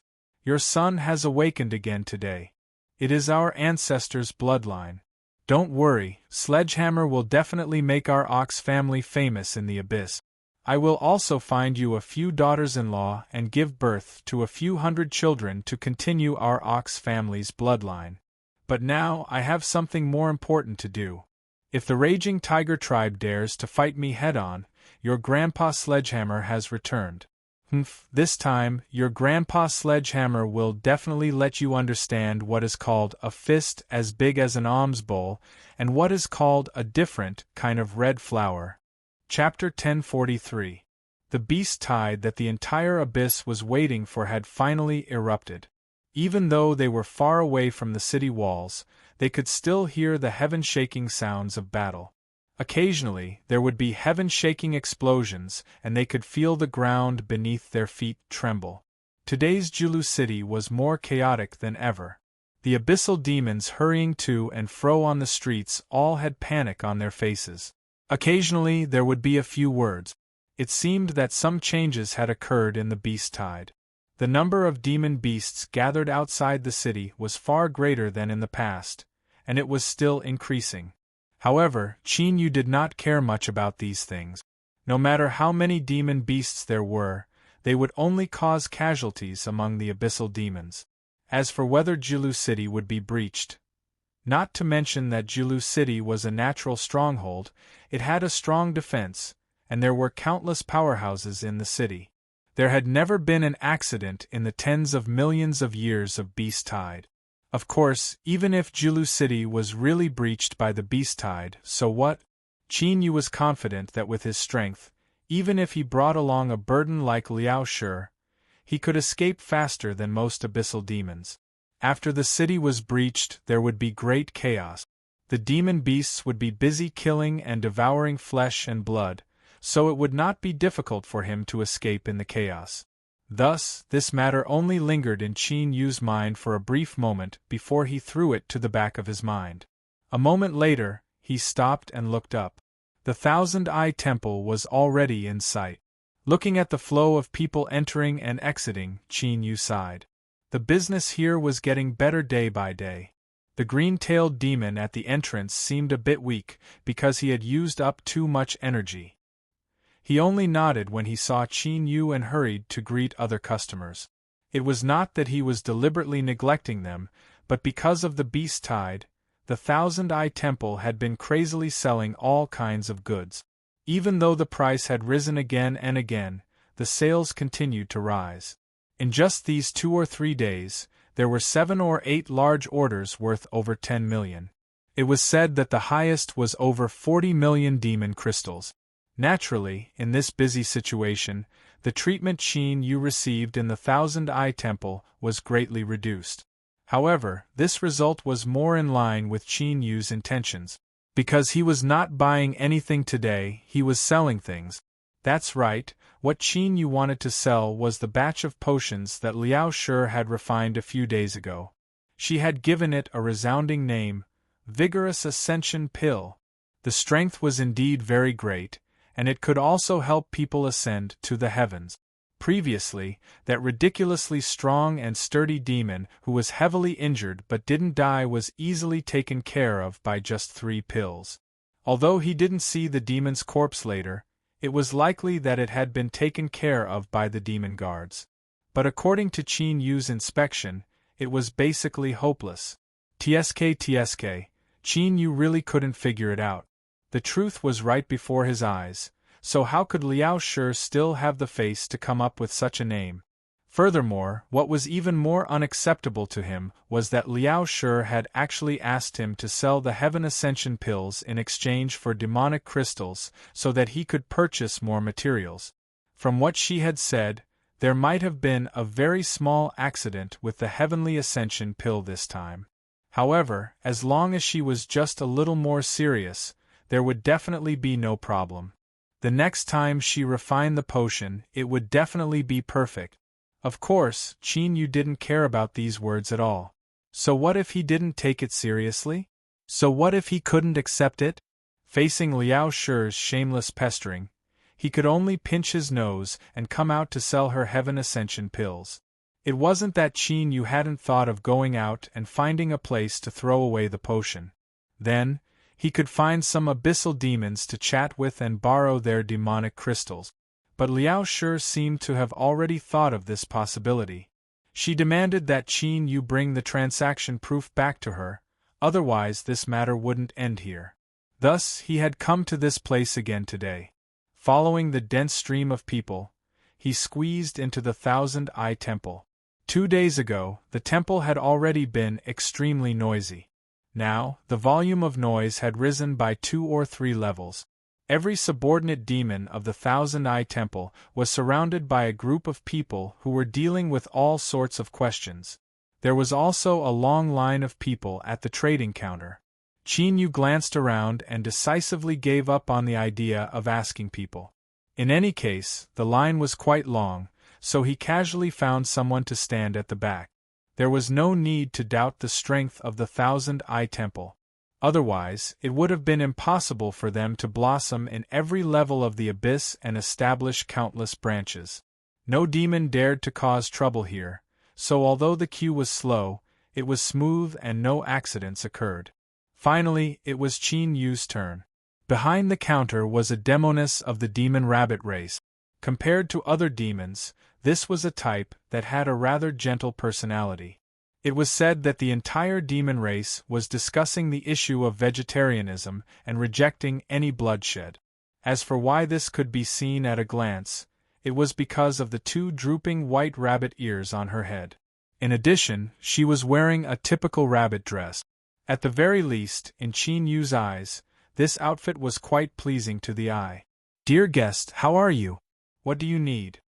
Although she was tired, the rabbit girl still revealed a sweet smile. Qin Yu sat down and placed a bottle on the table. "Cough.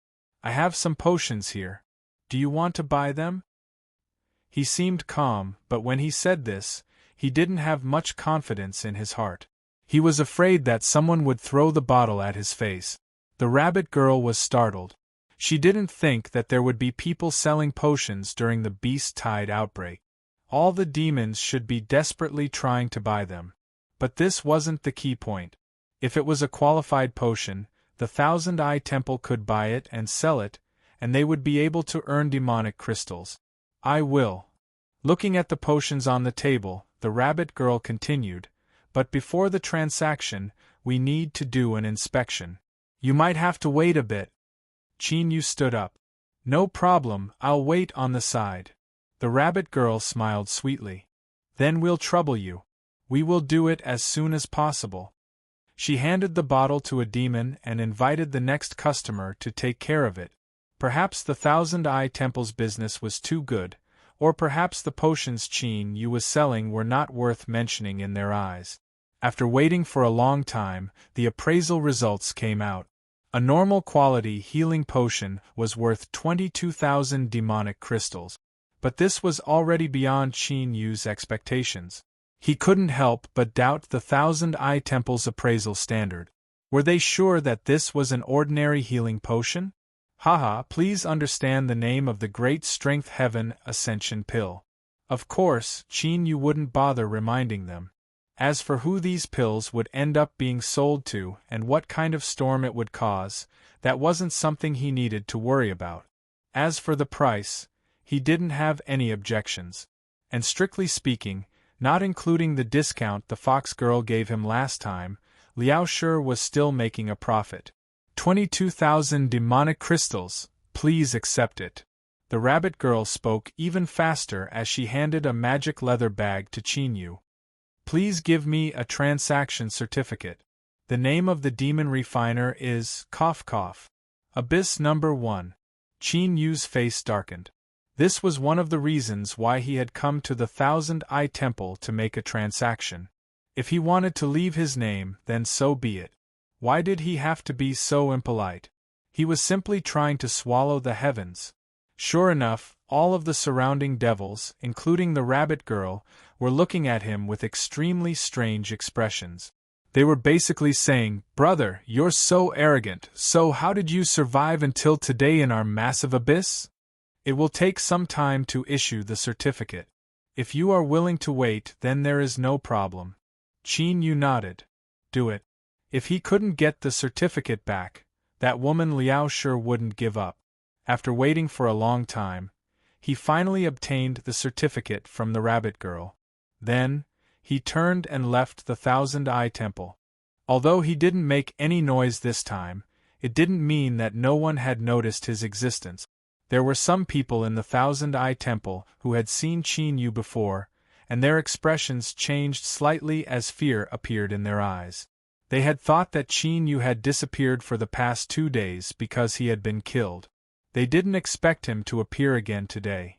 However, there was still no news from some of the people who had followed him before.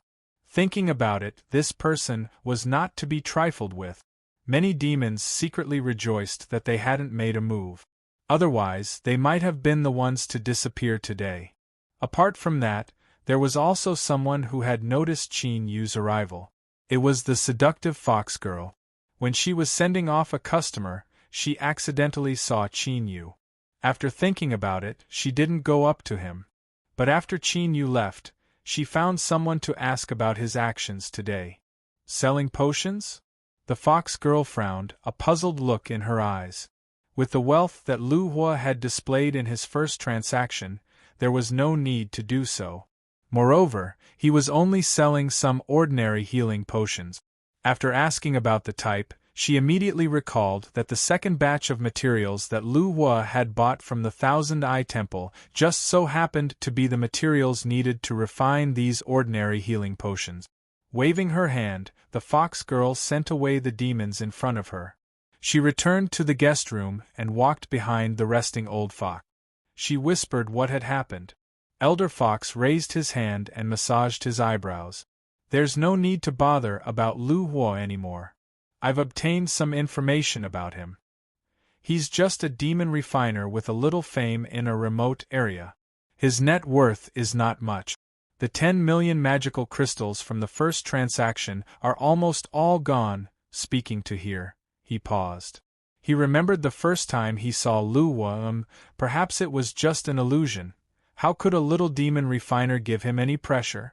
Of course, he couldn't bring the 22,000 demon crystals back. Qin Yu walked around and exchanged them for materials near the Thousand Eye Temple.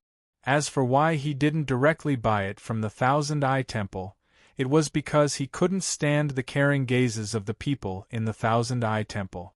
But more importantly, Qin Yu didn't want to have any more contact with the people in the Thousand Eye Temple.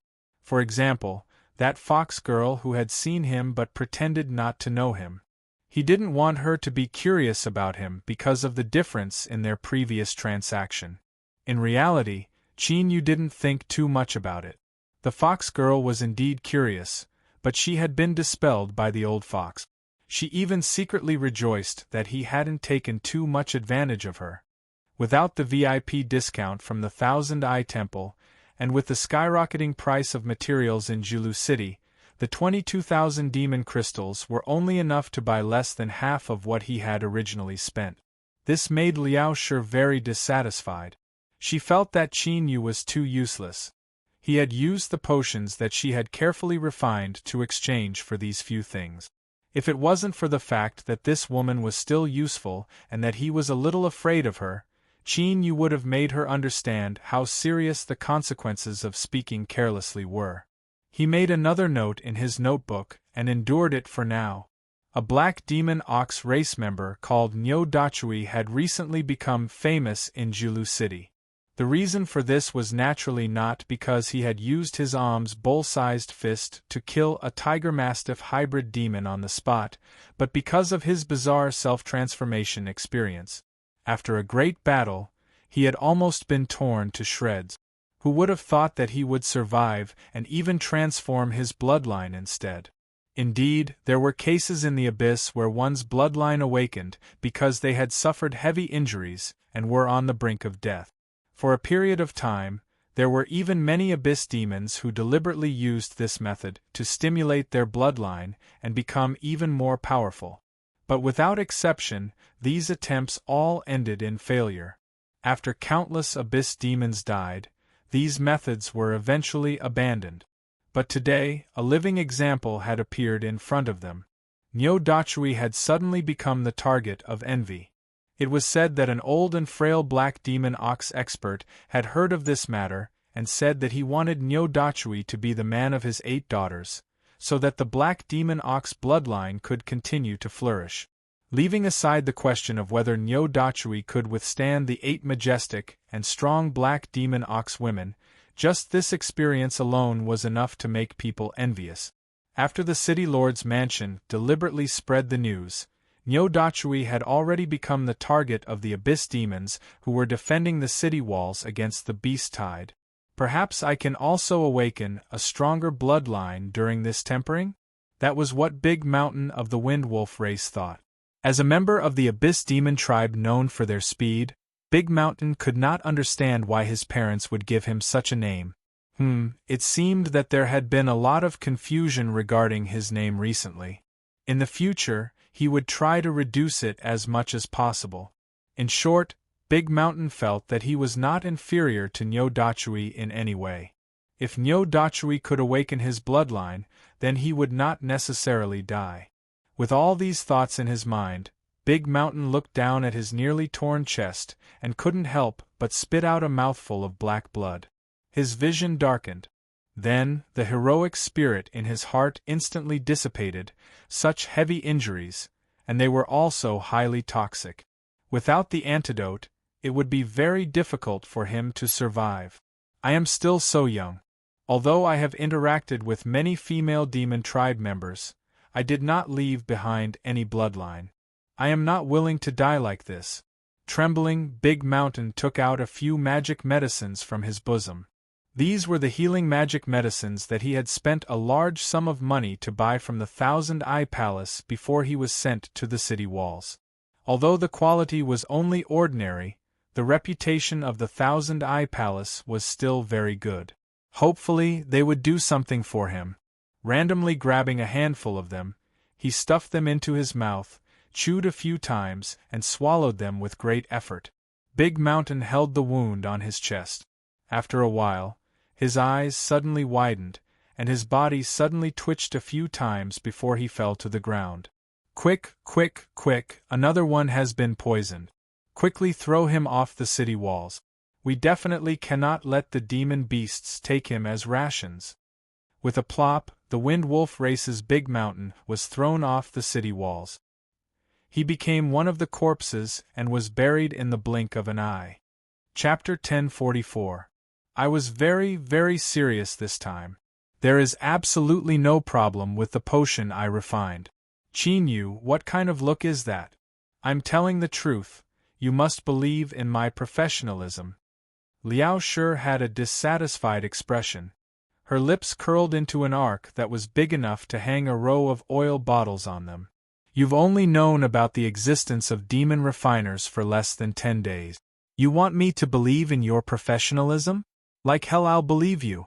Moreover, although I don't know how you managed to sell the potion you refined, I saw the effects with my own eyes. Whoever bought it would be unlucky. Qin, because of your incomparably excessive actions, I have been injured and my heart is filled with grief. My emotions are about to violently fluctuate and it is likely that my aura will leak out. Liao Shi was expressionless. She glanced at Qin from the corner of her eyes. Her meaning could be summarized as, I can't control myself any longer, so hurry up and do as you see fit. Qin paled. His cheeks trembled several times. He gritted his teeth and roared, What do you want now? Liao Shi stretched out 2 slender fingers. With a light pop, she said, simple. Sell the potion I refined. I want you to see with your own eyes just how popular they are. It is enough to make all the demons in the abyss go crazy for them. I vomit. Qin Yu's face darkened so much that it seemed as if water would drip from it. Their gazes collided in midair, neither willing to back down. After a long time, he took a deep breath and said, "I'll catch some demons for you to experiment on." Haha, the beast tide has already erupted and the city lord mansion is trying to think of ways to send the demons up the city walls to defend against the invasion of demon beasts. You want to try catching some people now? Once you're discovered, you'll be the first one to be sent up the wall. Liao Shi traced the bottle in her hand, her face filled with pride and gentleness. Moreover, do you think just any demon has the qualifications to use the potion I refined? Even if they don't need to bathe and change clothes, they should at least spend a great deal of money to buy it. Because of this, the two argued for a long time. Finally, Qin Yu admitted defeat once more. Of course, Liao Shi was also forced to make concessions. This was the last time Qin Yu would help her sell the potion she refined. In the future, she couldn't use this as an excuse to pester him. After leaving the courtyard and closing the door, Qin Yu's lips twitched. Liao Shi had agreed so quickly just now, and it was precisely because she had agreed so quickly that he felt uneasy. Based on his understanding of Liao Shi, it was highly likely that she would renege on her promise. Qin Yu rubbed his temples with a headache. He took a deep breath and suppressed his chaotic thoughts. Then, he walked out the door. Of course, he couldn't go to the Thousand-Eye Palace anymore. He didn't know what would happen to the potions he had sold to them before, so he didn't want to take the initiative to deliver them to them. Fortunately, in the huge Jilu city, other than the Thousand-Eye Temple, there were many other places that sold potions. "Stop!" With a loud shout, a squad of demon guards blocked Qin Yu's way. The one leading them had a scar on his face and a fierce expression. He coldly swept his eyes over Qin Yu and said, "Take out your identity card." Qin Yu took out a black iron token. The back of the token was engraved with the seal of Jilu City. This was the proof that he was a native of this place. Once again, he had to thank Lu Hua, who was already dead, for contributing a large amount of magical crystals, allowing Qin Yu to buy that small courtyard at a high price. Otherwise, the foreign demons would have to climb up the city walls to defend against the beast tide. After inspecting the place, they handed the iron token to Qin Yu and hurriedly left. Today there were fewer people on the street. The people coming and going were even more hurried. Qin Yu thought about the demons of Jilu City. They were being baptized by the calamity, and who knew how many would die every day, but no matter how he thought about it, it was hard for him to feel compassion for them. It was as if the more that died, the better. He decided not to think about it for now. He had to find a place to sell off this pile of hot potions. In Jilu City, another person's bloodline underwent a transformation at the critical moment of life and death. This time, the lucky one was a wind wolf called Big Mountain. Of course, this wasn't the right way to address him. He should be called Sir Big Mountain of the Silver Moon Wolf race. This was because, among the races of the Abyss, the Silver Moon Wolf race had a royal bloodline. The king of their race was called the Howling Moon Wolf King. They were incomparably powerful, and there were many legends about them in the Abyss. First, it was the Black Demon Bull bloodline. Today, the Silver Moon royal race had appeared. Although the impact of the beast tide made the people of Jilu City anxious, many people's eyes brightened. A single bloodline transformation might have been a lucky coincidence, but for it to happen twice in a row, this couldn't be explained with just the word coincidence. In Jilu City, undercurrents began to appear. In areas that ordinary people couldn't detect, people began to search for the reason why Big Hammer Nyo and Big Mountain of the Wind Wolf race had undergone a bloodline transformation.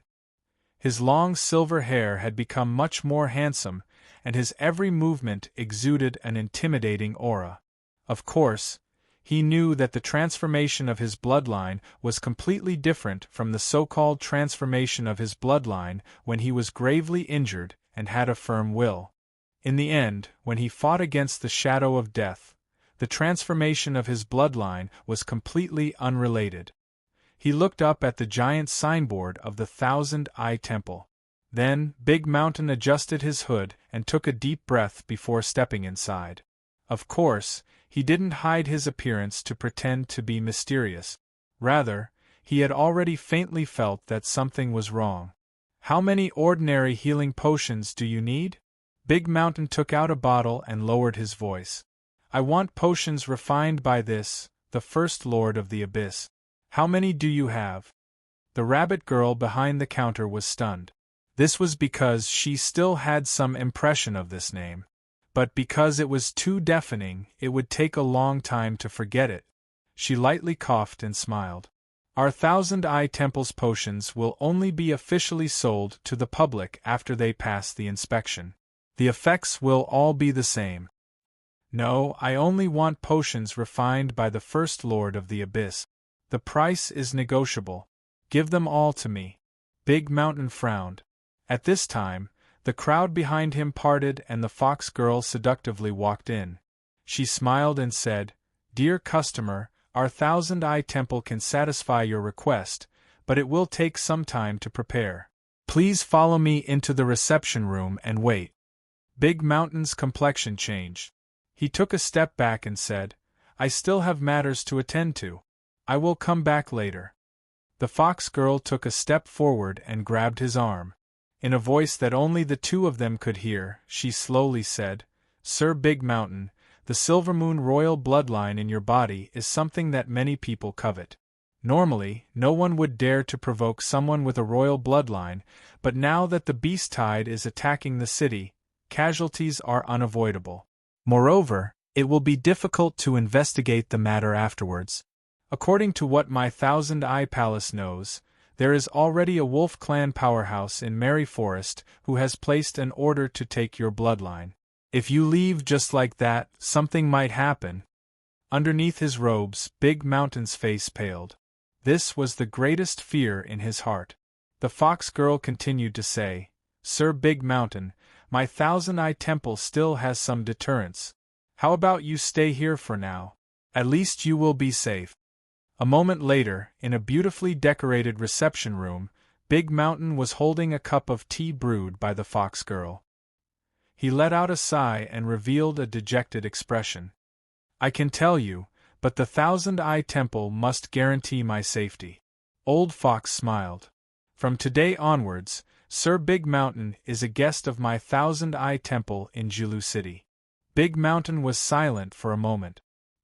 He clenched his teeth and said, "Yesterday, when I was on the verge of death, I took the healing potions I bought from you.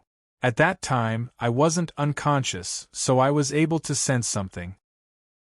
He pursed his lips and continued to say, "The reason why I was able to awaken my bloodline is most likely because I took those potions." Old Fox frowned.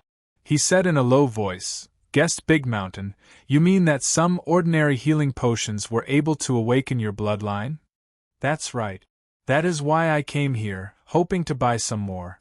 After saying this, Big Mountain felt much more relaxed. He took out the bottle he had hidden in his chest and placed it on the table. "The potions I bought were placed in this bottle. I carefully examined it and found that the words First in the Abyss are engraved on the bottom. This should be the mark of the person who refined the potions." Old Fox's lips twitched.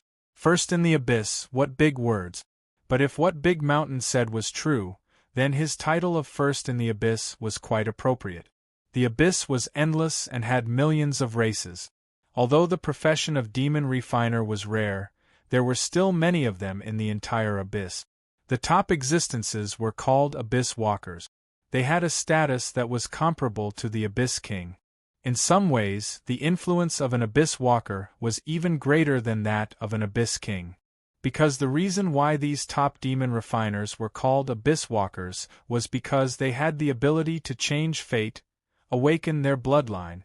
As mentioned before, the races of the Abyss were a species built on the bloodline of a demon. The level of their reincarnation basically determined their future achievements. Of course, this was not absolute. because over the long years, after all sorts of hybridization, it was very difficult to find an absolutely pure bloodline in the entire abyss. It was just that only the bloodlines that made up the most of the bloodlines would appear.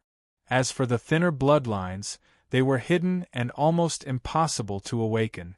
In the body of the weakest demon rat, there might even be the strongest bloodline of an abyss demon dragon. Of course, this was only an analogy, because no matter how lustful an abyss demon dragon was, it would be extremely difficult for them to interact with an abyss demon rat.